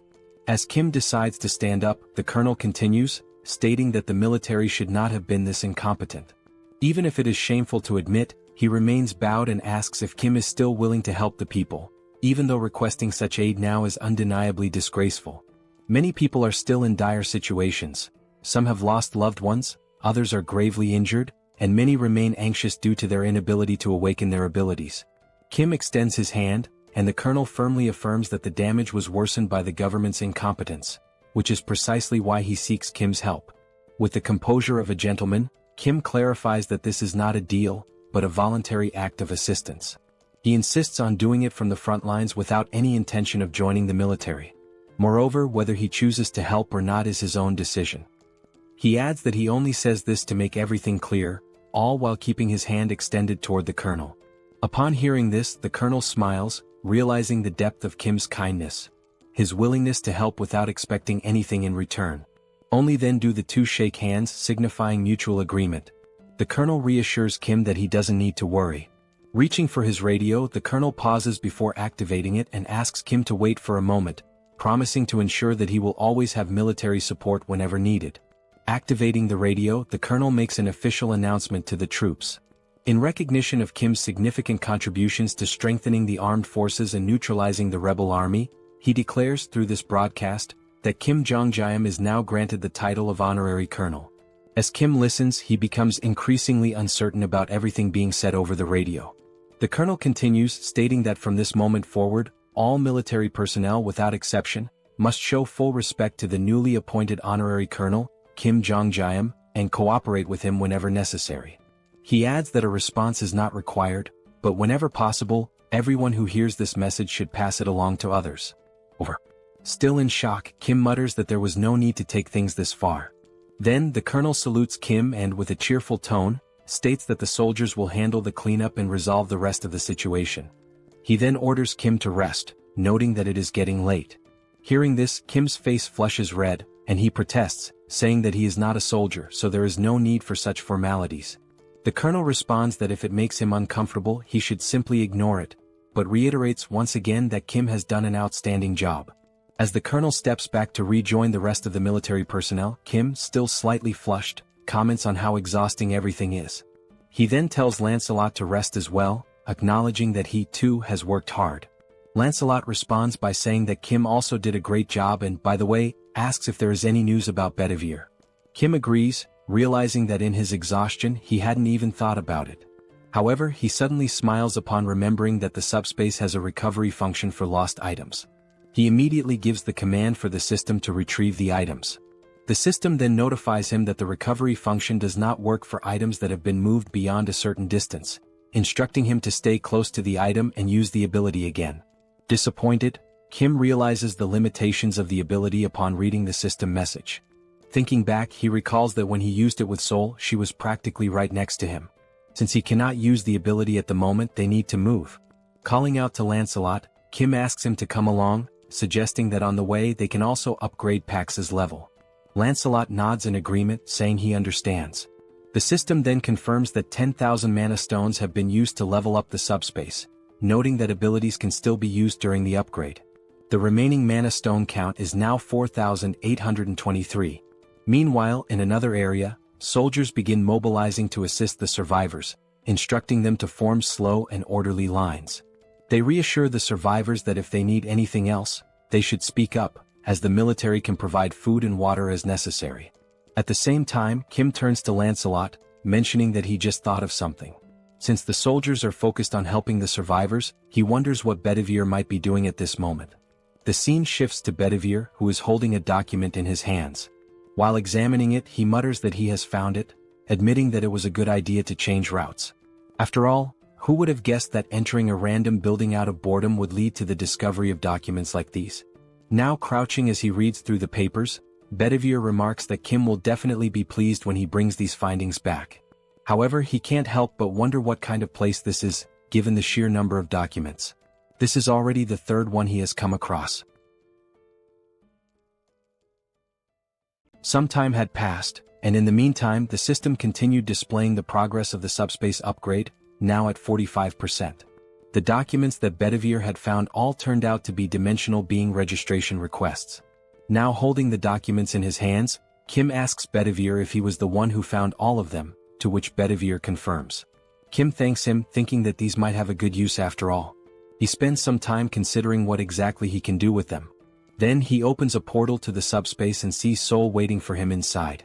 However, just like the last time, she still has a terrifying expression and immediately tells Kim that she has been waiting for him, asking if he is ready. Joyeon, noticing Seoul's intent, urges her to hit Kim, saying that he left everyone worried. Seoul smiles and agrees to do just that. Kim quickly tries to calm them down, presenting the dimensional being registration document to Seoul, who at first does not understand what it means. Kim explains that he prevented her from leaving and kept her confined because he feared she might get hurt. However, with this document, she can now fight alongside him without any worries. He also adds that he wants to see her kicking the monster's asses, making it clear that he didn't keep her locked up just to provoke her. As Seoul listens and reads the document, Kim feels relieved, thinking that saying this to her might have just saved his life. After reading it, Seoul points out a problem. For her to obtain the registration, she needs a dimensional account. Kim immediately acknowledges that she is right. As Kim admits that he had forgotten this detail, a fist slams into his chin before he can even finish his thought. Seoul punches him with full force, sending him flying and spinning through the air. But it doesn't stop there. Before Kim can even hit the ground, Seoul charges after him. Kim catches himself with one hand on the ground, preparing to run. As Seoul chases him down with an intimidating aura, Kim feels a sense of relief, because despite the sheer impact of the punch, it didn't hurt at all. Meanwhile, the system notifies that the subspace level up is complete. New items and additional upgrade options have been unlocked, along with a new ability, Subspace Life Support System. This ability enhances healing effects within the subspace. As Seoul continues chasing Kim, in the background, Lancelot, Bedivere, and Joyeon are watching the scene unfold. Joyeon bursts into laughter, saying that Kim deserves this. She then tells the knights that they should not interfere, as this is simply a demonstration of love between the sisters and their younger brother. Joyeon also notes that Kim is now at level 8, meaning no matter how much Seoul hits him, it won't hurt. Lancelot agrees, but Joyeon notices something is off about him. Looking back at the two knights, she realizes that they are trembling. Concerned, she asks if they are okay. As Seoul puts Kim in a rear naked choke, he starts thinking about how heavy the hold feels, even if it doesn't hurt. However, Joyeon suddenly interrupts their scuffle, shouting that something is wrong with the knights and calling for help. Kim immediately tells Seoul to let go and rushes over, asking about their condition. The knights are so weakened that they can't even stand. Lancelot places his hand on the ground, and soon after, both he and Bedivere are overwhelmed with pain. Seeing Lancelot and Bedivere collapsing, Kim and Seoul rush over, asking if they are okay and what happened so suddenly. Lancelot struggles to respond, saying that he has no idea what is happening. He also mentions that suddenly, his entire body started itching uncontrollably and burning. Joyeon immediately asks what kind of itching he is feeling. Bringing his hand to his head, Lancelot admits that he has actually been feeling this itch for a while, but now it has become much worse. Joyeon wonders what it could be, noting that such intense itching and stinging are not normal. She suspects that something might be poisoning them. Seoul then recalls that when she was bitten on the neck during the fight against the Skull King, her neck also itched. But now, it has completely healed. As Seoul describes how unbearable the itch was back then, Kim starts thinking hard, trying to figure out what could have caused the poison. Kim recalls the system messages, where it indicates that there is a slight healing effect applied within the subspace. It also states that external objects that fit into the subspace category can be registered. However, a separate registration fee is charged based on the value, size, or weight of the object. Another message regarding the completed subspace level up appears, stating that new, previously unknown items and additional upgrade options are now available. Additionally, it confirms the activation of a new subspace support ability, which slightly enhances healing effects within the subspace. Upon remembering this last part, Kim is shocked, realizing that the healing effect might be restoring the knights. Looking at them on the ground, he begins to wonder if this form they are in is not their original state and questions what he should do, since leaving them outside the subspace may not be the right choice. As he contemplates, Lancelot suddenly mentions the name Camelot, leaving Kim confused. Lancelot then says that he feels a little better whenever he is in Camelot. The system then displays a skill called Blood Ritual, which allows him to generate random enhancement stones by either aging or extracting the vitality contained within them. Now in Camelot, the red ceiling emits a strong glow. A stone falls from above, hitting Lancelot on the head before dropping to the ground. The knights immediately kneel in reverence before Master Kim, and Kim kneels as well to pick up the white stone that had just fallen. Now holding two stones, Kim observes that the white stone appears to have just been created, whereas a blue stone, already lying on the ground, seems to have been there for some time. The system displays the statuses of both stones. The white stone has a resistance option, while the blue stone possesses electric attributes along with penetration and shock effects. The two knights speculate that the blue stone must have been there for a while. Now holding both stones, Kim realizes that the Camelot ability, Blood Ritual, does not only activate manually but also functions automatically. He also thinks that it was a good decision to keep sisters number 1 and number 2 away from here. Still deep in thought, he notices that he does not feel any itching or stinging sensation, leading him to believe that the blood ritual effect does not apply to the owner of the item. Still kneeling, Lancelot apologizes to Master Kim, expressing shame for showing such a weak side as a knight. As Kim stands up, he reassures them that there is no need to worry, acknowledging that they must have been in great pain. He also states that he should be the one apologizing for being careless. Kim then asks if they feel better when inside Camelot, to which Lancelot firmly confirms that it is definitely much better. Hearing this, Kim smiles and declares that from now on, whenever they enter the subspace, they should remain in Camelot for their own well-being, and for his as well. Lancelot, realizing that simply resting there allows them to be of help, expresses his happiness, while Bedivere also gives his gratitude.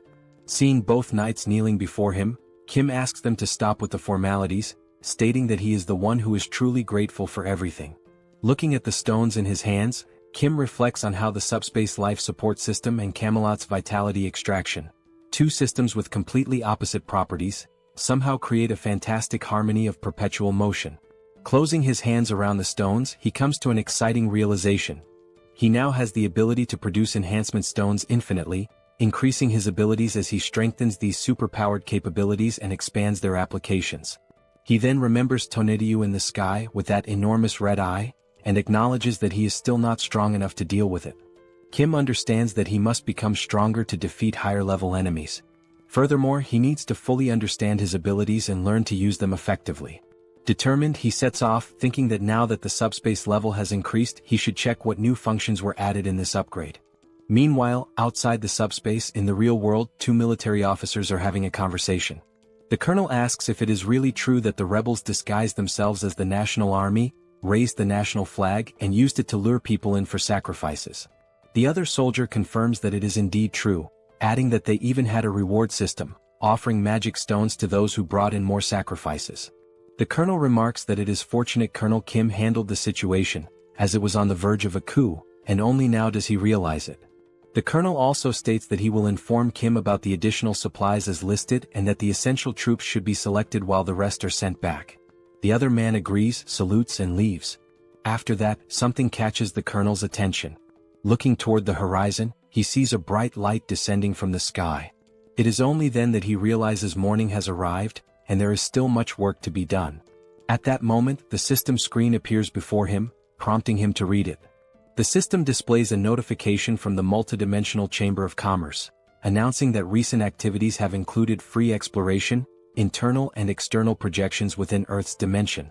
Additionally, Earth has generated 13,117 new cases of internal projection blessings, and the same message appears on Seoul's screen, continuing with the information that, through 17 cases of induced negative growth targeting free merchants, Earth's dimension has demonstrated sufficient growth and profit potential for the multidimensional realm. Seoul wonders aloud what this message means by multidimensional. The system continues, stating that, as a result, the multidimensional Chamber of Commerce has evaluated Earth's growth as grade BB-. Based on this assessment, the second exploration proposal has garnered significant attention. Another message reveals that, according to the detailed opening strategy of the multidimensional Chamber of Commerce, an official bidding competition for all regions of Earth will be held in 7 days. Seoul turns to Joy and asks what this means. The messages continue, explaining that residents from other dimensions and from Earth who participate in the proposal will select representatives for each region, who will then compete for potential profits according to the rules established in the bidding competition. It seems this system message has appeared for everyone, as even a mother cooking in the kitchen has received it. The system further states that if other dimensions win, they will install portals in the corresponding regions to facilitate future exploration. However, if Earth's residents win, they will receive separate rewards. Additionally, it is revealed that more detailed information about the bidding competition will be announced 24 hours before the event begins in each respective region. Finally, the multidimensional Chamber of Commerce awaits Earth's support and participation. Upon reading this, Kim tells everyone that, in other words, they are planning to come in full force. It is all pointing in that direction. The two sisters question whether this is some kind of joke, to which Kim replies that it is not, pointing out that the document that elevated him to an 8th-level entity was also issued by the multidimensional Chamber of Commerce. The mother, now visibly frustrated, asks if all the monsters sent so far could be the work of this Chamber of Commerce. She grows even more irritated, demanding to know who they are to send monsters like this and questioning if they are aliens. She continues, expressing her indignation at how they dare to talk about rights to exploration, bidding, and competition over Earth. Both Kim and Joy smile, and Kim admits that he does not know much about it either, but what he does know is that the multidimensional Chamber of Commerce does not take anything seriously, treating everything like project proposals, bidding contests, and so on. Realizing this, it becomes clear that the bidding competition, structured with these rules, is essentially a kind of game that will take place across the entire Earth. At that moment, the system reappears, but this time only for Kim, announcing that he has been identified as the entity with the highest profit in the Seoul region during the free exploration period. It further states that if he accepts the position of regional representative, he will gain access to more detailed information about the competition. However, if he refuses, the selection authority will be transferred to the second highest profit-generating entity. Reading this message, both Kim and Joy are taken aback, and Joy questions what it means, pointing out that she did not receive the same message. Kim's older brother then explains that if Kim accepts the role of Seoul's representative, he will be participating in the bidding competition. The mother asks what exactly this competition entails, to which the older brother admits he does not fully understand, but judging by the context and system messages, it is likely that they will be competing against alien life forms from other dimensions. Upon hearing this, everyone in the room falls silent, their expressions shifting as their eyes widen in shock, creating a tense yet electrifying atmosphere in the room. The system reappears before Kim, stating that if he accepts the position of representative, he will be able to select up to 100 members, including himself, to participate in the bidding competition. It then asks if he accepts the role of representative. Standing alongside his sisters and looking at the message, he ponders whether he should truly accept and take on this responsibility. Then, with a determined look, it seems that Kim has made his decision. Sometime later, the colonel questions whether this is really true. He is speaking with Kim, who confirms that it is indeed true. He has accepted the role of Seoul's representative. He explains that they have tasked him with recruiting up to 100 team members to face the alien forces invading Seoul. Kim also mentions that for now he has included the 2 knights in Seoul to participate in the first battle, but as a precaution he has also registered his family members in the SUBSPACE. However, they still need to recruit approximately 80 more people. The colonel, now excited, shakes Kim's hand, exclaiming that this is a stroke of luck. With a relieved smile, he admits that he was deeply concerned about who would become the representative upon hearing about the bidding competition, but now that it is Colonel Kim, he feels much more at ease. Taking out a notebook from the pocket of his uniform, he asks Kim to take a look at it. Kim, surprised, asks what it is before reaching for it. Handing over the notebook, the colonel explains that it is a simple list of awakened individuals and their abilities, compiled by the Joint Chiefs of Staff. Since Kim mentioned needing to find 80 more fighters for the competition, this list should prove useful. Kim expresses his gratitude, but comments that perhaps special-class snipers would be better suited. The colonel, caught off guard, asks if he heard that correctly. Kim confirms, stating that it is exactly as he said, regardless of whether they are awakened or not. The colonel hesitates, pointing out that they still do not know whom they will be fighting. However, Kim disagrees, stating that when he accepted the position of representative, he gained access to detailed information about the bidding competition. As he navigates through the system, Kim explains that the enemies worship the goddess Eames, and their specialty lies in construction and the production of weapons infused with divine power. Instead of explaining further, he suggests that it might be better for the colonel to see it for himself. The system then displays a saved message, containing the advance warning from the Eames dimension. It states that the goddess Eames is so revered by her followers that they carry her image as a blessing upon their helmets. In their devotion to the goddess Eames, the enemies proclaim that she shines with compassion, and that the inhabitants of Earth are nothing more than barbaric and primitive beings, destined to receive the holy mace filled with the goddess's light.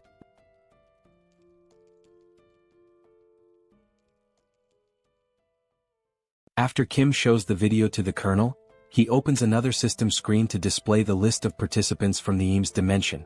The list includes 4 8th-rank knights, which means that the participants from Eames are not weak. Kim tells the colonel that the alien lifeforms they will be facing are sacred knights clad in shining armor and wielding radiant weapons. The colonel then asks how they are supposed to fight against these alien lifeforms. Kim begins explaining the details of the bidding competition, which he confirmed when accepting the position of representative while reviewing the information alongside his sisters. He starts summarizing what he saw, stating that 1 hour before the bidding competition begins, both sides will take their positions and enter a combat readiness phase. During this period, a barrier will be formed, making it impossible for either side to attack. This combat readiness phase serves as a preparation period before the battle. The Eames dimension will bring in a gate core, and once the competition starts, the gate core will automatically hatch after 12 hours. Destroying this gate core before it hatches is the victory condition for Earth's dimension, whereas the Eames dimension wins if they successfully protect it. Kim turns to the Colonel and states that, in other words, for Earth to win, they must simply destroy the gate core. He also adds that the Eames forces will not merely focus on defending the core. Kim explains that just as they can see the participant list from Eames, the enemies will certainly be able to view Earth's participant list as well. Since most of Earth's participants are 9th rank, the Eames forces will likely assume that Earth's main advantage lies in speed and attack power. The Colonel understands and states that, in reality, both Kim's team and the military must reinforce their offensive strategy to try to destroy the core simultaneously. Kim states that the attack strategy can involve his team, Lancelot, and Seoul, meaning the offensive side will not be an issue. However, the real challenge lies in defense as they need to block the assaults of 8th rank enemies. The Colonel then states that long-range weapons will be effective in holding back enemy attacks, and only then does he realize why Kim specifically requested expert snipers. However, he warns that standard military weaponry may not be effective against 8th rank alien forces. Kim gives a smile and tells the Colonel not to worry about that, explaining that he increased his ability the night before. The scene then shifts to Kim thinking the previous night about the need to become stronger, but in order to achieve that, he must first gain a deeper understanding of his ability to utilize it effectively. He opens the system and reviews possible enhancements that can be made. Options include the ability to send up to 8 products simultaneously, access information about improvement results or combinations in advance, run simulations for upgrades or product combinations, and even create new categories to be included in the logistics center, with a limit of up to 2. After examining the abilities, Kim states that no entirely new functions have been added, but there are supplementary features to enhance existing abilities, such as the 2 available options in the SUBSPACE laboratory. With this function, he is able to manipulate objects to briefly assess their performance and view the completed form of a product through a simulation before actually creating it in the SUBSPACE laboratory. He then grabs a mug and starts sketching ideas to determine what kind of weapon he should create using this function. While writing down that he has electric enhancement stones and durability enhancement stones, he considers that the weapon needs to be easy to use, even for those without special abilities, and, moreover, must be capable of killing 8th rank beings. After much thought, deliberation, and research, the weapon he creates is an enhanced rifle with upgraded ammunition. Initially, he tries enhancing only the ammunition, but as soon as he fires, the weapon is completely destroyed. Then, using enhancement stones, he attempts to modify the rifle to withstand the powerful shots. However, in the end he manages to improve the weapon just enough to barely endure 3 shots. Now, holding one of the rifles he created, Kim states that regardless, the strategy is to stack these 3-shot weapons to defend against enemy advances and destroy the core to secure victory. After hearing all of this, the Colonel, practically drooling with excitement, exclaims that he understands and that he expected nothing less from Kim. He then adds that he will send over a list of the best expert snipers and begin preparations immediately. And so, the 1-week preparation period began with the specialist snipers training their shooting skills, weapon switching, and tactical maneuvers for the competition. Meanwhile, Kim's father began discussing technical terms related to construction, quickly boring Kim. Without delay, his father used his architect skill to construct a fortress. Seoul, along with the attack team, strengthened their abilities using magic stones obtained from exterminating monsters. As a result, Seoul became capable of extending her barrier beyond her body to a certain distance, leaving Kim astonished. Additionally, Joy mentioned that she had also managed to level up her ability to level 2 and could now use healing with an area of effect impact. Seeing everyone's dedication and progress, Kim felt reassured, realizing that his team was now incredibly strong and that everyone could utilize their awakened powers. Time passed quickly, and now only 1 hour remained before the competition was set to begin. At the National Assembly building, a portal opened, and soldiers began emerging from it. Numerous warriors from the Eames dimension clad in the shining armor Kim had described earlier. However, among them, one soldier held the gate core, the key element that would determine the winning side in this battle. Observing from a distance through binoculars, Kim carefully analyzed the scene and concluded that the glowing orb was indeed the core. His father asked what he was seeing, and Kim responded that it was exactly as shown in the video he had displayed earlier, except for one odd detail. His father asked what seemed strange, and Kim pointed out that the Eames dimension forces were constructing structures beside the National Assembly building, likely to protect the gate core. Hearing this, his father asked if their constructions were superior to his own. Kim, however, simply considered the fact that the competition would begin in just an hour and questioned whether it made any sense to build something now, as there was no way they could complete it in such a short time. Setting the binoculars aside, Kim glanced downward and noticed something that took him by surprise. 5 knights from the Eames dimension stood motionless before the protective barrier.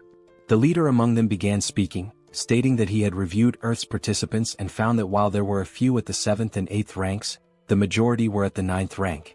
From above, Kim wondered if they were already preparing to attack and reach the defensive line. The knight then declared that the goddess Eames had spoken of mercy and salvation for the weak and that, in her name, they would grant such mercy and salvation to Earth. Suddenly, the knight's expression twisted into one of hatred as he proclaimed that their mercy would come in the form of tearing out the tongues of Earth's people while they were still alive, ensuring that no one could ever speak ill of them again. Their salvation would be granted by allowing them to repent for their sins through hard labor.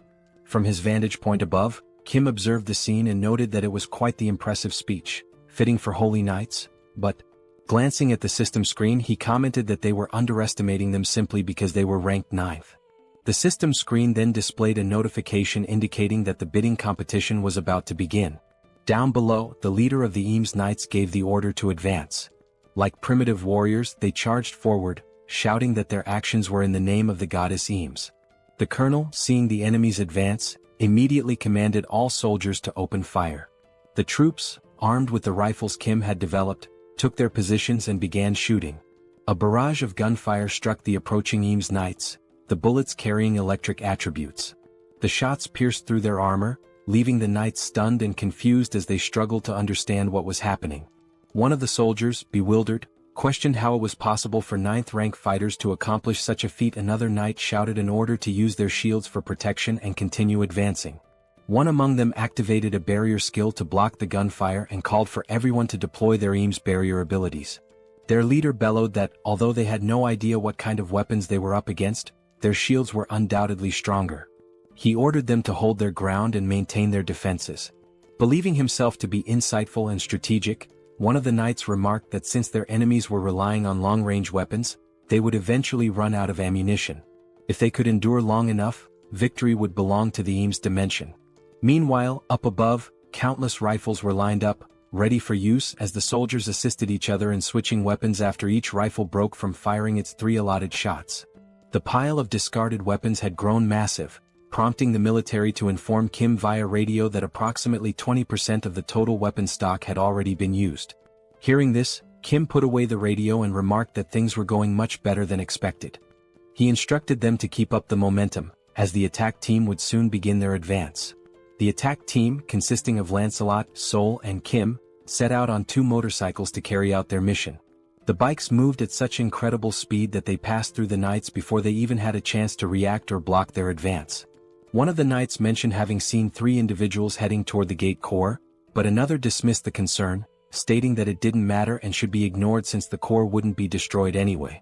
While defending with his shield, he shouted that their current priority was to hold the line and maintain their position. He acknowledged that the enemy appeared to have far more weapons than expected but reassured everyone that, once reinforcements arrived, they would be able to advance little by little. As a way to encourage his fellow knights, he urged them to endure just a little longer, assuring them that reinforcements would be there soon. Ignoring the knights entirely, Bedivere began hurling his infamous flaming bowling balls toward the battlefield. His absurd precision allowed the balls to curve perfectly through the air before striking their targets. His targets were none other than the Eames reinforcements advancing through the center of the battlefield. One of the knights, casually walking forward, noticed something unusual approaching but couldn't quite make out what it was. Then the flaming bowling ball struck, triggering a massive explosion that sent the Eames Knights flying in all directions. Upon hearing the explosion, Kim hit the brakes on his motorcycle. He already knew exactly what had happened. It was Bedivere's handiwork, expertly carrying out his task of intercepting the enemy in the middle of the battlefield. Refocusing on the attack line, the final objective remained. There they stood, Lancelot, Seoul, and Kim, stationed in front of the massive statue of the goddess Eames, awaiting the signal to launch their assault and destroy the core. Gazing up at the colossal statue before him, Kim recalled his initial thoughts when he saw them constructing something earlier. At the time, he had dismissed it as nothing important.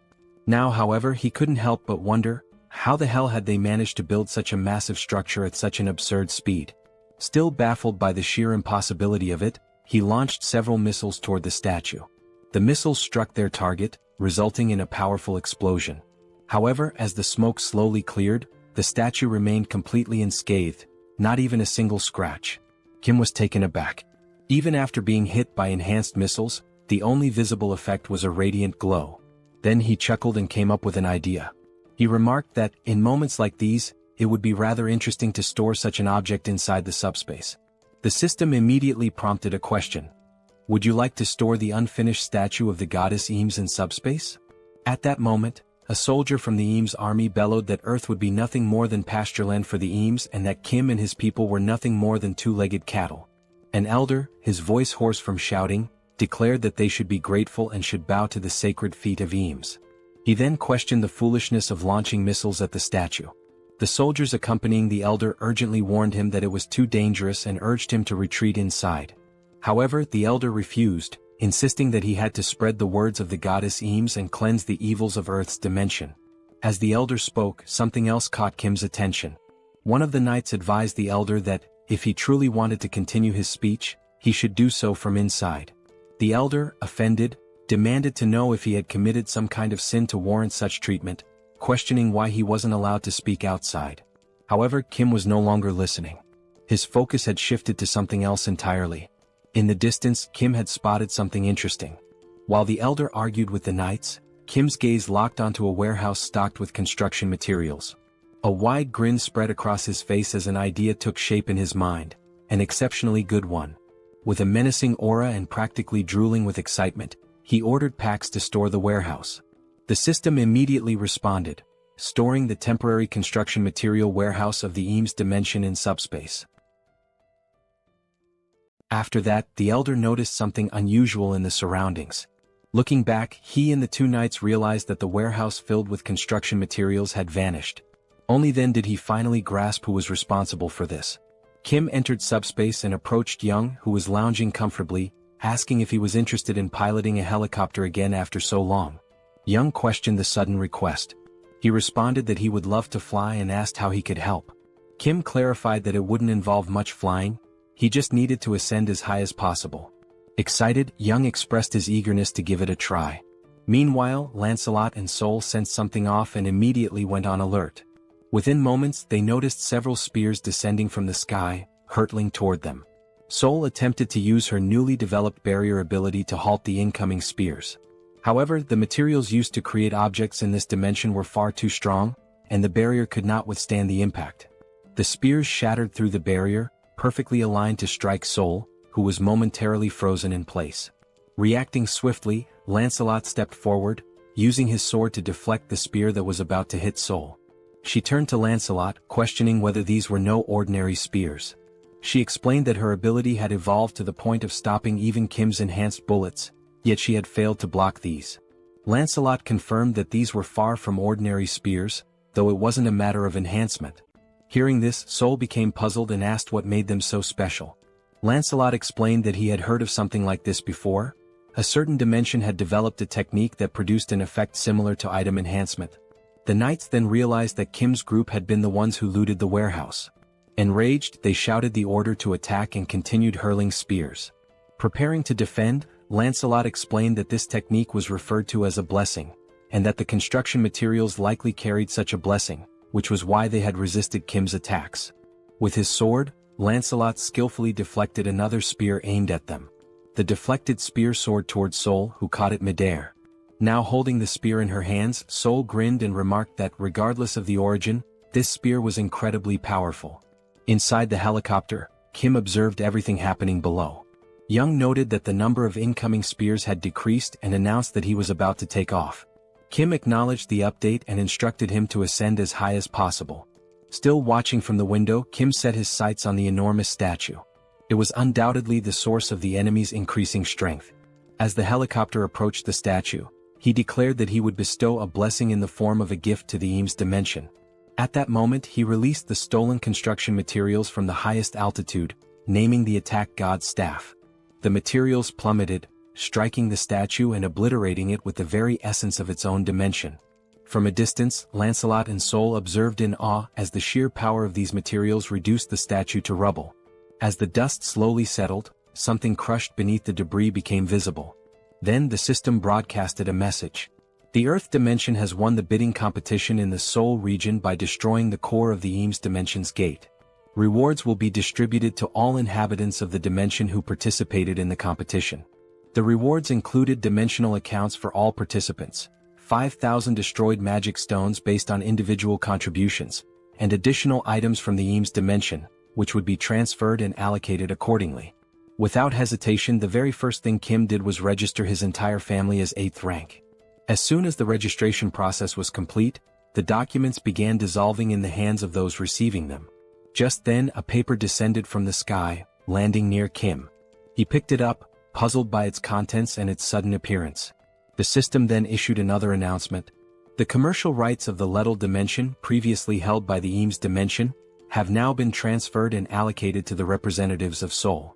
With this, Kim had essentially obtained exclusive commercial rights to the Tertius region. As soon as they finished reading, a new portal, this time glowing red, appeared before them. Both his father and Seoul questioned what the portal was. Kim admitted that he wasn't sure, as he hadn't been the one to create it this time. He speculated that it might be related to the commercial rights mentioned in the document. Determined to uncover the truth, he gathered his courage and stepped forward, reaching out to touch the portal. However, a system message immediately popped up, stating, "Not a registered company. Please verify authority." Looking at the document, Kim was taken aback. Even with the rights granted to him, he still needed to register as a business entity. Opening the system, he was presented with an option. Would you like to sell the commercial rights to the multidimensional Chamber of Commerce? If sold, a total of 10,000 magic stones will be paid as the purchase price. Looking at the system message, Kim felt even more confused. He wondered what these commercial rights for the Lettal dimension really were, granted as a reward yet unusable without being registered as a company. And despite not being able to use them at the moment, the system was already offering to buy them for 10,000 magic stones. Kim pressed the option to decline the sale and grew increasingly frustrated as he read the message. To him, they were nothing but a bunch of thieves. They had given him a reward that he couldn't even use. Thinking about it further, he realized that the multidimensional Chamber of Commerce had been unfair from the very beginning.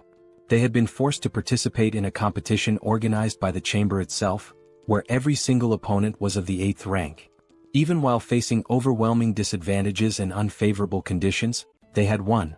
Yet the chamber was now pretending to offer a reward. Kim's anger only intensified. Crumpling the document in his hand, he refused to let the chamber profit from this. He wouldn't throw the document away, but unless they increased the number of magic stones, he wouldn't sell it either. After all, without his intervention, many more lives would have been lost. Observing Kim's irritation from afar, his father asked what was wrong. Kim, trying to keep himself composed, responded that it was nothing significant, just that they had won a useless portal that they couldn't even use. Joy then asked if the only urgent task now was to fill out the paperwork, as she still needed to finish treating the wounded. Kim apologized for gathering everyone right after the competition ended, realizing they were all exhausted. His father reassured him that it was fine, especially since filling out the documents would only make him stronger. Kim acknowledged that everything was settled and stated that he would open the portal to go rest. Meanwhile, Seoul mentioned that she would play around for a bit to test her new spear and told him to call her if he needed anything. Kim simply nodded in understanding. Young said he planned to finish some games he hadn't completed on his console, while his father decided to rest as well, complaining that his body ached from all the effort put into building the base. Just then, his father's eyes widened as he noticed the newly acquired construction materials. There were now several high-quality options available. Still in awe, he began listing them: bricks, drywall, beams, and even rebar. At that moment, Kim realized he had forgotten to mention them. But the real shock came when Kim casually revealed that all these construction materials were infinite. Kim had anticipated that this revelation would leave his father speechless. As he entered the portal, another thought crossed his mind. He wondered about the results of the competition in other regions. Given the 12-hour time limit, the results might be available by nightfall. When night finally arrived, the competition results were displayed, confirming that the event had concluded. The system then announced the final rankings for the Earth region's bidding competition. The results for South Korea showed that out of 5 competitions, there were 4 victories and only 1 defeat. Then, another system message revealed the global outcome. Out of 761 competitions, there had been only 113 victories and a staggering 648 defeats. Based on these results, the multidimensional Chamber of Commerce decided to downgrade Earth's growth potential from BB to CCC. This message was broadcast to everyone. Kim immediately recognized how disastrous this was, while Young admitted he hadn't expected the competition's overall results to be so terrible. Kim analyzed the data and noticed that some areas had an equal ratio of wins and losses, but the majority had suffered significantly more defeats. As a result, the global situation was dire. Even though he had anticipated this, he hadn't expected it to be this severe. The colonel pointed out that, fortunately, South Korea's situation wasn't as bad. If it came down to Incheon, they could quickly resolve the issue by concentrating their forces. He also mentioned that Incheon was nearby, so they could deploy as soon as they were ready. At that moment, a soldier rushed in, apologizing for interrupting the meeting. He handed a report to the colonel, informing him that they had just received an urgent radio transmission from the 17th Division in Incheon and that the colonel needed to read the report immediately. Scanning the document, the colonel asked why Incheon had contacted them. The report stated that they had been defeated and were transmitting urgent engagement information. The enemy force was identified as the Lizard Men from the Sabros dimension, and their portal was currently located in Chinatown. These Lizard Men appeared to be a highly trained military force, engaging in both ground and aerial combat simultaneously, demonstrating superior mobility, and completely annihilating Incheon's team. The battle had ceased approximately 2 hours before the end of the competition, and after the fighting had stopped, the Lizard Men began organizing their forces, with even more troops emerging from the portal. Additionally, they had deployed a team for reconnaissance and securing access routes, which suggested a large-scale troop mobilization was underway. The reason for the urgent transmission was that, based on their movements, their next target was Seoul, which was exactly what the colonel confirmed in the report. Kim was surprised that they were heading directly for Seoul. Hearing this, Young found it highly unusual, reasoning that it was unlikely they were targeting Kim, as no one knew his exact location. Seoul remained deep in thought, while Young pointed out that furthermore, there was no bounty on Kim's head. Looking at the map, Lancelot noted that, given the proximity of the two cities, the Lizard Men were already close. Kim turned back to the system interface, where a new message appeared. From this moment onward, the names of the regional representatives who had emerged victorious in the Earth Dimensions competition would be displayed above their heads. Seoul also read the message and questioned what it meant, commenting on how random this was. If this actually happened, then Kim's name would appear above his head, and she wondered if there was any kind of badge instead. Kim instinctively looked up, trying to see if a name was displayed above him, but found nothing. He then questioned whether he was truly the regional representative. However, Lancelot countered, stating that if Kim wasn't the representative, then the entire competition made no sense. Kim, still confused, asked why it wasn't visible if that were the case. Seoul reread the system message and another announcement appeared. Starting now, 7th rank beings were partially allowed to travel through all installed portals on Earth.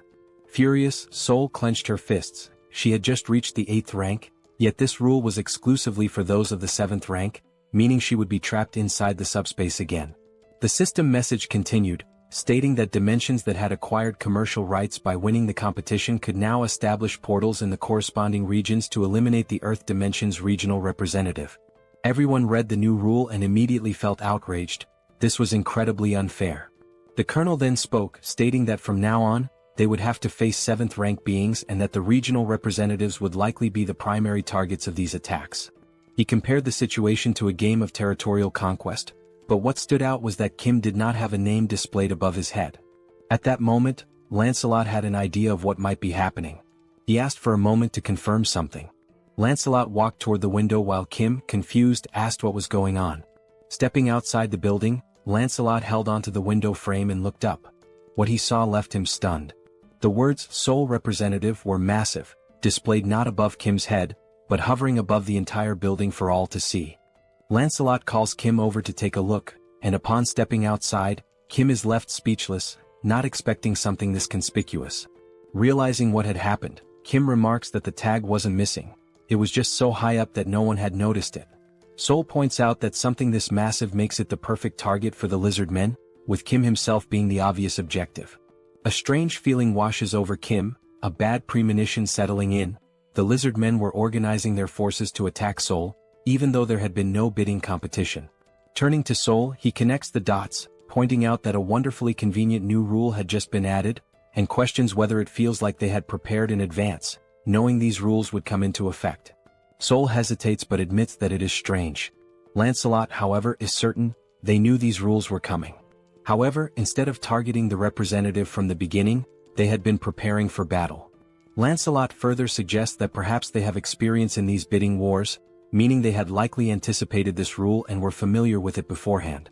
Regardless, the situation is dire as there is little time left to prepare for their attack. Kim, running a hand through his hair, admits that he had a bad feeling about all of this, but he never expected them to be this experienced. Seoul, concerned, asks if there's anything they can do to prepare and whether everyone could just stay inside Kim's subspace for safety.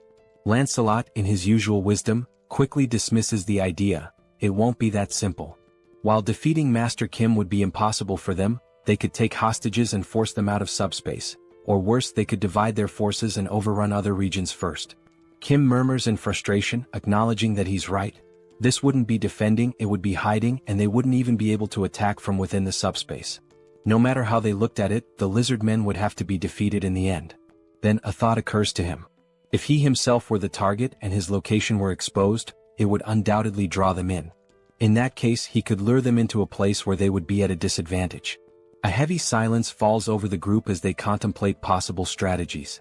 The colonel finally speaks up. If they could anticipate the enemy's movements, mobilize their troops faster than the lizard men, set up weapons and defensive lines before the attack, then this would be the best course of action. He adds that speed will be the key.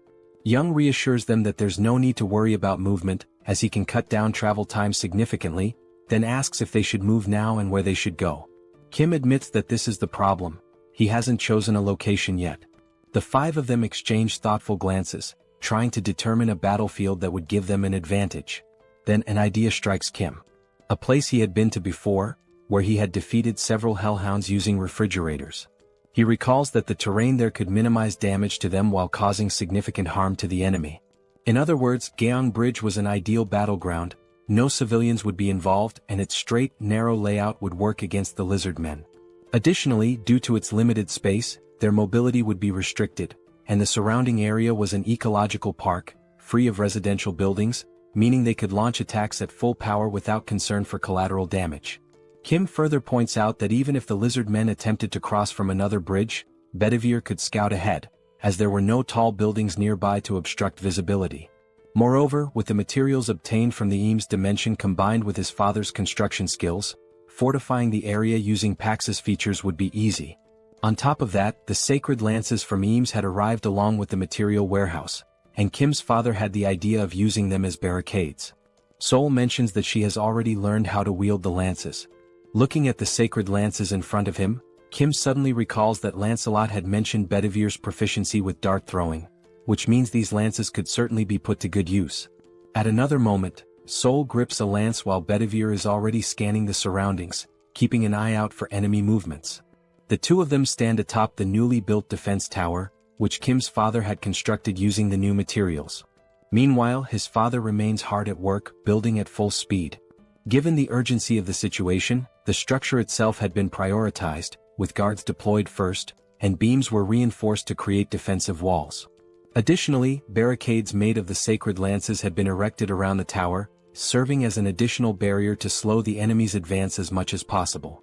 Observing the preparations, Kim recalls the enemy report, which stated that the lizard men were fast both on the ground and in the air, which meant that blocking their ground approach was an absolute necessity. At this point, a total of 4 hours had passed. Kim acknowledges that his father had exceeded expectations, as these 4 hours had been nothing short of miraculous, thanks to his architectural skills and Pax's assistance.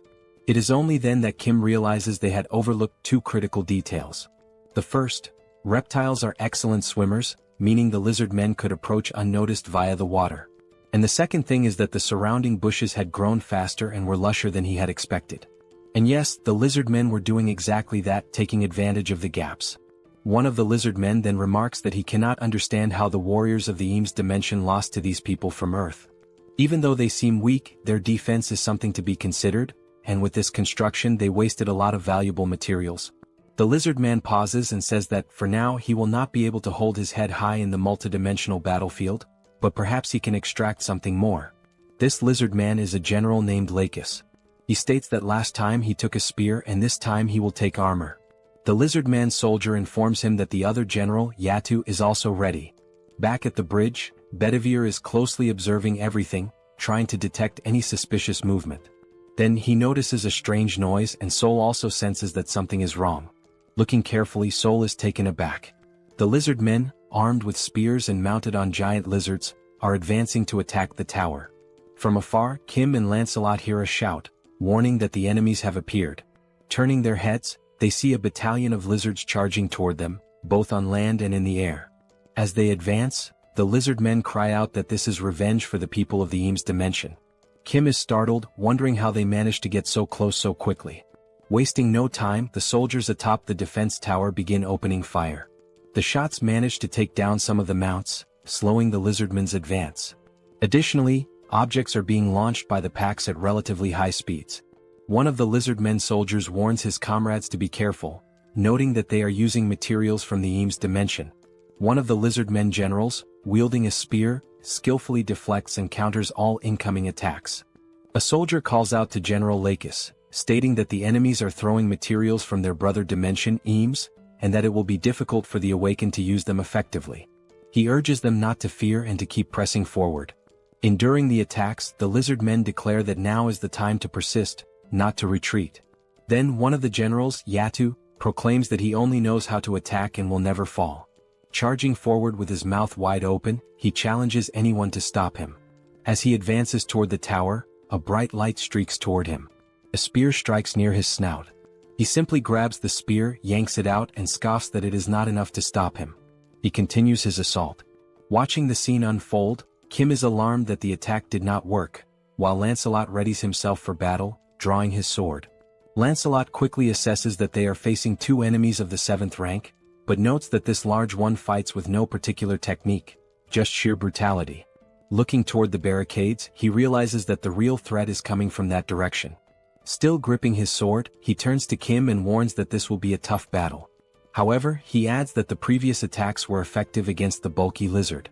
Lancelot states that he will take care of the other enemy and warns that if the large one reaches the defense tower, the battle will be lost. He instructs Kim to keep him at bay, even if it means restraining him. Kim tells Lancelot to be careful, and he assures him that he will. Without hesitation, Lancelot charges toward the enemies in the other direction. General Lakis then notices something coming toward him. He swiftly blocks a high-speed attack with his spear. Lancelot was the one who struck, moving with incredible speed, but Lakis successfully parried the blow.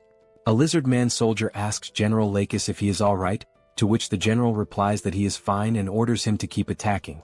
Turning to Lancelot, Lakis states that it seems he has a personal matter to settle. Studying Lancelot, the general comments on his boldness for leaping alone into enemy lines. Furthermore, he notes that Lancelot specifically aimed for his neck, calling it a remarkable move.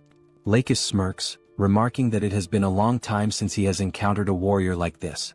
He then asks Lancelot for his name.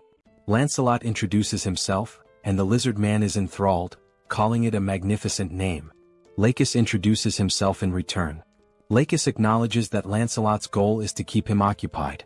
The only reason he is paying attention to him is because he recognizes him as a true warrior. Lakis adds that a warrior's instinct is to seek battle when faced with a strong opponent, and so he challenges Lancelot to a duel where their lives will be on the line. Without hesitation, Lancelot accepts, declaring that if Lakis does not value his own life, neither will he. Lakis laughs, praising Lancelot's fighting spirit, and declares that he will test whether his skills are as great as his resolve. Lancelot then raises a finger and tells him to wait, asking if he plans to fight while mounted on his lizard. Lakis states that this is truly unfair, as a warrior's duel to the death is meant to determine who is the strongest. Lancelot then remarks that the mount is merely a way for him to compensate for his lack of skill or even to save his own life. He goes on to say that even if he loses, he will not complain, urging the lizard man to come at him. Hearing this irritates Lakis and a tense atmosphere floods the area. Dismounting, Lakis begins walking toward Lancelot, who then asks if they are now evenly matched and ready to engage in a battle where their lives are at stake. Meanwhile, on the other side, the soldiers continue firing toward the lizard men. Their bullets find their marks, and some of the reptilian warriors are hit, tumbling from their mounts amidst the chaos. However, despite the casualties, their assault does not slow down. Determined, the lizard men keep advancing toward the defense tower, ignoring the danger and pressing forward. The soldiers, realizing that the enemy is closing in dangerously, shout to one another, ordering them to keep firing without hesitation. Suddenly, one of the mounts leaps unexpectedly and, with its sharp fangs, sinks a brutal bite into the shoulder of one of the military soldiers. The force of the attack sends him crashing to the ground, and as he falls, his comrades rush to his aid, shouting that there is a wounded man. Amid the chaos, a lizard man and his mount attempt to break through. One of the soldiers quickly takes command, declaring that he will tend to the injured and requesting cover fire. Additionally, he warns that more enemies are approaching rapidly. Before anyone can react, someone appears wielding a spear. In a swift motion, the spear is thrown, striking the mount that was about to breach the defenses. The impact is so powerful that the lizard man riding it loses his balance and crashes to the ground. He barely has time to process what happened before Seoul appears and, without hesitation, slams his head into the ground with a devastating strike, leaving him no chance to react. Seoul raises her gaze toward the soldiers and, with determination, declares that she will take care of any enemies that get close to the building. She then orders them to keep firing without stopping. A reckless lizard man, still mounted, charges straight at Seoul. Standing firm, she gathers all her strength into a single punch and, with one crushing blow, sends the enemy soaring into the sky like a ragdoll. Once again, Seoul shouts for the soldiers to keep shooting. They quickly obey, and their bullets strike the charging mount, bringing it down mid-attack. In the back line, Joy begins to act, using her healing abilities. The wounded soldier groans in pain as she works swiftly to treat him, assuring him that it will only take a little longer to finish. Meanwhile, the lizard men riding flying mounts notice a weak spot in the defense and launch a direct assault. However, before they can get close, one of them is struck mid-air by a spear, plummeting to the ground along with his mount. Another lizard man, sensing something approaching, tries to react but isn't fast enough. He too is hit, but this time the force is so great that his mount collides violently with another, creating a destructive impact. Even so, their numbers remain overwhelming. Despite those who have been taken down, many continue pushing forward, relentless in their attack. Some of the fallen remain pinned against the walls, while the others press on with even greater ferocity. From a distance, Bedivere observes the battlefield and realizes just how dire the situation is.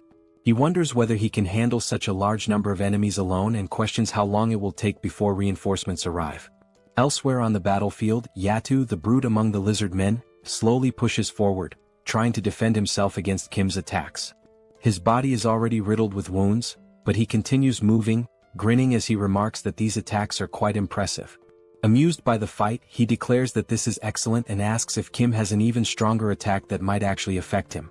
Without hesitation, Kim launches several sturdy beams, the same ones he obtained during the battle in the Eames dimension. Yatu, however, merely blocks them, showing little concern. With each new strike, Kim hears Yatu commenting from afar that this continuous barrage leaves him no opening to advance. Hearing this, Kim realizes that Yatu is a complete idiot. He had been using the same automated attack from the very beginning, yet, for some reason, Yatu believed it to be a new tactic. Even as the beams continue firing relentlessly, Yatu seems increasingly impressed. Kim, on the other hand, recognizes that he has effectively trapped him. Now he must decide what to do next. He wonders whether he should maintain this strategy and wait for Lancelot to return or take a different course of action. Scanning the battlefield, Kim tries to assess Lancelot's fight.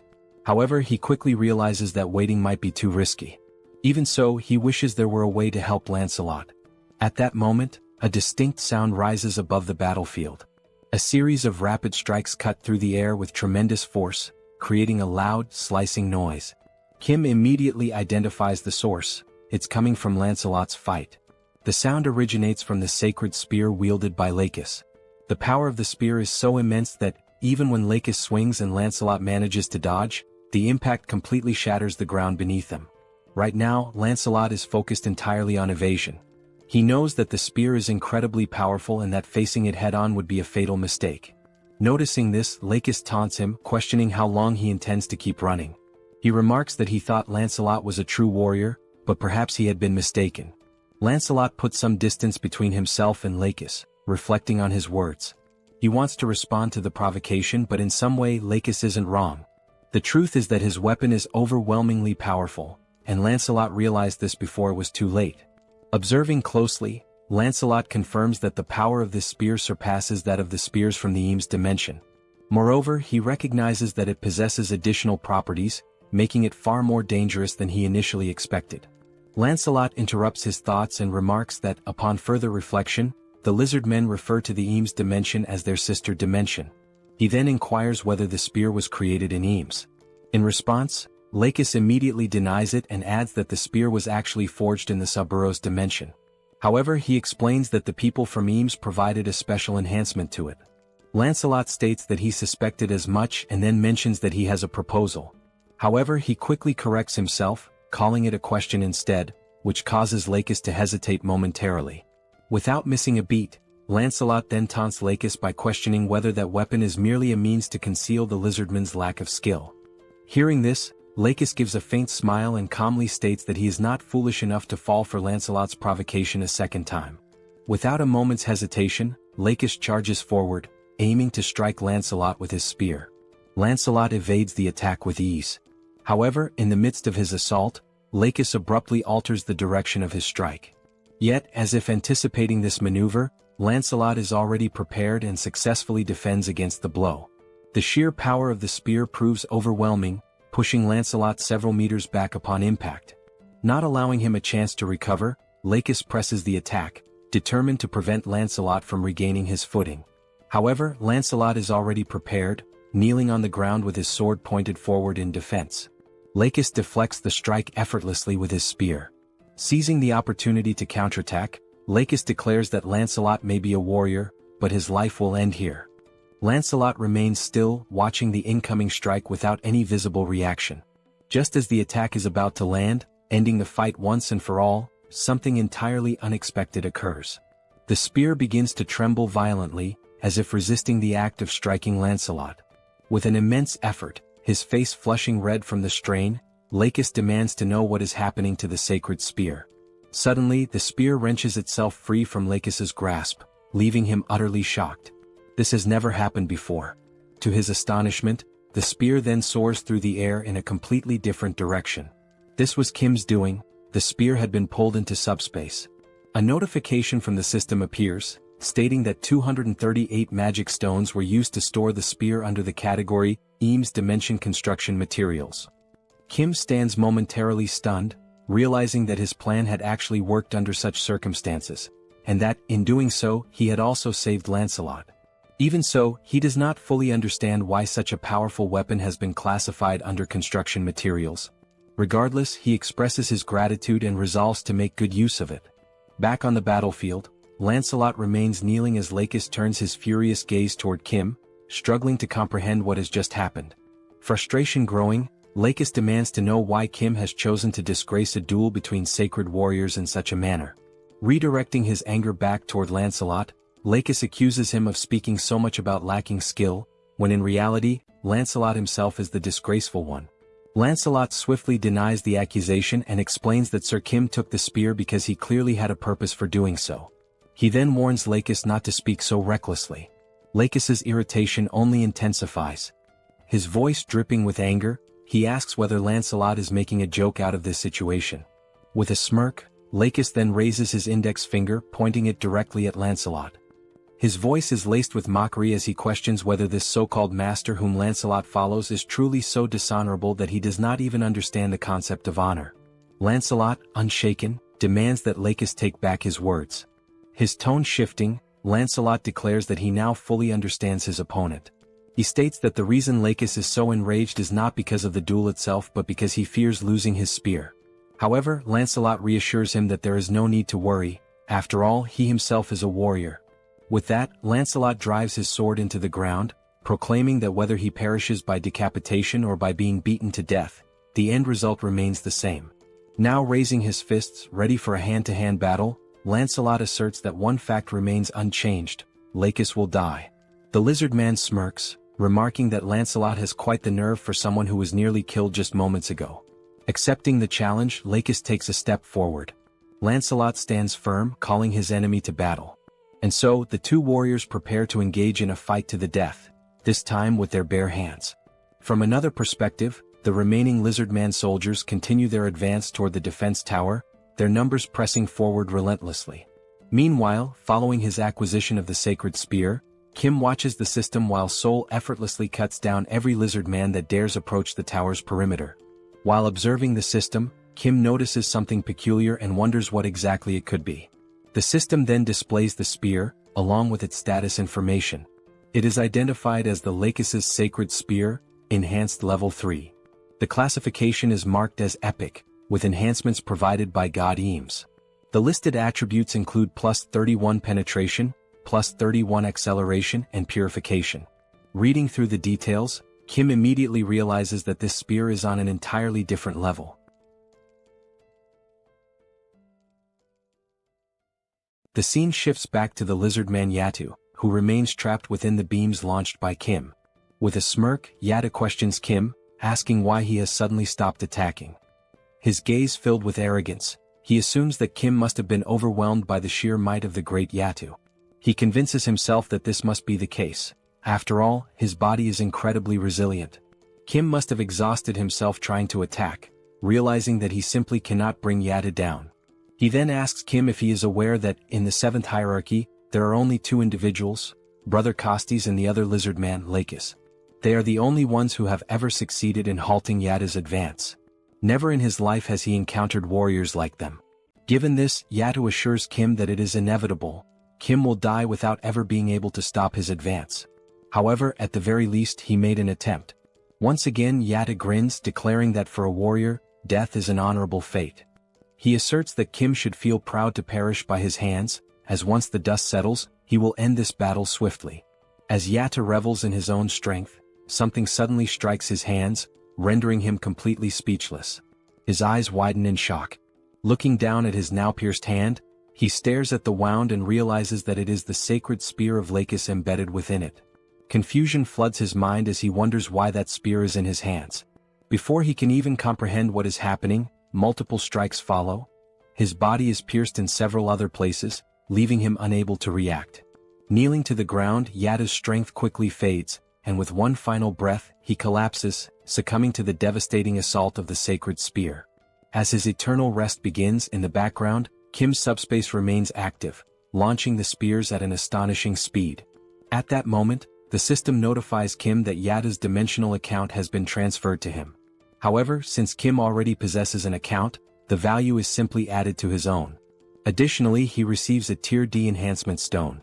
This new enhancement stone does not possess any active attributes but offers the option of liquefaction. On the other side of the battlefield, the soldiers continue their relentless barrage, firing their rifles.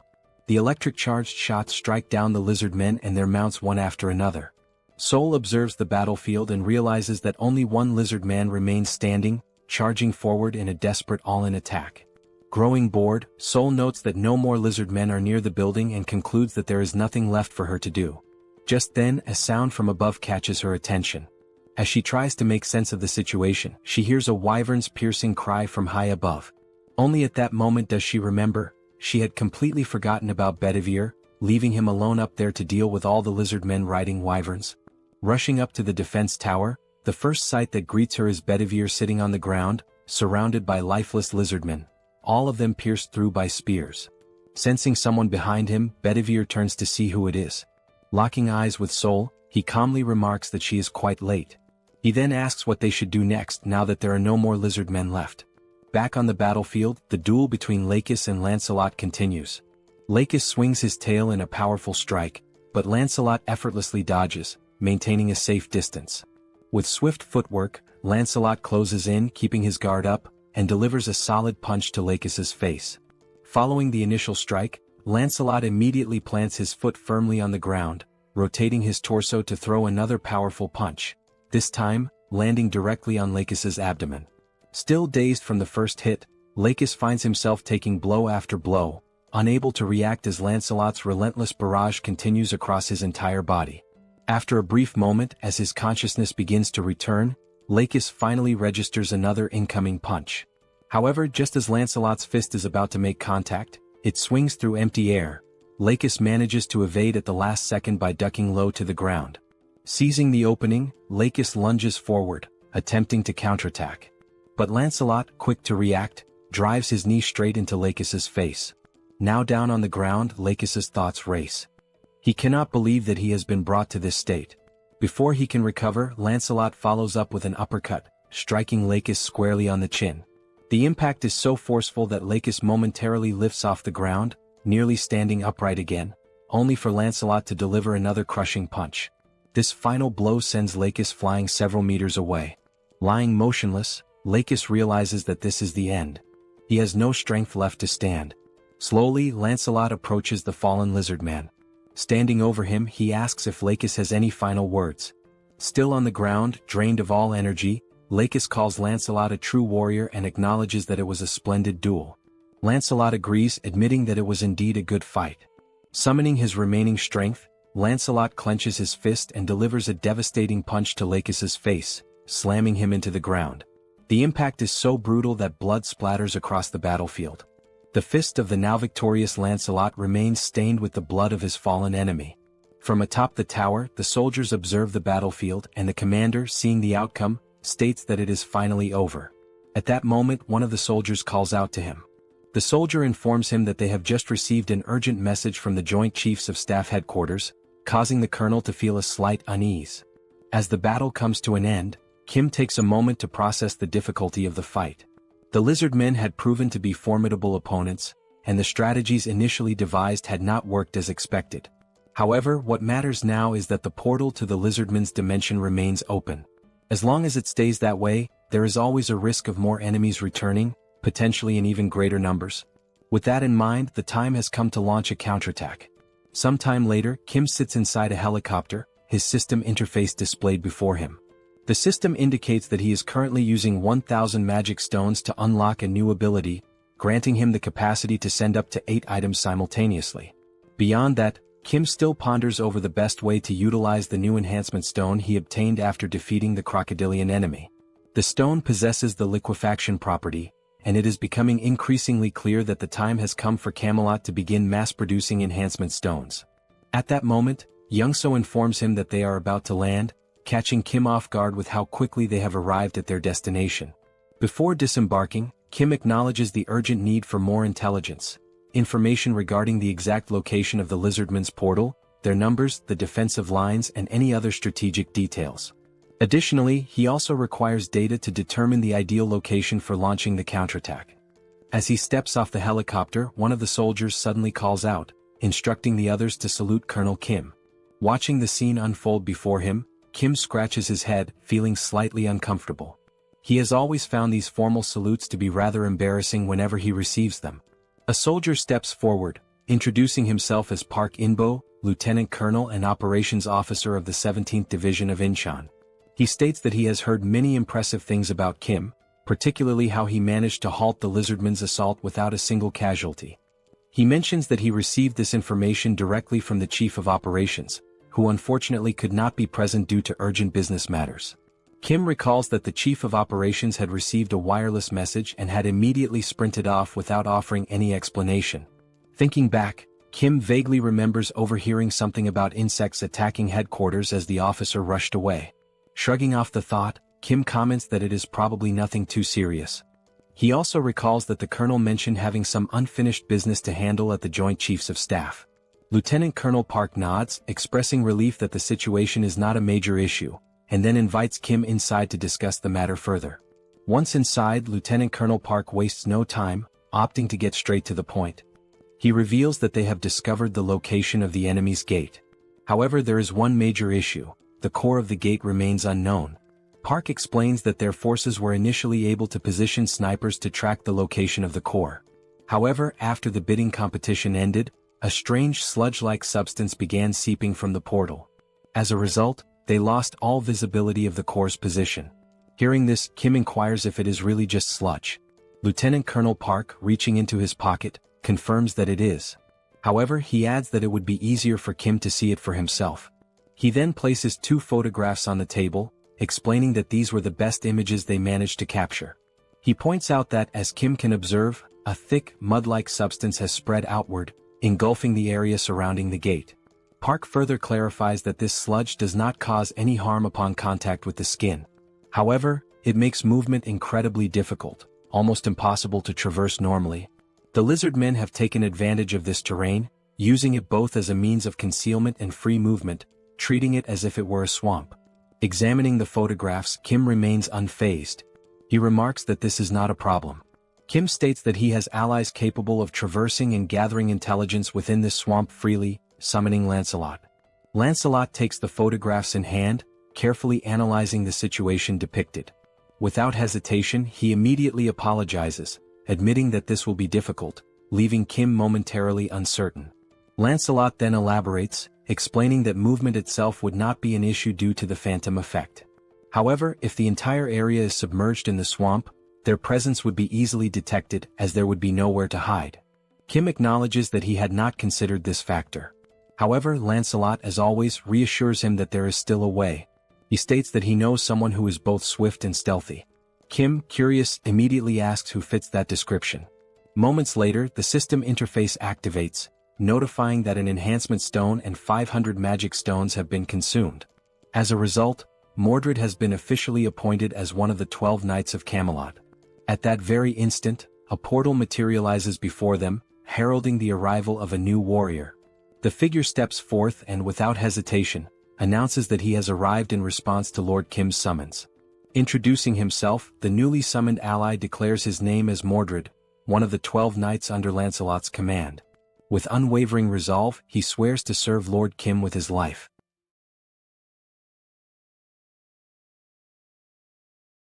Unlike the other knights, Mordred rarely fought on the battlefield. His true battlefield was deep behind enemy lines, where he used his skills in infiltration, assassination, and theft. It was through these talents that he earned his place as one of the 12 Knights of Camelot. The reason he distinguished himself as an assassin was not only due to his exceptional skills and intelligence but, above all, because of his unique ability, an ability that allowed him to eliminate his targets without being noticed. This ability, known as stealth, enabled him to become virtually invisible for a brief moment, hiding his appearance without actually disappearing. However, this also meant that he was still susceptible to external factors. Despite this, Mordred used his talent to become an extraordinary assassin, and the very fact that he survived proves his strength. Furthermore, the enhancement stone used to appoint Mordred, a materialization enhancement stone, revealed his ability to avoid physical interference, although this ability could not be maintained for extended periods. In simpler terms, a great assassin became even greater thanks to the enhancement stone.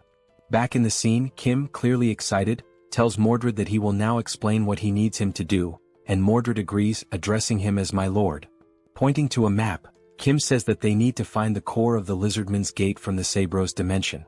Upon hearing these straightforward instructions from his master, Mordred responds that he understands perfectly. Kim praises him, saying that it is just as he expected from someone with experience. Mordred grasped exactly what needed to be done, despite the vague explanation. Meanwhile, Lancelot warns Mordred to remember that if he dies, the entire operation and strategy will be for nothing. Lancelot also mentions that, based on his experience fighting the Lizardmen officers, they are not enemies to be taken lightly. Even if Mordred fails to gather any information, he must return alive no matter what. Mordred once again reassures them that he understands and announces that he will begin his mission, turning with the conviction of a superhero ready to infiltrate the enemy lines. Watching this, Kim smiles, thinking that Mordred seems to be someone truly trustworthy. At that moment, the colonel asks if they are sure about sending that knight on the mission alone. Kim turns to the colonel and assures him that of course they are. After all, these knights are the best of the best. He tells the colonel that they can simply trust and wait for the Knights of Camelot, for they will do what needs to be done. Kim suggests that the colonel take a break for now, as they will need to wait for Mordred's return in order to come up with a plan.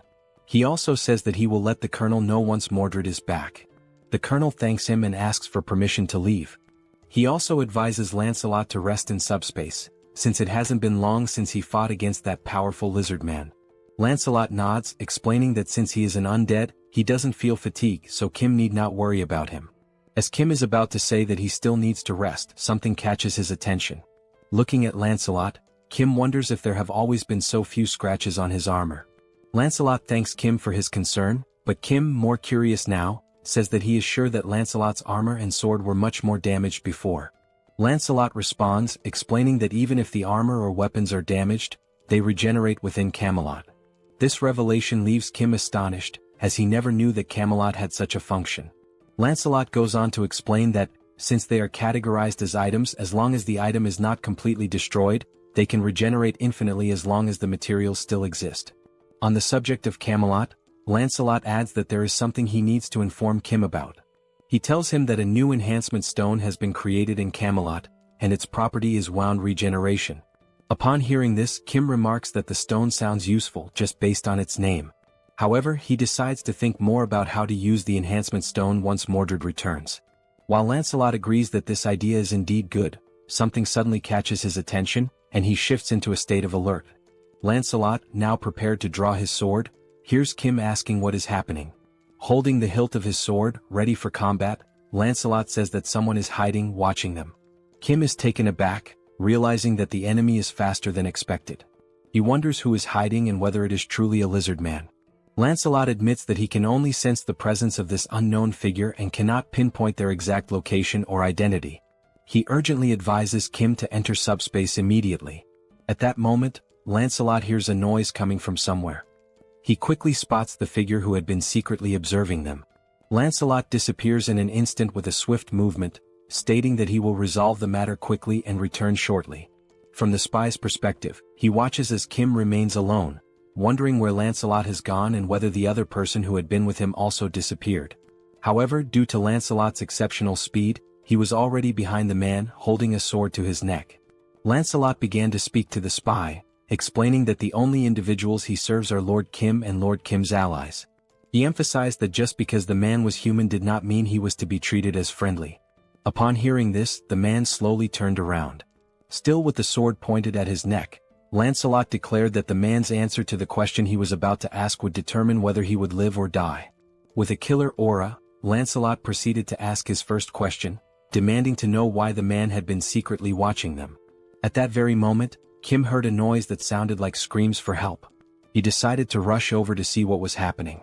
As he approached the scene, Kim could only see Lancelot holding the man by the neck, the man screaming in pain. Lancelot calmly explained that it was this man who had been watching them. He assured Kim that if he waited just a bit longer, he would find out who was behind all of this. Still gripping the man's neck and tightening his hold, Lancelot warned the man that this was his final chance, stating there was no more time to wait. He asked the man if the lizard men had sent him there to spy on them. Crying and struggling to breathe due to the pressure on his neck, the man attempted to speak but he couldn't. However, upon seeing Kim, he managed to call out Kim's name. Lancelot, visibly angered, demanded to know how the man dared to call out Lord Kim's name in this situation. He informed the man that he would now die in agony and that he would make sure he suffered before his death. Kim, looking perplexed, told Lancelot that he didn't know what was going on, but the man Lancelot was strangling was actually one of his friends. Lifting the man by his neck, now turning purple from lack of oxygen, Lancelot asked if that was truly the case. Meanwhile, in the enemy area, the entire area was covered by something that looked like sludge. All the buildings, cars, and even some lifeless lizard men lay scattered on the ground. At that moment, Mordred realized that the lizard men were a warrior race that considered dying in battle an honor, meaning they were often exposed to the smell of blood and became desensitized to it. As he observed a lizard man lying on the ground, Mordred thought that, based on this, if he covered himself with blood, it would make it much harder for the lizard men to track him. He also knew that erasing his trail was a vital skill. Pouring the lizardman's blood over himself, he made his way toward a tunnel, thinking to himself that now that his scent was gone, it was time to begin the infiltration. Moving slowly and carefully to avoid drawing attention, Mordred noticed that the place was enormous, with unusually large corridors. He wondered why they had built something so vast. As he ventured deeper into the area, he commented that this place seemed terribly inefficient, especially since the size of the lizard men varied greatly. Some were very large while others were quite small. Having realized this, Mordred speculated that the corridors were so large because there was one exceptionally large lizard man, and if that were the case, that giant must be a key figure. Trying his best to avoid touching anything, he thought that if this giant wasn't important, there would be no reason to create such an inefficient structure. At that moment, a lizard man stopped beside him, preventing Mordred from making any move. Realizing he had almost been discovered, Mordred was forced to use the power of the immaterialization enhancement stone. It dawned on him that this situation was truly dangerous, as if it weren't for the power of the stone, he would certainly be dead by now. And he couldn't afford to fail on his first mission. He recalled how Lancelot had been very specific about returning alive, and how his task was to find the core of the gate and return quickly. The deeper he went into the facility, the more he noticed that the lizard men seemed to be stronger and more organized. However, there was a creature unlike anything he had seen before. This new creature was purple, with an enormous round head and only one eye. Hidden and observing everything, Mordred muttered to himself that he had finally found it. He saw the one-eyed creature conversing with a bald man who was reading some kind of book. The bald elder called the creature filthy and asked if it was trying to interrupt his magical studies. The elder warned that if the creature continued to disturb him, he would be forced to imprison it. At that moment, another voice suddenly emerged, expressing irritation at the elder's words and asking if Solzen had forgotten about the agreement between them, addressing him by the name Solzen. Solzen, the elder, responded that he had only agreed to protect the core of the gate, but at no point had he agreed to allow anyone to enter there. Closing the book he had been reading, the elder said that he would seal the core of the gate without causing any damage to it. He added that if he had time to worry about the core of the gate, perhaps he should start thinking about the subordinates who had already died. The voice replied once more, stating that it understood that, a long time ago, Solzen had indeed been an incredible arcane mage, but now he had been exiled and was desperately clinging to them in order to survive. As something moved towards him, Solzen remarked that there was no need to bring up such a topic so suddenly. The thing, which resembled a tail, started wrapping around the elder's neck, and the voice spoke again, warning Solzen to understand his place, unless he wanted every bone in his body to be crushed to death. At that moment, it became clear that the voice was coming from a giant lizard man, who was the leader of all those present there. After this, Solzen acknowledged the situation, stating that he understood and perhaps had misspoken. He then asked the giant lizard man not to be so harsh. Still hidden and observing everything that was happening, Mordred noted that just by looking, it was evident that this was no ordinary lizard man. He wondered whether this elder, Solzen, was truly an arcane mage. Mordred then reflected on what the giant lizard man had said, that Solzen was an arcane mage but was no longer one. Mordred began to ponder the connection between the arcane mage and the lizard men, especially considering that Solzen had been entrusted with guarding the core of their portal. Unable to see everything clearly, he questioned whether the elder was talking to a tail or a tentacle. Not noticing what was beside him and listening to the conversation, Mordred could tell by the tone of the voice that it was authoritative and oppressive, clearly indicating that the giant creature must be the leader of the lizardmen. A giant chameleon had blended into the environment so well that even Mordred hadn't noticed it, leaving him vulnerable. At that moment, Mordred realized that, from where he was standing, he could not fully see the entire shape of the massive creature, but it was enormous, and he speculated that the large corridors might exist solely because of that creature. Mordred mentioned that the lizardman's defenses didn't seem so strong, so perhaps he could move a little closer to confirm the size of the creature. But just then he sensed something strange. Despite not being able to see anything or notice the giant camouflaged chameleon, he felt something pressed against his leg. The chameleon then launched its enormous tongue in Mordred's direction. A strange sensation made him turn to look, trying to understand what had just happened. By the time he realized it, something had already wrapped tightly around his arm, leaving him no chance to escape. As he was dragged by the chameleon's tongue, Mordred understood in that instant that everything had gone horribly wrong. The chameleon hurled the stealthy knight against the wall, giving him no opportunity to react. Upon impact, Mordred's camouflage began to fade, leaving him exposed in enemy territory and completely vulnerable. At that moment, the enemies also noticed something unusual and turned to investigate. The giant lizard called out to the arcane mage, demanding to know what was going on. Solzen, who had already understood what needed to be done, responded without hesitation, stating that someone had infiltrated their domain and had been spying on them.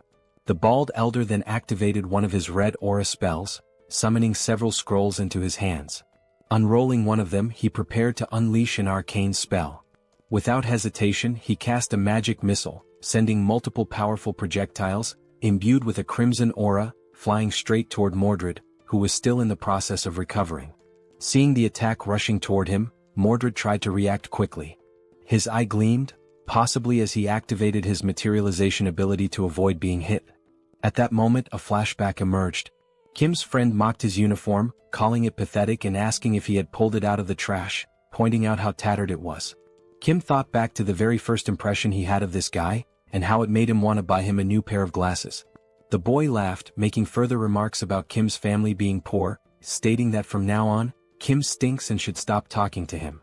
The words sparked Kim's anger. Without a second thought, Kim punched him in the face, and at that moment, the reason behind Kim's earlier thought about buying him new glasses became clear. Sometime later, the same boy was seen playing on a handheld console. He had just bought the video game the day before, yet he wondered why the other kids in the class didn't seem to care about him at all. Sitting alone in the room, the boy, comfortable in his privileged life, subtly boasted about it, trying to draw attention from his peers. However, the only thing the others could think was how annoying it was that he kept flaunting his wealth. Some even remarked that money wasn't everything, and despite his attempts, no one envied him. Kim, reflecting on the situation, considered that the boy had been young at the time, so it was understandable that he didn't know how to properly connect with his friends. But Kim also thought, I was young too, and I still found him incredibly irritating. What started as a small, random incident eventually led to something much worse. Some kids snatched his console and began fiddling with it, commenting on how he had some good games. As they took the handheld from him, they laughed, saying that since he was rich, losing something like that shouldn't be a big deal. At that moment, the boy tried to protest, saying that it wasn't right. But before he could finish, they punched him in the face, knocking him to the ground and continuing to beat him mercilessly, despite him being completely defenseless. The bullies sneered, telling him they hadn't asked for his opinion. However, one of them suddenly noticed something approaching from behind. When he turned to look, it was Kim rushing toward them with his backpack in hand. Without hesitation, he swung the backpack directly into the bully's face, momentarily halting the one-sided beating. Caught off guard, neither the boy who got hit nor his friends reacted immediately. But then Kim spoke up, making it clear that what he had just done wasn't out of a sense of justice. He reminded the group that this guy had always mocked his family's situation whenever they were around friends. Kim had only stepped in to prove that he wasn't an easy target and to show off in front of everyone. The delinquents quickly realized that the two of them might be friends and asked Kim if he wanted to take a beating in his place. At that moment, Kim regretted trying to act tough because the tables had turned. Now he was the one getting beaten up. Meanwhile, the boy with glasses watched, realizing that everything was his fault for having acted like a jerk. As the bullies continued their onslaught on Kim, someone suddenly grabbed the wrist of one of them. It was Seoul, their dear sister, arriving at the perfect moment to intervene. Without saying a single word, her terrifying presence alone was enough to make Kim realize something. For the first time, Seoul actually seemed kind of cool. And only then did Kim remember that Seoul was somewhat famous in the area for being incredibly tough. As Kim grinned with relief at being saved, Seoul simply stated that this was unacceptable and that from now on, Kim would be doing morning training with her as well. Hearing those words, Kim was left in shock, fully aware that this was not going to be easy. While still holding the delinquent's arm at that moment, Kim responded, saying that he wasn't even part of a sports club, so he had no intention of doing those exercises. Seoul, however, dismissed his protest, stating that it didn't matter and that she would speak with the coach immediately. The other members of the club started asking if Kim was Seoul's younger brother, commenting on how adorable he was, while the delinquent stood there, completely unaware that he had just messed with her little brother. The other members patted Kim's head and he thanked them for everything, while Seoul took the opportunity to lecture the delinquent, ordering him to go home. As Kim was leaving the scene, he turned around to take a final look and noticed that the rich kid was still standing there. Curious, he asked what he was doing and told him to hurry up and leave as well. Tears streamed down the boy's face, and at that moment, the only emotion filling his heart was gratitude. From that incident onward, the two of them grew close remarkably fast throughout high school. They began spending more time together both at school and outside of it, watching promotional fights featuring famous fighters, cheating on tests, and laughing when Kim got annoyed for still scoring lower than his friend despite his efforts.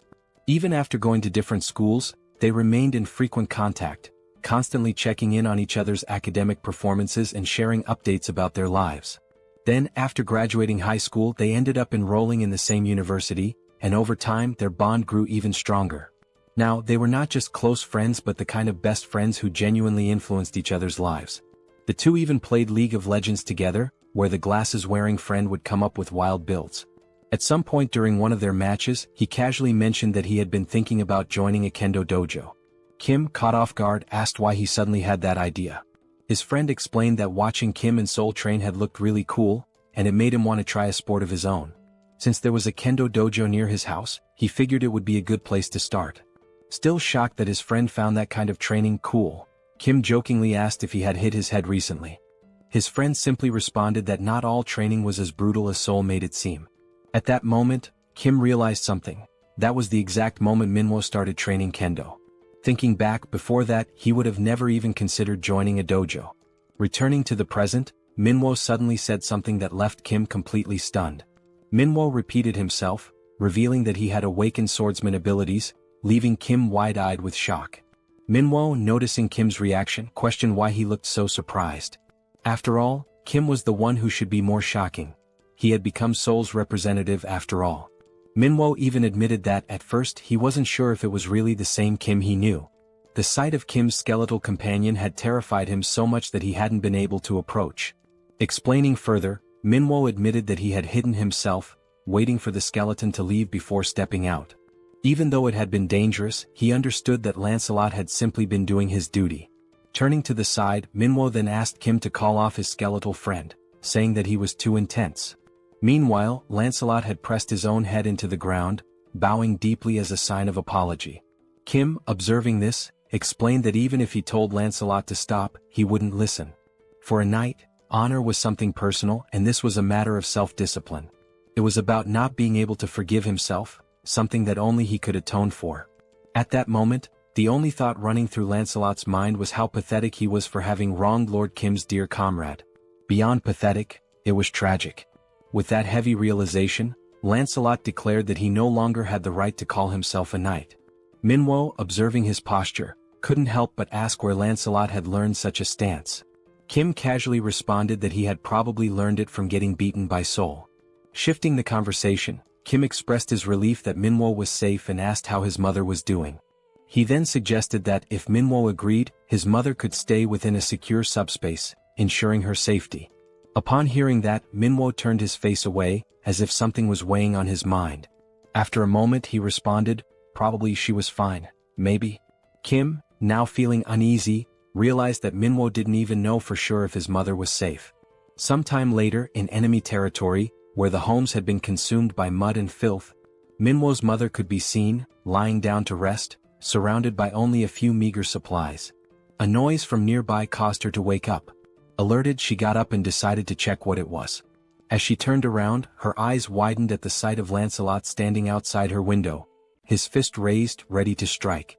In an instant, his punch shattered the window, sending shards of glass scattering throughout the house. Stepping inside, he introduced himself. He was Lancelot, the captain of the Knights of Camelot, and one of the loyal knights serving Lord Kim. Then with a steady voice he asked, "Are you Manhwa's mother?"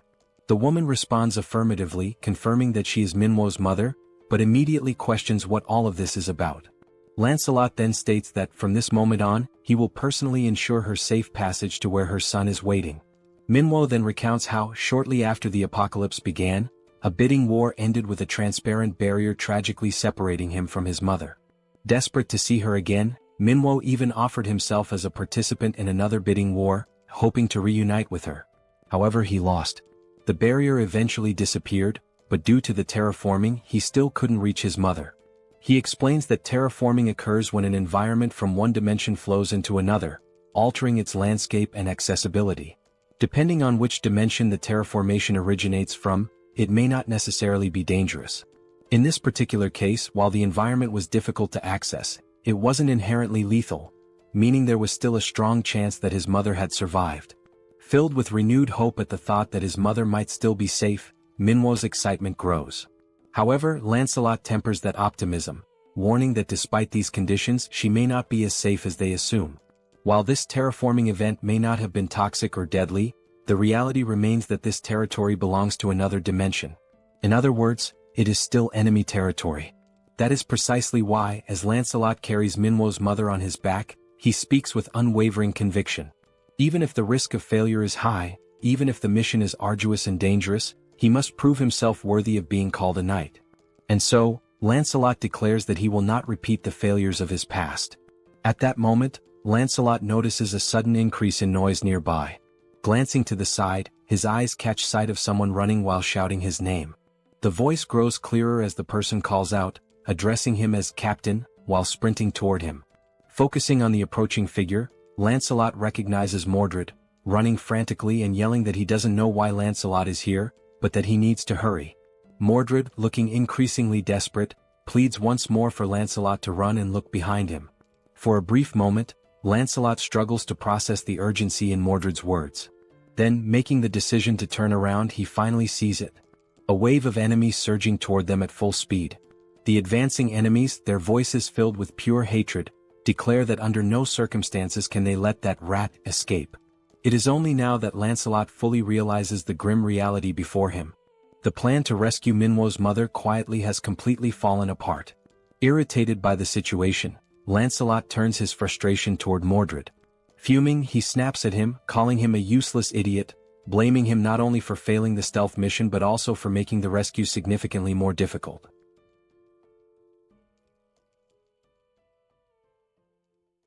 Mordred approaches, urgently requesting help from Captain Lancelot. Remaining calm, Lancelot addresses Mordred by name and asks how many of the approaching enemies belong to the 7th tier. Mordred replies that he isn't sure about the exact number, but confirms they are dangerous. Lancelot responds that he can sense that much himself, and that it's significant. In addition to an aerial assault, there are also new enemy types he has never encountered before. If the situation continues like this, escape will become impossible, as it's only a matter of time before they are overtaken. Understanding the gravity of the situation, Lancelot instructs Mordred to return immediately and deliver all the gathered intel to Lord Kim. From this point forward, Mordred will take over the mission to rescue Manhwa's mother. While lifting her gently onto Mordred's back, Lancelot identifies her and explains that the mission is to escort her back safely. Placing a hand firmly on Mordred's shoulder, Lancelot tells him he will try to buy as much time as possible, and expresses his hope that Mordred will complete the task without harm. He also instructs Mordred to inform Kim that he should use the enhancement stone, and that Percival would be a fitting candidate for it. Just as Mordred is about to question something, Lancelot cuts him off, saying there is no more time and commanding him to go immediately. Mordred accepts the captain's orders and affirms that he understands. Then he departs with Manhwa's mother to complete the mission and report back to Kim, leaving Lancelot behind to face the enemy alone. Lancelot draws his sword and declares his readiness. As the lizard men close in, the captain's mind is calm. There is nothing to fear. He has made his choice to prove he is a knight. All of this is in the name of Lord Kim, even if it means facing every enemy alone. The scene shifts.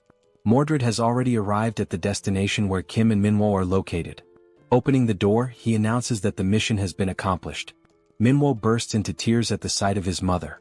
Kim, too, expresses his relief and happiness that Manhwa's mother is safe.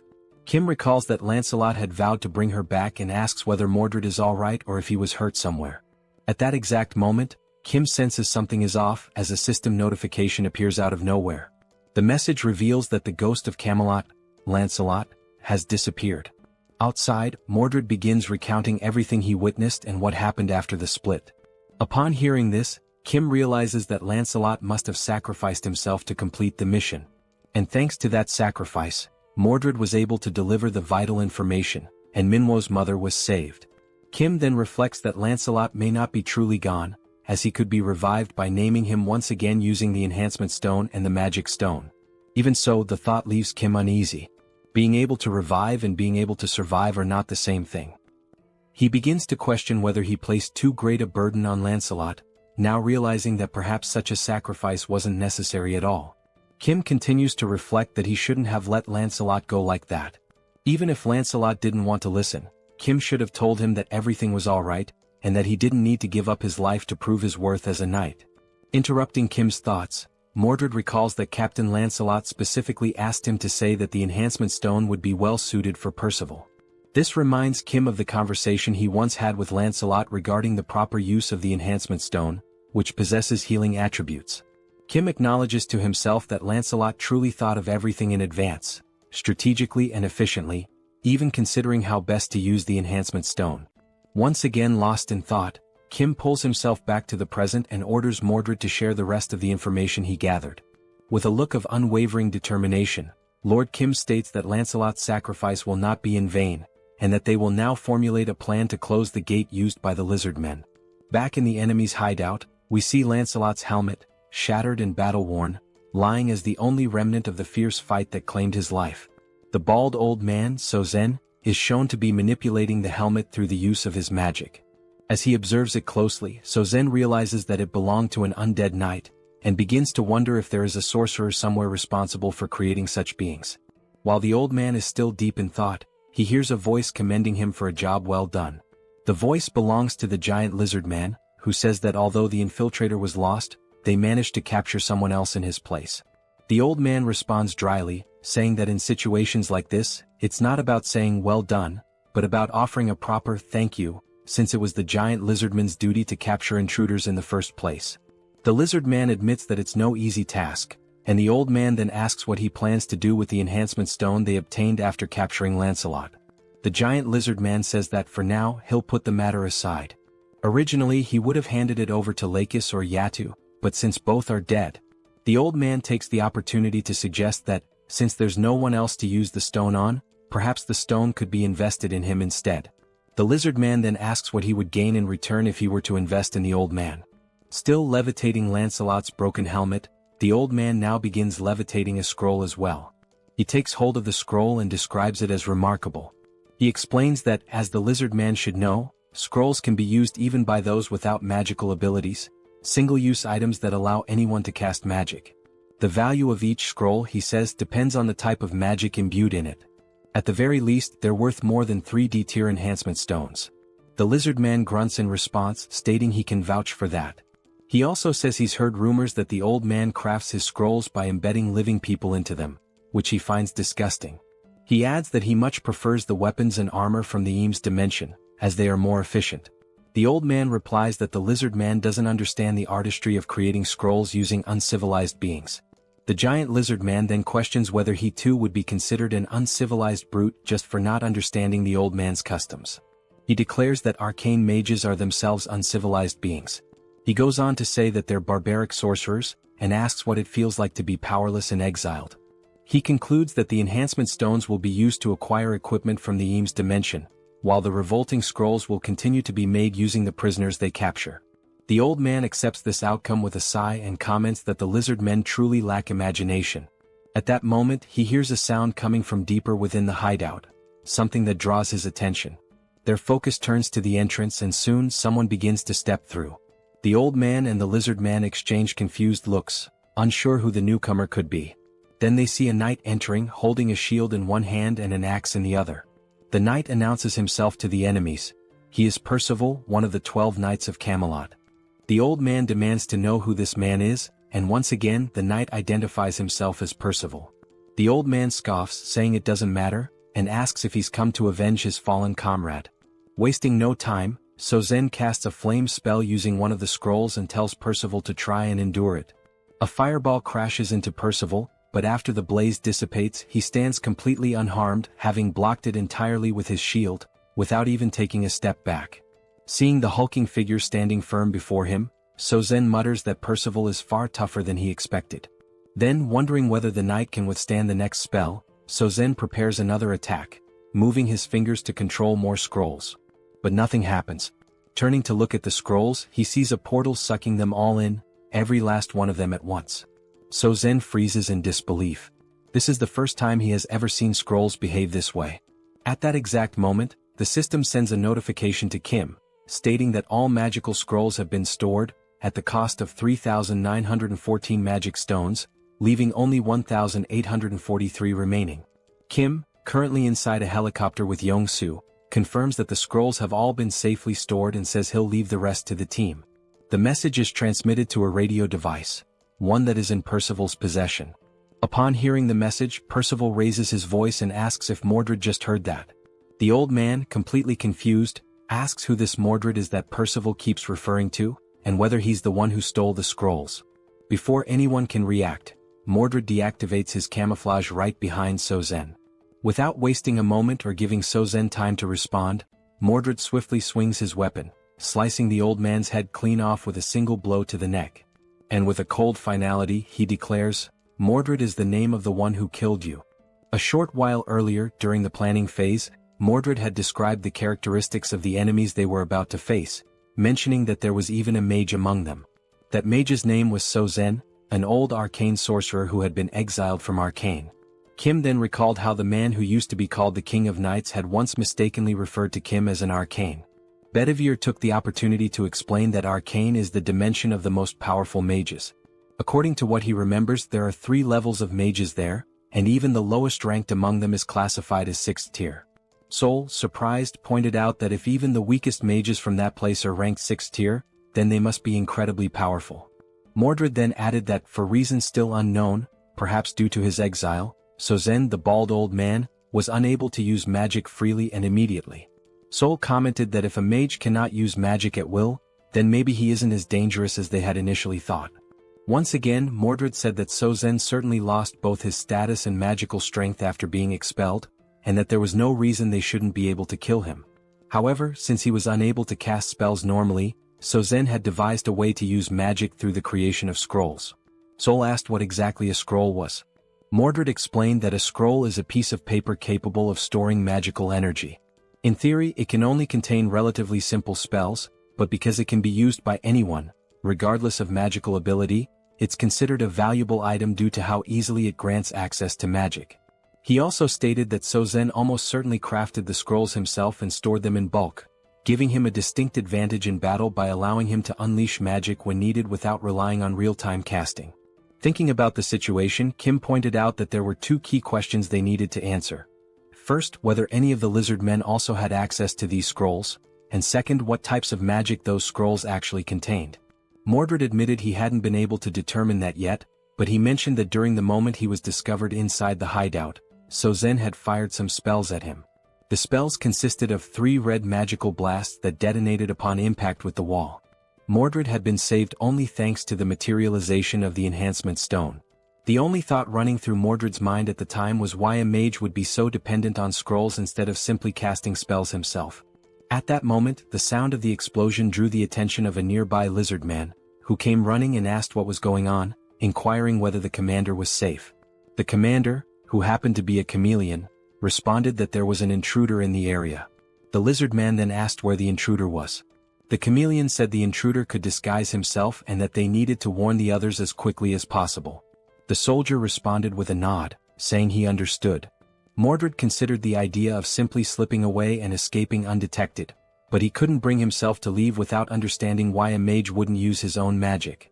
The lizard man stated that the first priority was to block the entrance to prevent the intruder from escaping.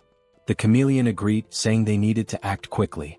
As soon as the chameleon finished speaking, Mordred revealed himself and swiftly decapitated the lizard man. As Mordred's camouflage gradually faded, the chameleon stared in horror, realizing that the intruder was still there. Mordred thought to himself that he needed to gain some sort of strategic advantage and gather more information. Without wasting a moment, he struck again, this time slashing the chameleon's throat with a clean swipe of his dagger.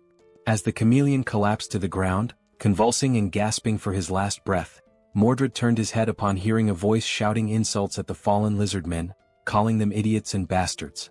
It was the bald old man, Sozen, floating in the air and ranting that the lizardmen were too stupid to catch a single intruder. Still hovering, Sozen complained that he had to take matters into his own hands and write a new scroll himself, which was a difficult task. He looked at Mordred and stated that he was also unlucky because regardless of what happened, he would eventually be caught. At that moment, Mordred didn't quite understand what Sozen meant by that. Reflecting on the past, Mordred later explained that what surprised him the most was that Sozen had been able to track him even after he'd successfully escaped the cave. It was only because of this pursuit that Mordred was able to learn the extent of both the lizardman's and Sauzen's abilities. Mordred bowed his head slightly, apologizing and admitting that the pursuit had been more intense than expected, and that as a result, Captain Lancelot had made a great sacrifice. Kim responded by telling him not to blame himself. Without Mordred, none of them would have even known there was a mage among the lizard men. Kim went on to say that Mordred had taken action not only to gather information but while being fully prepared to die in the process. No one, he added, had the right to judge that. And once again he told Mordred not to feel guilty, because it was Kim's responsibility to act and make decisions. Right now, the top priority was to shut down the lizardman's gate. Bedivere then commented that it was very likely Sozen was reluctant to produce more scrolls, possibly because they were not simple to create. Because of this, Bedivere believed the probability of scrolls being distributed among other lizardmen was quite low. The military officer then confirmed the names of the enemies and of the bald mage, stating that they were likely hiding in a cave because it would be easier to conceal the portal's core there. He went on to say that Sozen was almost certainly the main defensive force guarding the portal, which meant he would not be leaving the cave. And this indicated two things. First, that the strength of the enemy forces was insufficient, and Sozen had no choice but to step forward himself.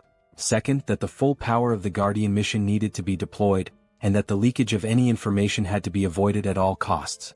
Kim then pointed out that if they could just take out the old mage, the rest of the operation would become significantly easier. The real issue, however, was figuring out how to neutralize such a mage. The officer agreed.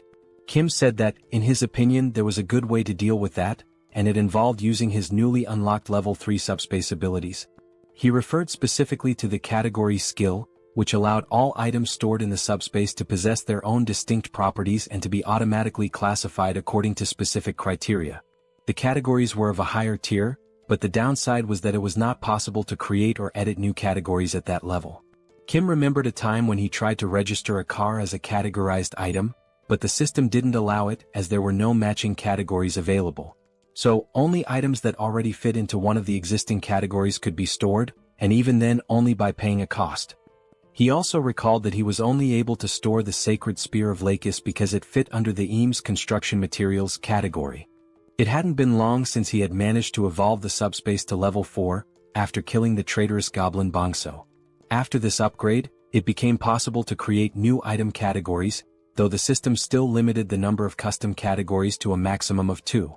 At that moment, Kim realized that since the mage couldn't use magic freely and relied on scrolls instead, there might be a workaround. While adjusting the system, he thought about adding a new category for the scrolls, with the intention of removing Saozen's access to them. Kim mentioned that Pax's ability could be used from a relatively long distance, and that even if Sozen was hidden deep inside a cave, the ability would still be able to reach him. Once the plan was finalized, an assault group was dispatched to the cave. This group was composed of Seoul and Percival, the newly appointed tank knight. Seoul teased him, asking whether he was the leader of this operation, to which he answered affirmatively. She said she was eager to see what he was capable of, and Percival also added that he was looking forward to it.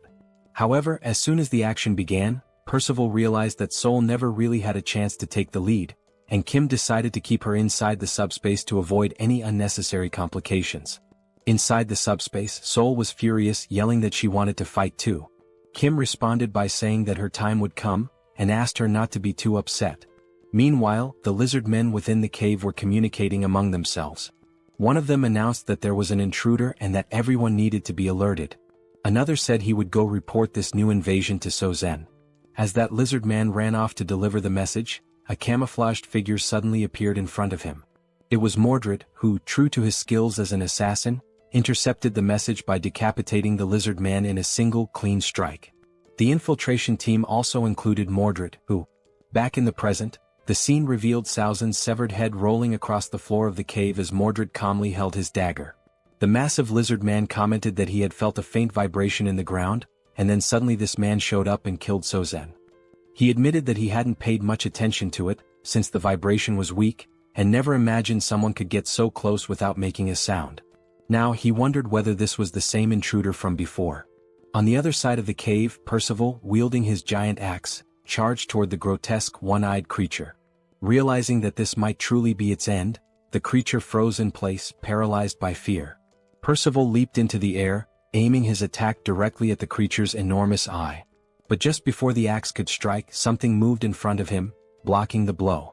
It was the tail of the giant lizard man, who now seemed to be more like a serpent, swatting Percival away and sending him flying after parrying the attack. Witnessing this, Mordred told Percival to hurry and destroy the gate. But he too was hit by the same tail, sent crashing to the ground. Now both Mordred and Percival lay on the ground, and it became clear that the giant lizard man was, in fact, a massive serpent. The serpent declared that the gate would not be touched. Inwardly, the giant snake reflected on how it had heard stories about the powers of the enemy knights, but nothing had prepared it for these two in particular. Glancing at Saozen's lifeless, headless body on the ground, the snake muttered that the old mage had been useless from the start. It had never accepted him, and now that things had come to this point, there was only one option left. The giant serpent then grabbed the one-eyed creature in its jaws and fled into the tunnels that lay deeper within the cave. Lying on the ground, Mordred questions the reason behind the enemy's actions and wonders what the true intention is with relocating the core of the portal. His thoughts circle around the possible objectives, trying to understand where the enemy intends to go with such a move. Meanwhile, as it flees through the tunnels, the giant serpent reflects on its past experiences and competitive bidding processes. From what it has learned, regardless of how powerful someone might be in the present, a representative is never allowed to be of the 7th rank. That rule, deeply ingrained in its understanding of power dynamics, makes the current situation more complex. The serpent considers that perhaps its leader has chosen to remain outside the cave for protection, yet is still observing and monitoring everything that is unfolding inside. As the serpent moves swiftly through the passageways and begins to see the light of the cave's exit, it becomes aware that with all the forces now focused within the cave, the leader, Kim, will be left exposed. And as the serpent had anticipated, just outside the cave inside the helicopter stood Kim, marked with a massive representative sign glowing above his head. Approaching quickly, the serpent concludes that it has finally found what it had been searching for. Inside the helicopter, Kim suddenly senses something rapidly approaching his position. Looking out and focusing his gaze, he is taken aback by a sudden and startling sight. A gigantic creature is closing in at high speed, preparing to swallow the entire helicopter in a single, overwhelming bite.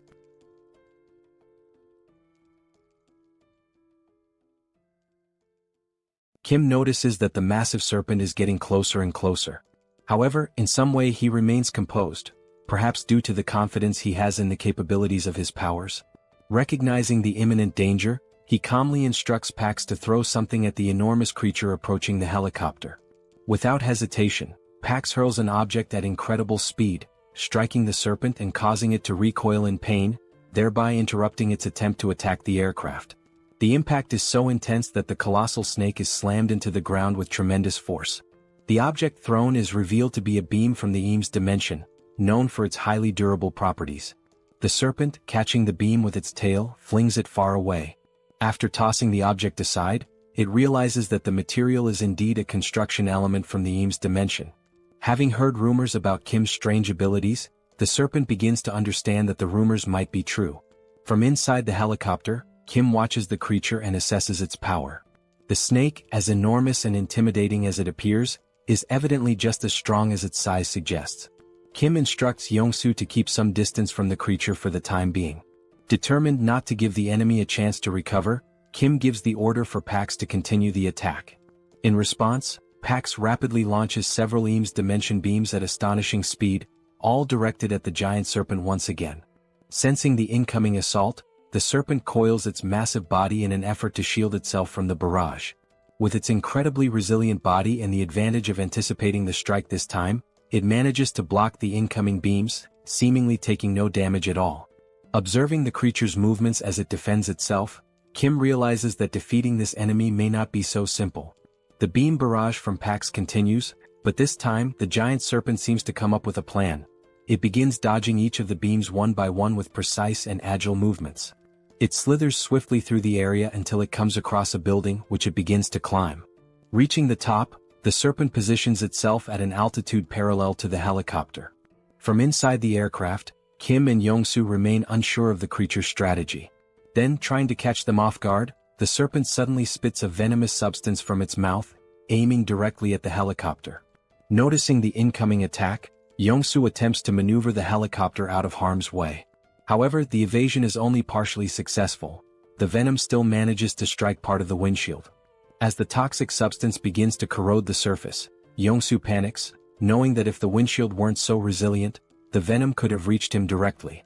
Reacting swiftly, Kim opens the subspace and instructs Young-soo to enter it immediately. The portal begins to close slowly behind him.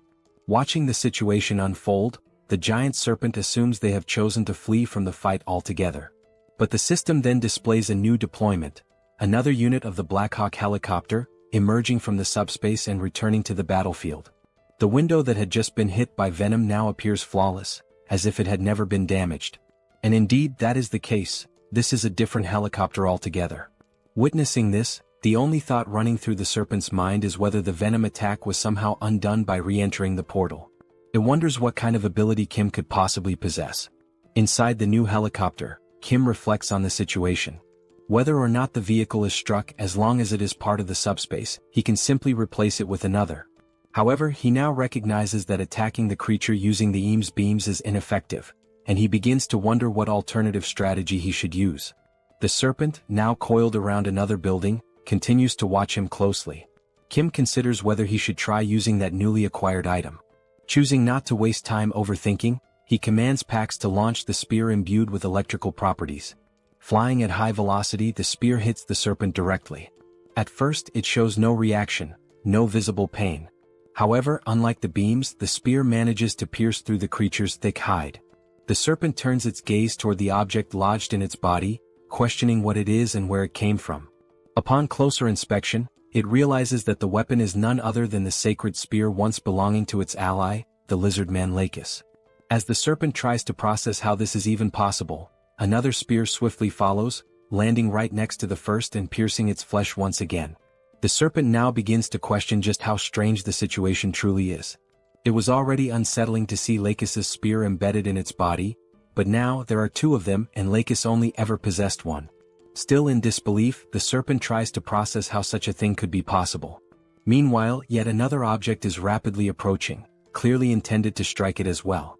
Unlike the previous spears, which carried electrical properties, this new one is imbued with the power of ice. It pierces the serpent's thick hide just as easily as the others, causing it to react with a hint of alarm. Because the spear holds icy properties, it leaves a thin layer of frost spreading from the impact point across the serpent's flesh. The giant creature recognizes that this particular magical signature originates from the old bald sorcerer Saozin's scrolls. It then wonders how Kim is managing to employ such a wide array of different attacks. Enraged, the colossal serpent lets out a furious roar, declaring that weak attacks like these are incapable of bringing it down. Then, in a swift and aggressive motion, it lunges once again toward the helicopter, bearing its enormous fangs. Inside the aircraft, Kim notices that the area surrounding the squad has become slightly frozen due to the latest spell's effects. Reacting quickly, he opens the subspace once more and steps through, thereby avoiding the serpent's assault. In addition to the helicopter, Kim also pulls others into the subspace. Mordred and Percival, who were still hiding, and Bedivere, who had been watching everything from afar. All of them are sucked through the portal in a single motion.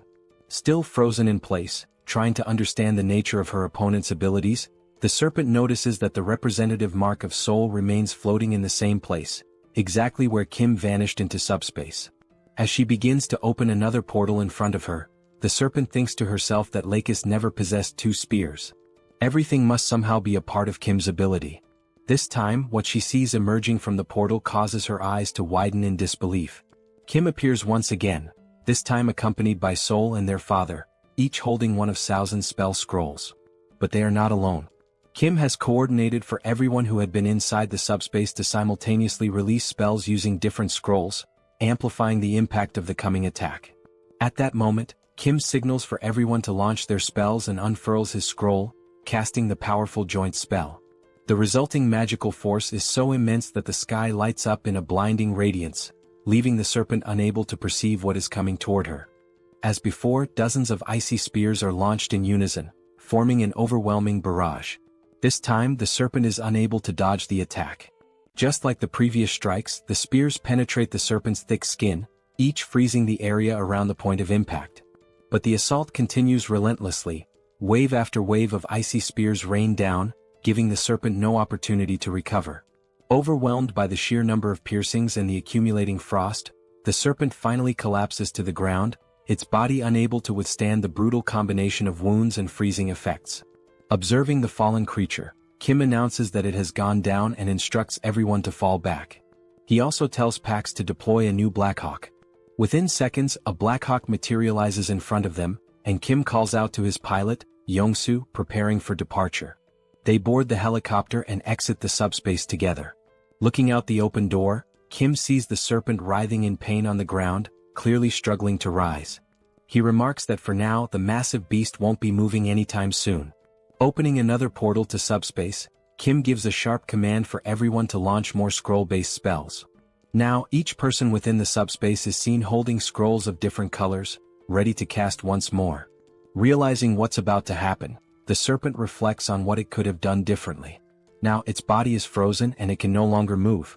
Once again, the sky erupts in a blinding flash, caused by the immense power of the many scrolls being unleashed at once. At that moment, the system begins displaying multiple notifications, each indicating a different type of attack being launched at the serpent.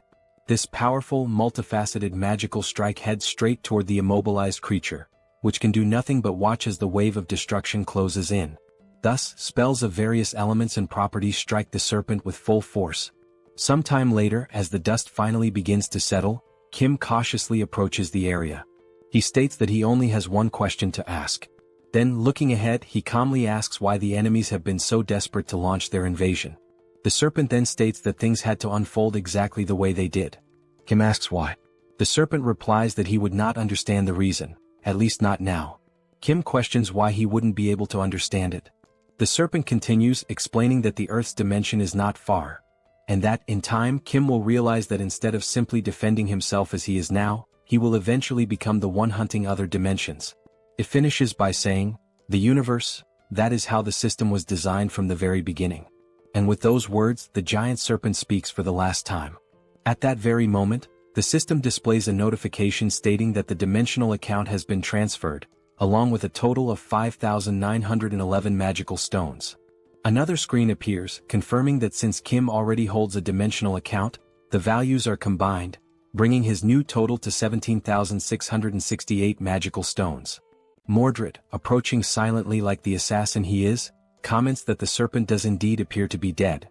The serpent's final phrases are echoed once more, raising questions about what she meant when she said there was no other choice but to invade, and about the system of the universe having been structured that way from the beginning. Mordred explains that although the leader of their enemies is now dead, the core of their dimensional gate is still intact. Kim asks if he knows where it is, and Mordred responds that he saw the serpent swallow the gate's core in an effort to protect it, something he witnessed not long ago while they were still in hiding.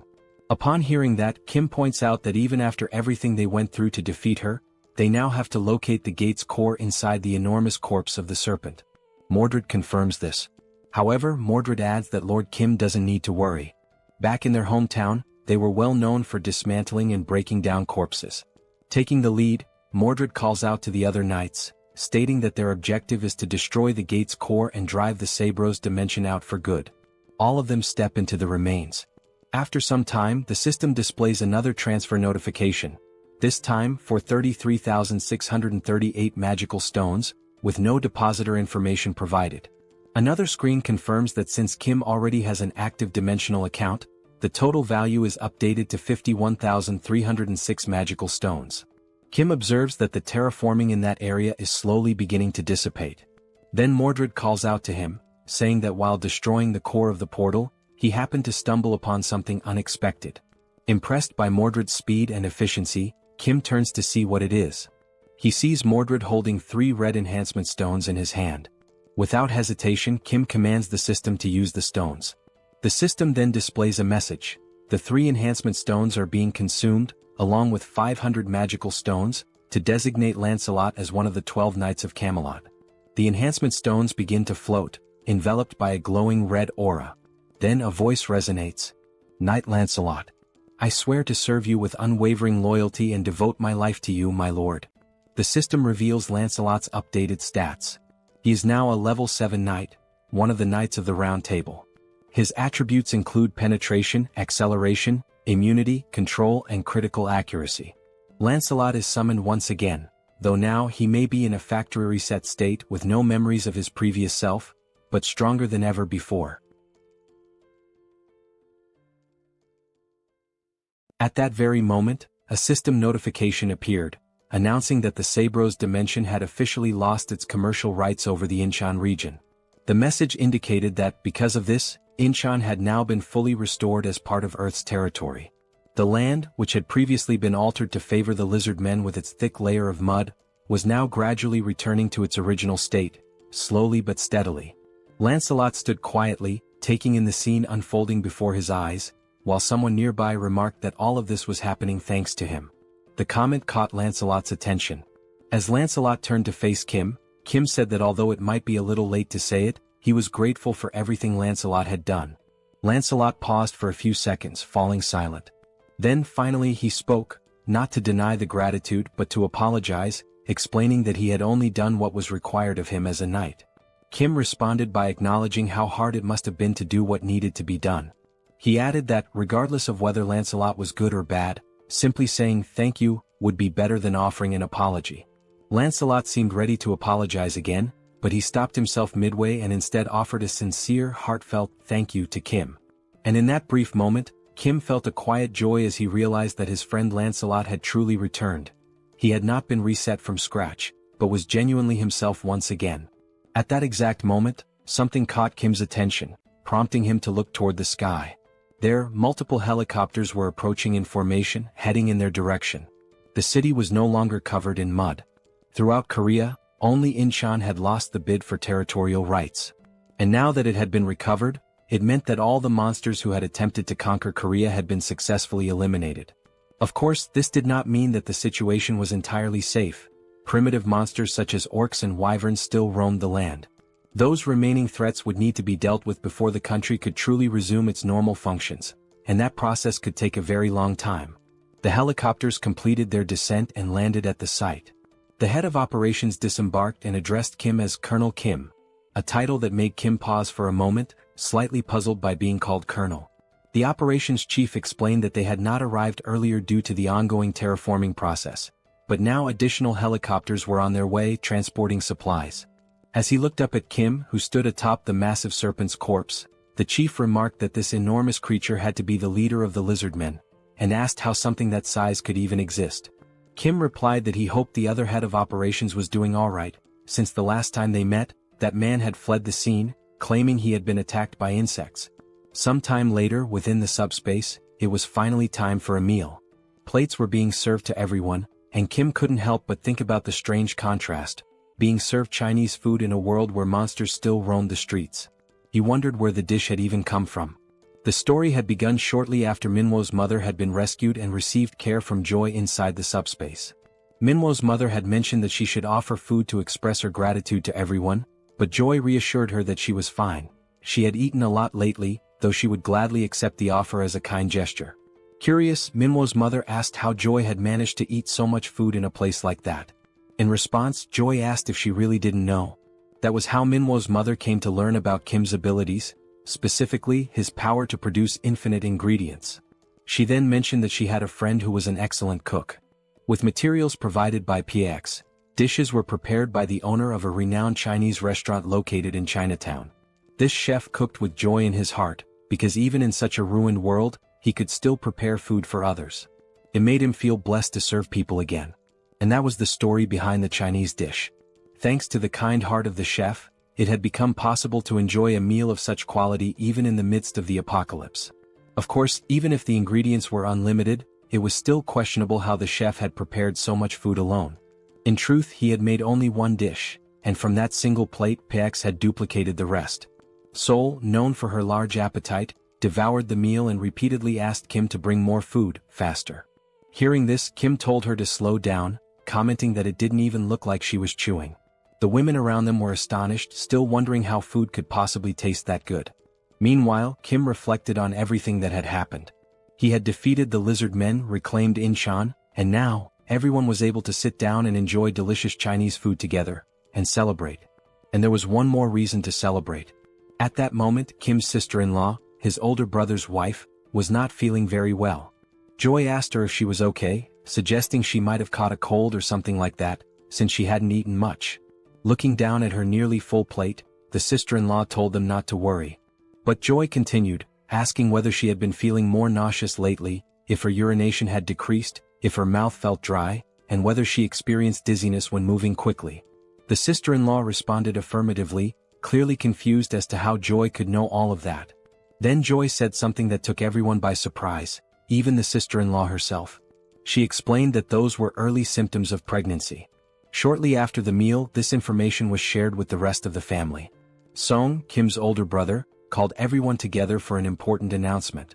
He explained that after Joy's suspicions, his wife had taken a test, and it had confirmed the pregnancy. Everyone congratulated them with smiles and heartfelt joy. Yangso turns to Kim and congratulates him as well, acknowledging that Kim is now about to have his very first nephew. At that moment, even though the baby's gender is still unknown, Kim suddenly feels as if he has crossed into adulthood, an inner shift he wasn't expecting. As the family gathers, their thoughts begin to wander toward the future of the baby. They start wondering about what the baby will wear, whether PX includes children's clothing, and which sport the child might eventually take up. Joy and Seoul are equally excited about the baby's arrival, filled with anticipation and happiness.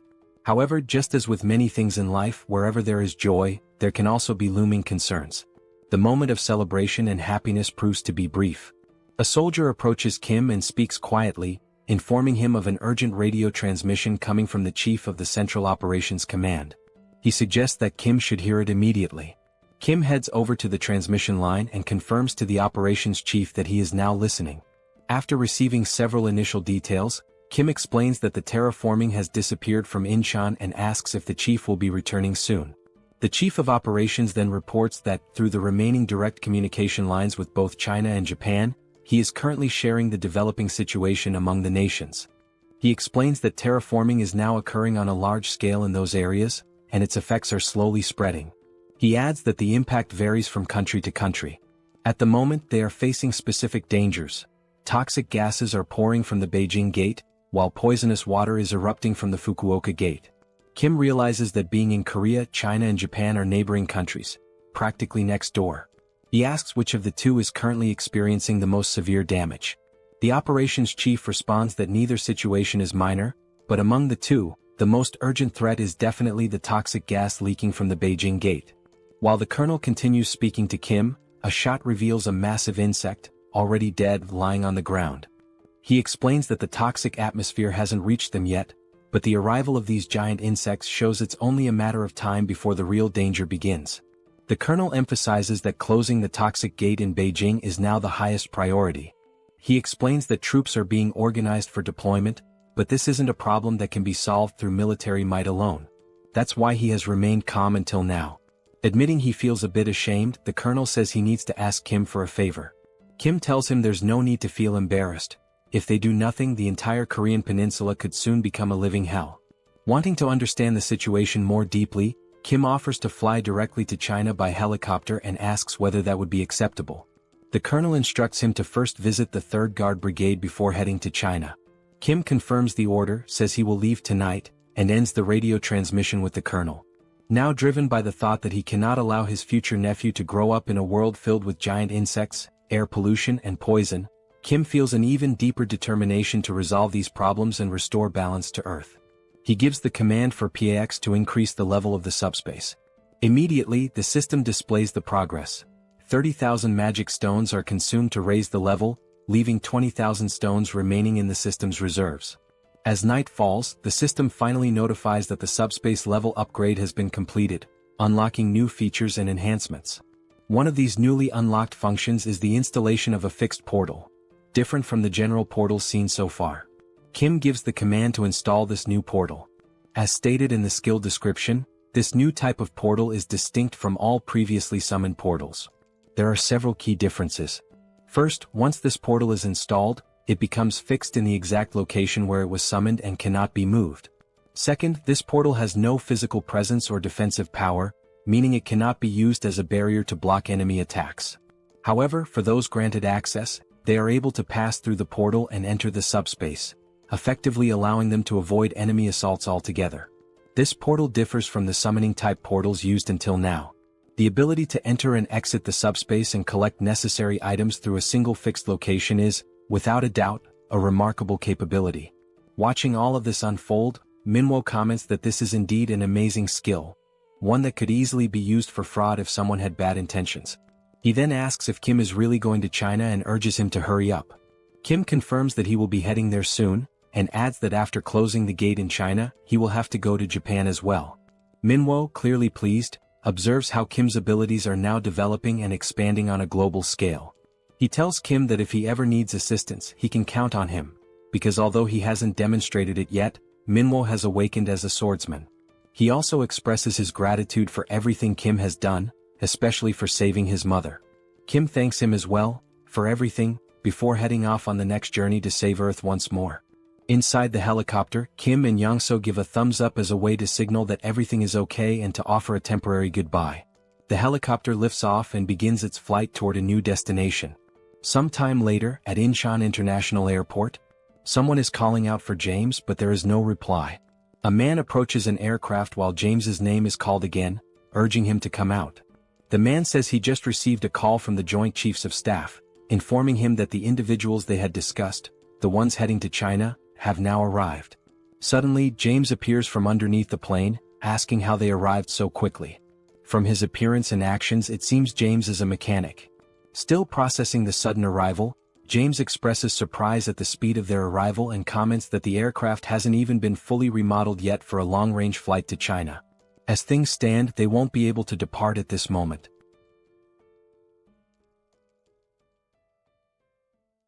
After arriving at the airport, a military officer was already waiting for them, standing at attention and expressing his gratitude for their efforts in coming all the way there. This officer introduced himself as Park Cheo-hwan, captain of the 3rd Guard Brigade. Both Kim and Young-so respectfully returned the gesture and introduced themselves by name. The officer mentioned that he had already been informed in advance about their arrival so that preparations could be made for their flight to China. Young-so, visibly eager, commented on how excited he was to pilot a new type of aircraft. Without further delay, the officer instructed them to follow him. Once inside, they entered a hangar where the aircraft that would take them to China was waiting.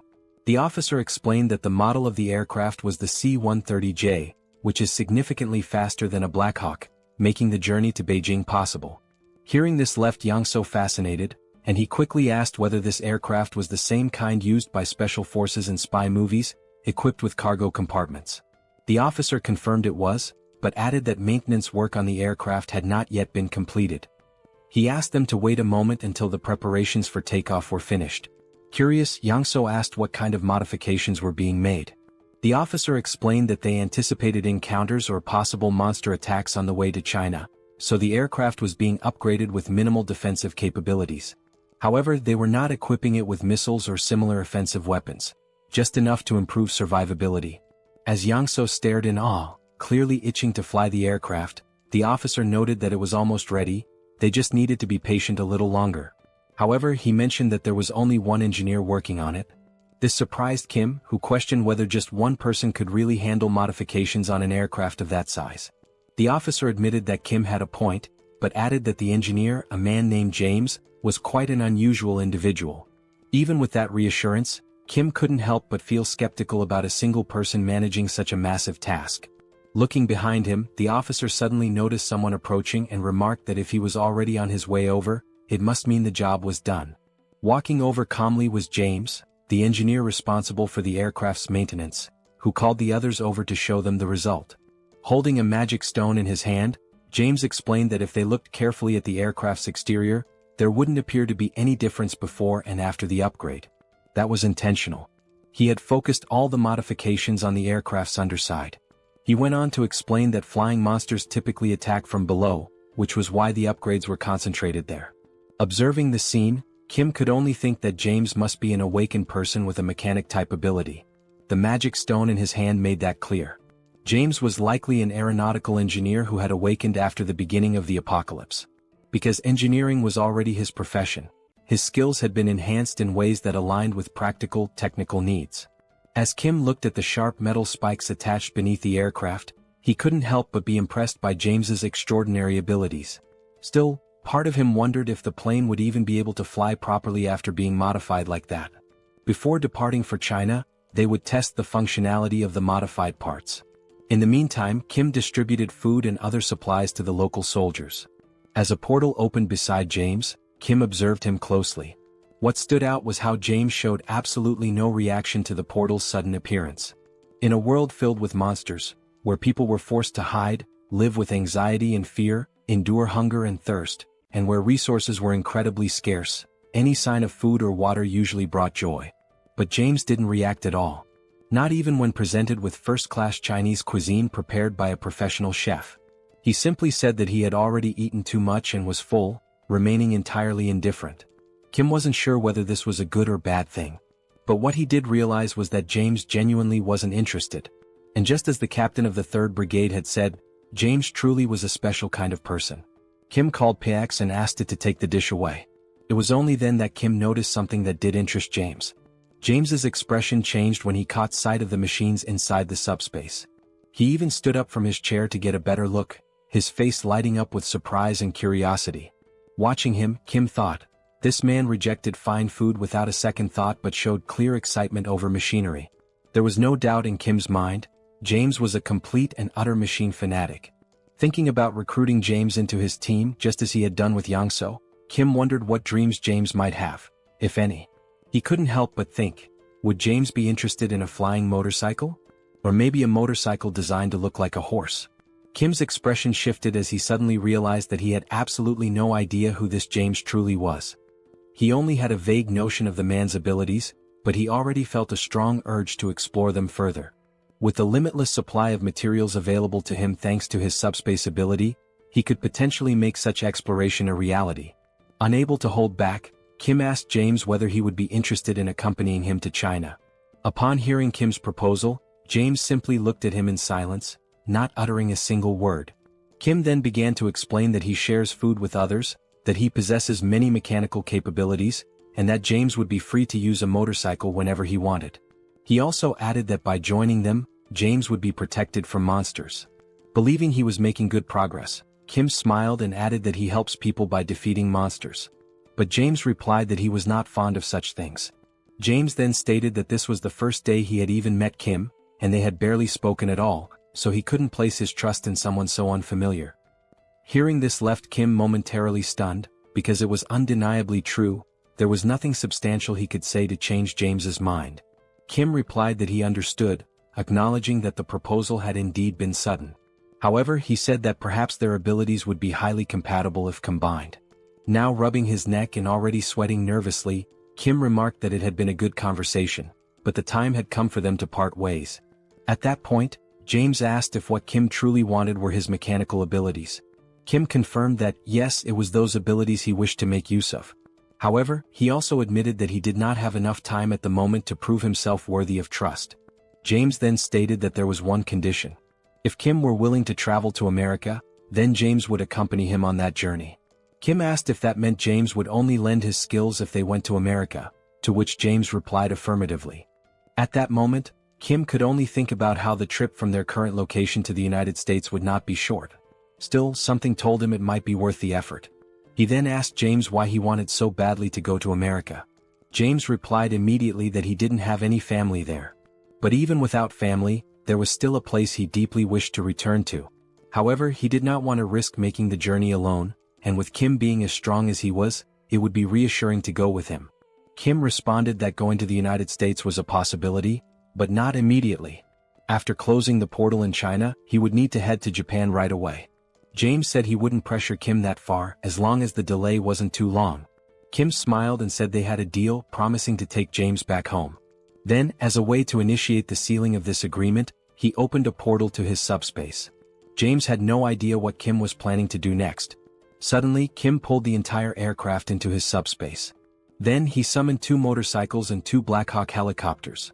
But upon noticing how empty the space still looked, he increased the quantity significantly, making many more vehicles appear. Kim looked over at James, who stood there speechless, and told him that all those vehicles now belonged to him. He could dismantle or rebuild them however he wished. Kim clarified that this wasn't a gesture of goodwill or a promise. It should simply be considered a gift. Smiling, he said he would return soon, waving goodbye. Then Kim left, while James remained behind, still in shock at what he had just witnessed. As Kim continued walking away, the only thing running through his mind was that what he had just done might have seemed frightening, but also slightly amusing. Back with James, he could only wonder what he was supposed to do with that many vehicles and aircraft. He questioned what kind of ability Kim even possessed. And at that very moment, James felt a deep sense of regret. If he had known that Kim had that kind of power, he definitely would have agreed to join him right away. Meanwhile, the flight continued on its course toward China. From inside the aircraft, Kim thought to himself that James truly had no idea what he was capable of. A few hours passed after the beginning of the journey, and they appeared to have reached their destination. In the city below, something abnormal was taking place. Giant insects were scaling the buildings, what appeared to be cockroaches, and not just a few of them. The number of these creatures was uncountable, crawling all over the structures. In addition to the cockroaches, there were also massive praying mantises, which were feeding on equally giant crickets. In the distance, the aircraft could be seen arriving, drawing attention from everyone on the ground. Looking through the window at the horrors below, Kim could only think that their previous enemies, the lizard men, had been noble by comparison. Meanwhile, Yang-so announced that he was beginning the landing process. As the aircraft touched down, some of the insects were already hiding in its landing gear. The airport itself was filled with wrecked airplanes and the lifeless bodies of dead insects. However, Kim had anticipated this situation and quickly opened his portal, pulling the aircraft into his subspace for safety. The aircraft was fully pulled into the subspace in a swift motion. However, to ensure safety, Kim opened another portal and from it someone stepped out. It was Lancelot who emerged, and it was clear that his aura had grown noticeably more intense. Lancelot addressed Mr. Kim, informing him that it was safe to come out. Kim responded by asking for a moment, explaining that he was in the process of putting on a new outfit. After a short pause, Kim stepped out from the portal wearing a suit designed to protect against radiation. He immediately asked whether there were any insects in the vicinity. While adjusting the helmet, Kim remarked that the toxic gases presented a significant hazard, and beyond that, the giant insects were likely to be both numerous and formidable. Lancelot reassured him, saying there was no need to worry for the time being, as no insects had been detected nearby. However, he added that it appeared they already had company. Kim turned to look and saw something he hadn't expected to encounter so soon. A man stood there, his hands pressed together in a respectful gesture, asking whether they were from Korea and saying he had been waiting for their arrival. The man was not alone. He was accompanied by several others, all of whom expressed their happiness that Kim had come to assist China.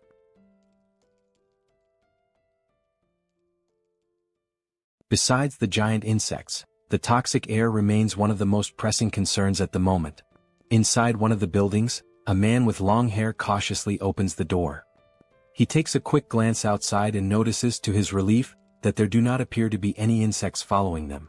After closing the door, he turns toward Kim, mentioning that the place might not be very comfortable but hopes it will suffice. Kim responds that the conditions are acceptable, yet something unusual catches his attention.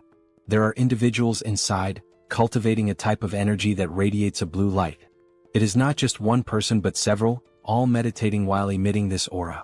The men, however, do not appear to be in good health. Their eyes are marked by dark circles, and they seem noticeably dehydrated. While observing alongside Lancelot, Kim inquires about the condition of everyone present. The long-haired man explains that he has expelled all the toxins from the area using internal energy, so it is safe to remove the gas mask. Curious, Kim asks what exactly internal energy is. The man explains that, among awakened members of the Murim family, it is an inherited ability. He goes on to clarify that there are awakened members from the world of martial arts. In various parts of China, traditions that have been preserved since ancient times coexist with the new reality. One day, when monsters suddenly appeared in the world, individuals with awakened abilities also began to emerge. The abilities of regular people differed greatly from those of the martial arts school members. For instance, Kim's ability is SUBSPACE, while Joy, his sister, possesses the ability to heal wounds. In contrast to individuals awakening unique abilities, martial arts members utilize internal energy. Thus, it becomes essential to wield inner strength with personal meaning and individuality, according to each practitioner's skills.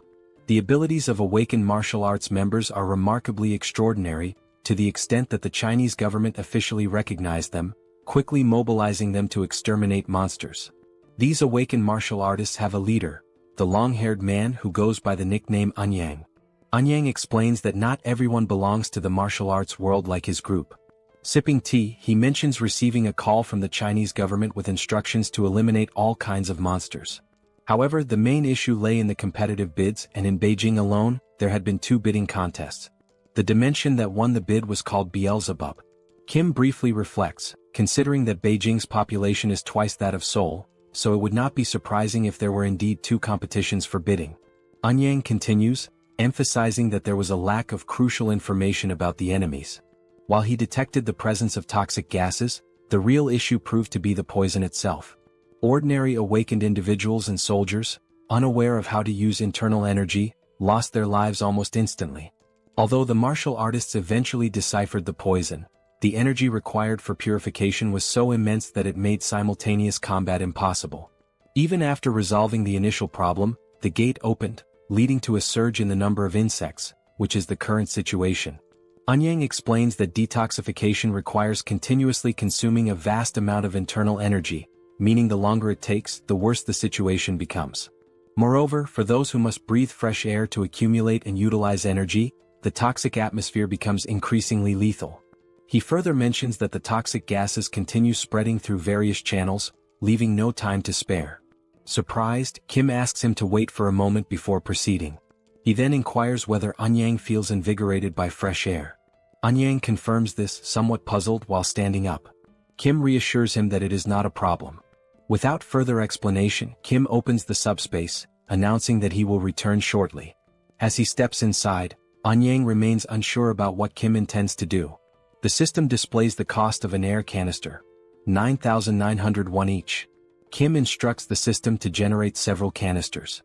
Once produced, Kim commands the system to remove the canisters and stack the air bubbles in layers. As the layers of air accumulate, they begin to form a mass as large as a giant boulder, with each portion of air being recorded as a separate product. Near the martial artist deciphering the gas, the system is set to automatically release fresh air at intervals of 1 second.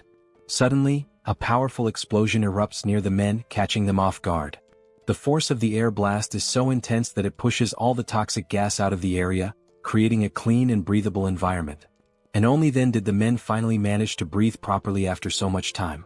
An unsettling sensation arose as they wondered how such a thing could be possible. Anyang remained there, watching all those men, expressing how refreshing and invigorating the clean air felt. Still in disbelief, he asked what Kim did to achieve such a result, as now all the men seemed revitalized just from being able to breathe pure air. Anyang, still incredulous, questioned how this could be possible. Turning towards the subspace portal, he noticed that the fresh air was emanating from Kim's ability. He began to realize that when he had reached out to the Koreans for help, it was truly a desperate situation. People who did not know how to utilize internal energy could not even move, and meanwhile the insects reproduced faster than they could be eradicated.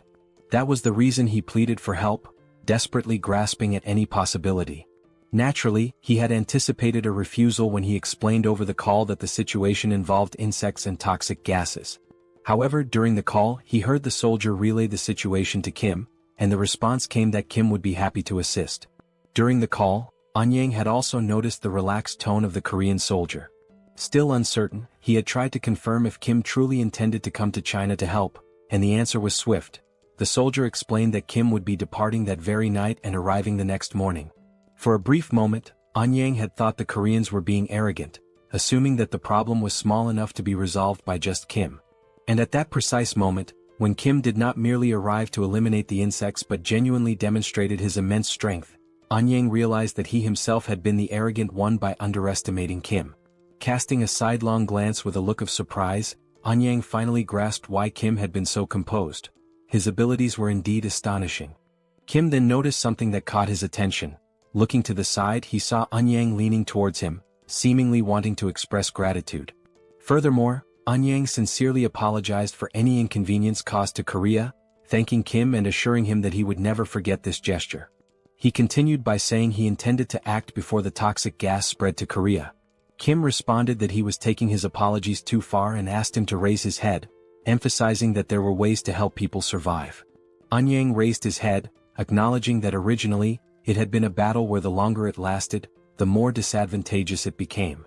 However, thanks to Kim's ability, the internal energy could now be used in an optimal way. This meant that recovering their strength first would be beneficial, although it was clear they did not have unlimited time. Anyang then suggested launching an operation 3 mornings from now. Kim agreed, stating that it was a good plan as they were already recovering, so it made sense to do it right. Sometime later, Kim served Chinese dishes from the subspace to the Chinese men, who ate as if there were no tomorrow. With every bite, they enthusiastically gave a thumbs up, clearly savoring the meal. Even Anyang remarked that the Chinese food was excellent, even by local culinary standards. After the meal, he moved to the front of a whiteboard and announced that it was time to discuss how they would exterminate the insects. First, however, he would explain everything they knew about the giant insects. He began by explaining that there were some variations among the insects, but most of them resembled the ones they were accustomed to seeing. Some of the insects were larger and emitted toxic gas. Flying insects, such as moths or flies, tended to do this more frequently. Most of the insects were classified as rank 9 or rank 8, but occasionally, there were some classified as rank 7. The challenge was that, with so many of them, it was difficult to track them accurately. Anyang continued his explanation, addressing not only Kim but the entire group. He noted that identifying rank 8 insects often involved spotting large numbers of them, while rank 7 insects were rarer and appeared more formidable at first glance. Moving on to the locations of the gates, Anyang described their positioning, but Lancelot suddenly noticed something unusual. Deciding to investigate, he moved closer to the window. The toxic gas was still present in the area, except inside the building, where Kim had configured the air to refresh every second. Suddenly, the leg of an insect appeared near the building. Lancelot, interrupting the explanation, called out to Lord Kim, mentioning that something had shown up. Kim inquired what had appeared, but Lancelot admitted he had never seen such a creature before and could not accurately describe it. The creature continued to approach the building, revealing itself as a giant centipede with a seemingly resilient carapace. Observing it carefully, Lancelot remarked that just from looking at it, it was evident that the creature was rank 7. As the centipede approaches rapidly, its immense size and speed become increasingly evident. Kim comments that although he already found it disgusting before, it now seems even worse due to its larger size and increased speed. He also mentions that it does not seem to be a 7th level creature, but rather a 6th level one. However, Anyang corrects him, explaining that this monster is actually classified as an 8th level being. Kim then points out that it appears far too powerful for an 8th level creature. Anyang agrees that it is indeed strong, but continues to explain that, compared to other insects, this centipede is particularly formidable. Suddenly, Seoul interrupts the conversation by questioning whether that creature truly belongs to the 8th classification. Cracking her neck with a sense of anticipation, she remarks that she has been feeling extremely bored and hopes that this fight might finally satisfy her. She firmly requests that the others refrain from intervening. Continuing to stretch, Seoul mentions that it has been a day since she moved from Korea to China, and she feels the need to move her body to relieve stress. After preparing herself, she dashes toward the giant centipede with remarkable speed and determination. Seeing her rushing forward, Kim encourages her to show the monster what they are truly capable of. Anyang, however, becomes worried, but Kim reassures him, insisting that everything is fine and that there is no need to worry, as Seoul is so strong that it almost feels like something is amiss. At that moment, another man interjects, questioning whether Seoul is prepared to deal with the toxic gases, leaving Kim stunned as he realizes they had completely overlooked that crucial detail. Outside, Seoul focuses all her strength into a single punch, appearing to channel an electric current into it. She is exhilarated as it has been a long time since she last fought monsters. In one powerful motion, she delivers a punch to the centipede's head, strong enough to shatter its exoskeleton. Inside the building, Anyang continues to explain that regardless of the level of one's skills, fighting while inhaling toxic gas inevitably leads to poisoning. Furthermore, he notes that the centipede's shell is exceptionally hard and will not break easily. He then states that he will help Seoul alongside his disciple, urgently calling for her. He declares his intention to confront the centipede himself, while the woman takes care of Seoul's injuries. However, an unusual noise suddenly draws their attention, and out of curiosity, they decide to investigate its source. Upon reaching the building's balcony, Anyang is taken by surprise. As he closely observes the scene, he realizes that Seoul managed to break the exoskeleton and defeat the centipede with just one punch. While Seoul jubilantly celebrates her victory, Anyang and his disciple cannot help but think about the tremendous amount of internal energy they would need to break through that monster's shell. Amidst the commotion caused by that singular punch, Kim merely reflects that, to him, it was just another one of Seoul's usual blows. Meanwhile, the man contemplates the possibility that Seoul's body might be a gift from the heavens, as she possesses remarkable physical capabilities and an innate talent for martial arts. As Seoul continues to rejoice in having defeated the monster, blood suddenly spurts from her nose, a consequence of the toxic gas present in the air. Subsequently, she collapses on the ground, leaving Anyang in a state of panic as he urgently instructs his disciple to quickly attend to Seoul's internal injuries. Returning to the ongoing lesson about insects and proceeding with the plan to breach the insect gate, the situation is summarized as follows. Firstly, there is a polluted atmosphere that significantly hinders movement. Secondly, it is extremely challenging to identify multiple insects simultaneously, as there could even be unidentified 7th level creatures among them. Thirdly, the maximum deadline for closing the gate is 3 days. Therefore, the primary objective is to destroy the gate's core while avoiding contact with the insects as much as possible. The destination is to move rapidly toward the mountain.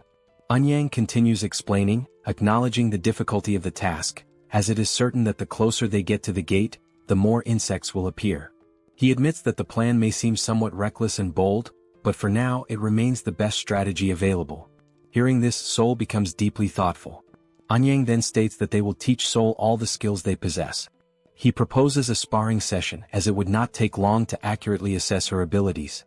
He hints that Seoul seems to prefer fighting bare-handed rather than using weapons and suggests that it would be beneficial for her to learn the secrets of martial arts from Ryong, his disciple. Seoul, however, declines, expressing gratitude for the assistance with her injuries and the willingness to teach new skills, but questions whether it is truly necessary to go to such lengths.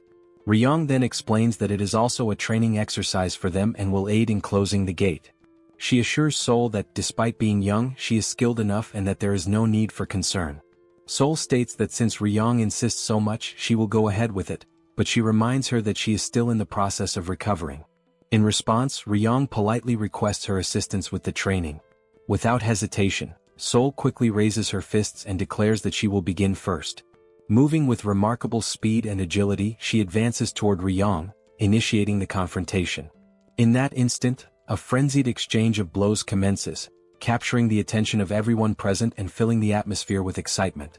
Despite the intensity of the scene, Kim remains somewhat unaffected, as he can only perceive the movements as typical punches and ordinary techniques. This reaction stems from having spent his entire life alongside Seoul, making such actions appear completely usual to him. Amid the ongoing combat, Eun-yang remarks that it would be advantageous if Seoul wielded a sword, a statement that catches Kim off guard. Eun-yang elaborates, explaining that his own expertise lies in fencing, and then inquires whether Kim would be interested in learning the art from him. Politely, Kim declines the offer but follows up with a question, wondering if a friend of his might learn and practice fencing instead. He reveals that this friend has a deep passion for swords. Naturally, this friend is Manhwa, who initially underwent posture training as part of the learning process. Kim begins to notice a key difference between himself and the Chinese practitioners. It is not as though he can effortlessly manipulate internal energy, as this capability varies from person to person. Seoul, on the other hand, benefits significantly from the situation, as she learns swiftly and successfully immerses herself in the world of martial arts. Even without fully grasping the evolution taking place, Kim quietly contemplates what has changed compared to before. Though uncertain, he starts to sense that martial artists seem to share a common trait.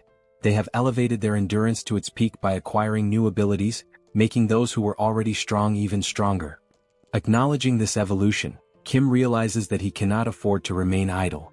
With the abundance of magical stones available, he contemplates the possibility of creating a weapon specifically designed to combat insects.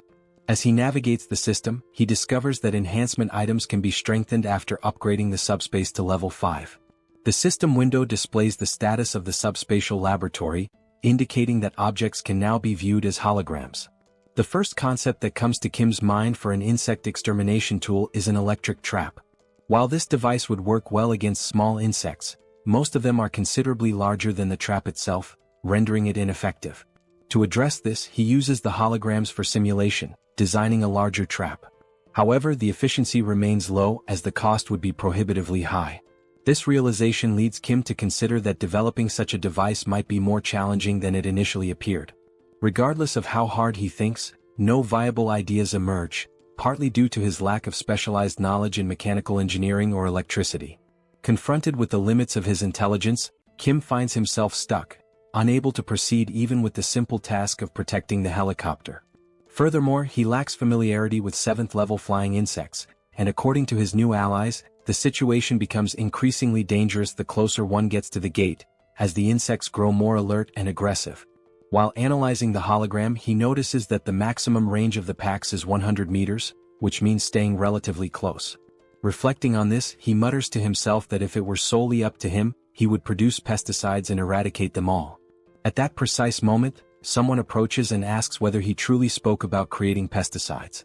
It turns out to be his sister-in-law, who confidently states that she is capable of making the pesticides.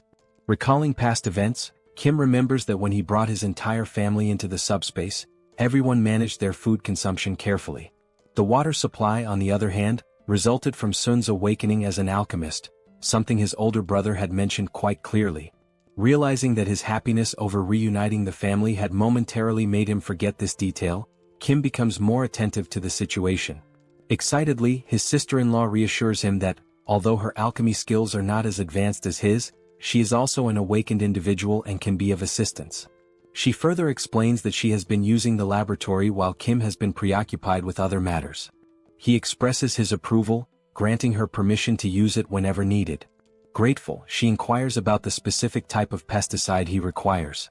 Directing his attention back to the hologram of the giant centipede and considering the vast number of insects, some even stronger than anticipated, Kim specifies that he needs a super powerful insecticide capable of exterminating all the insects at once.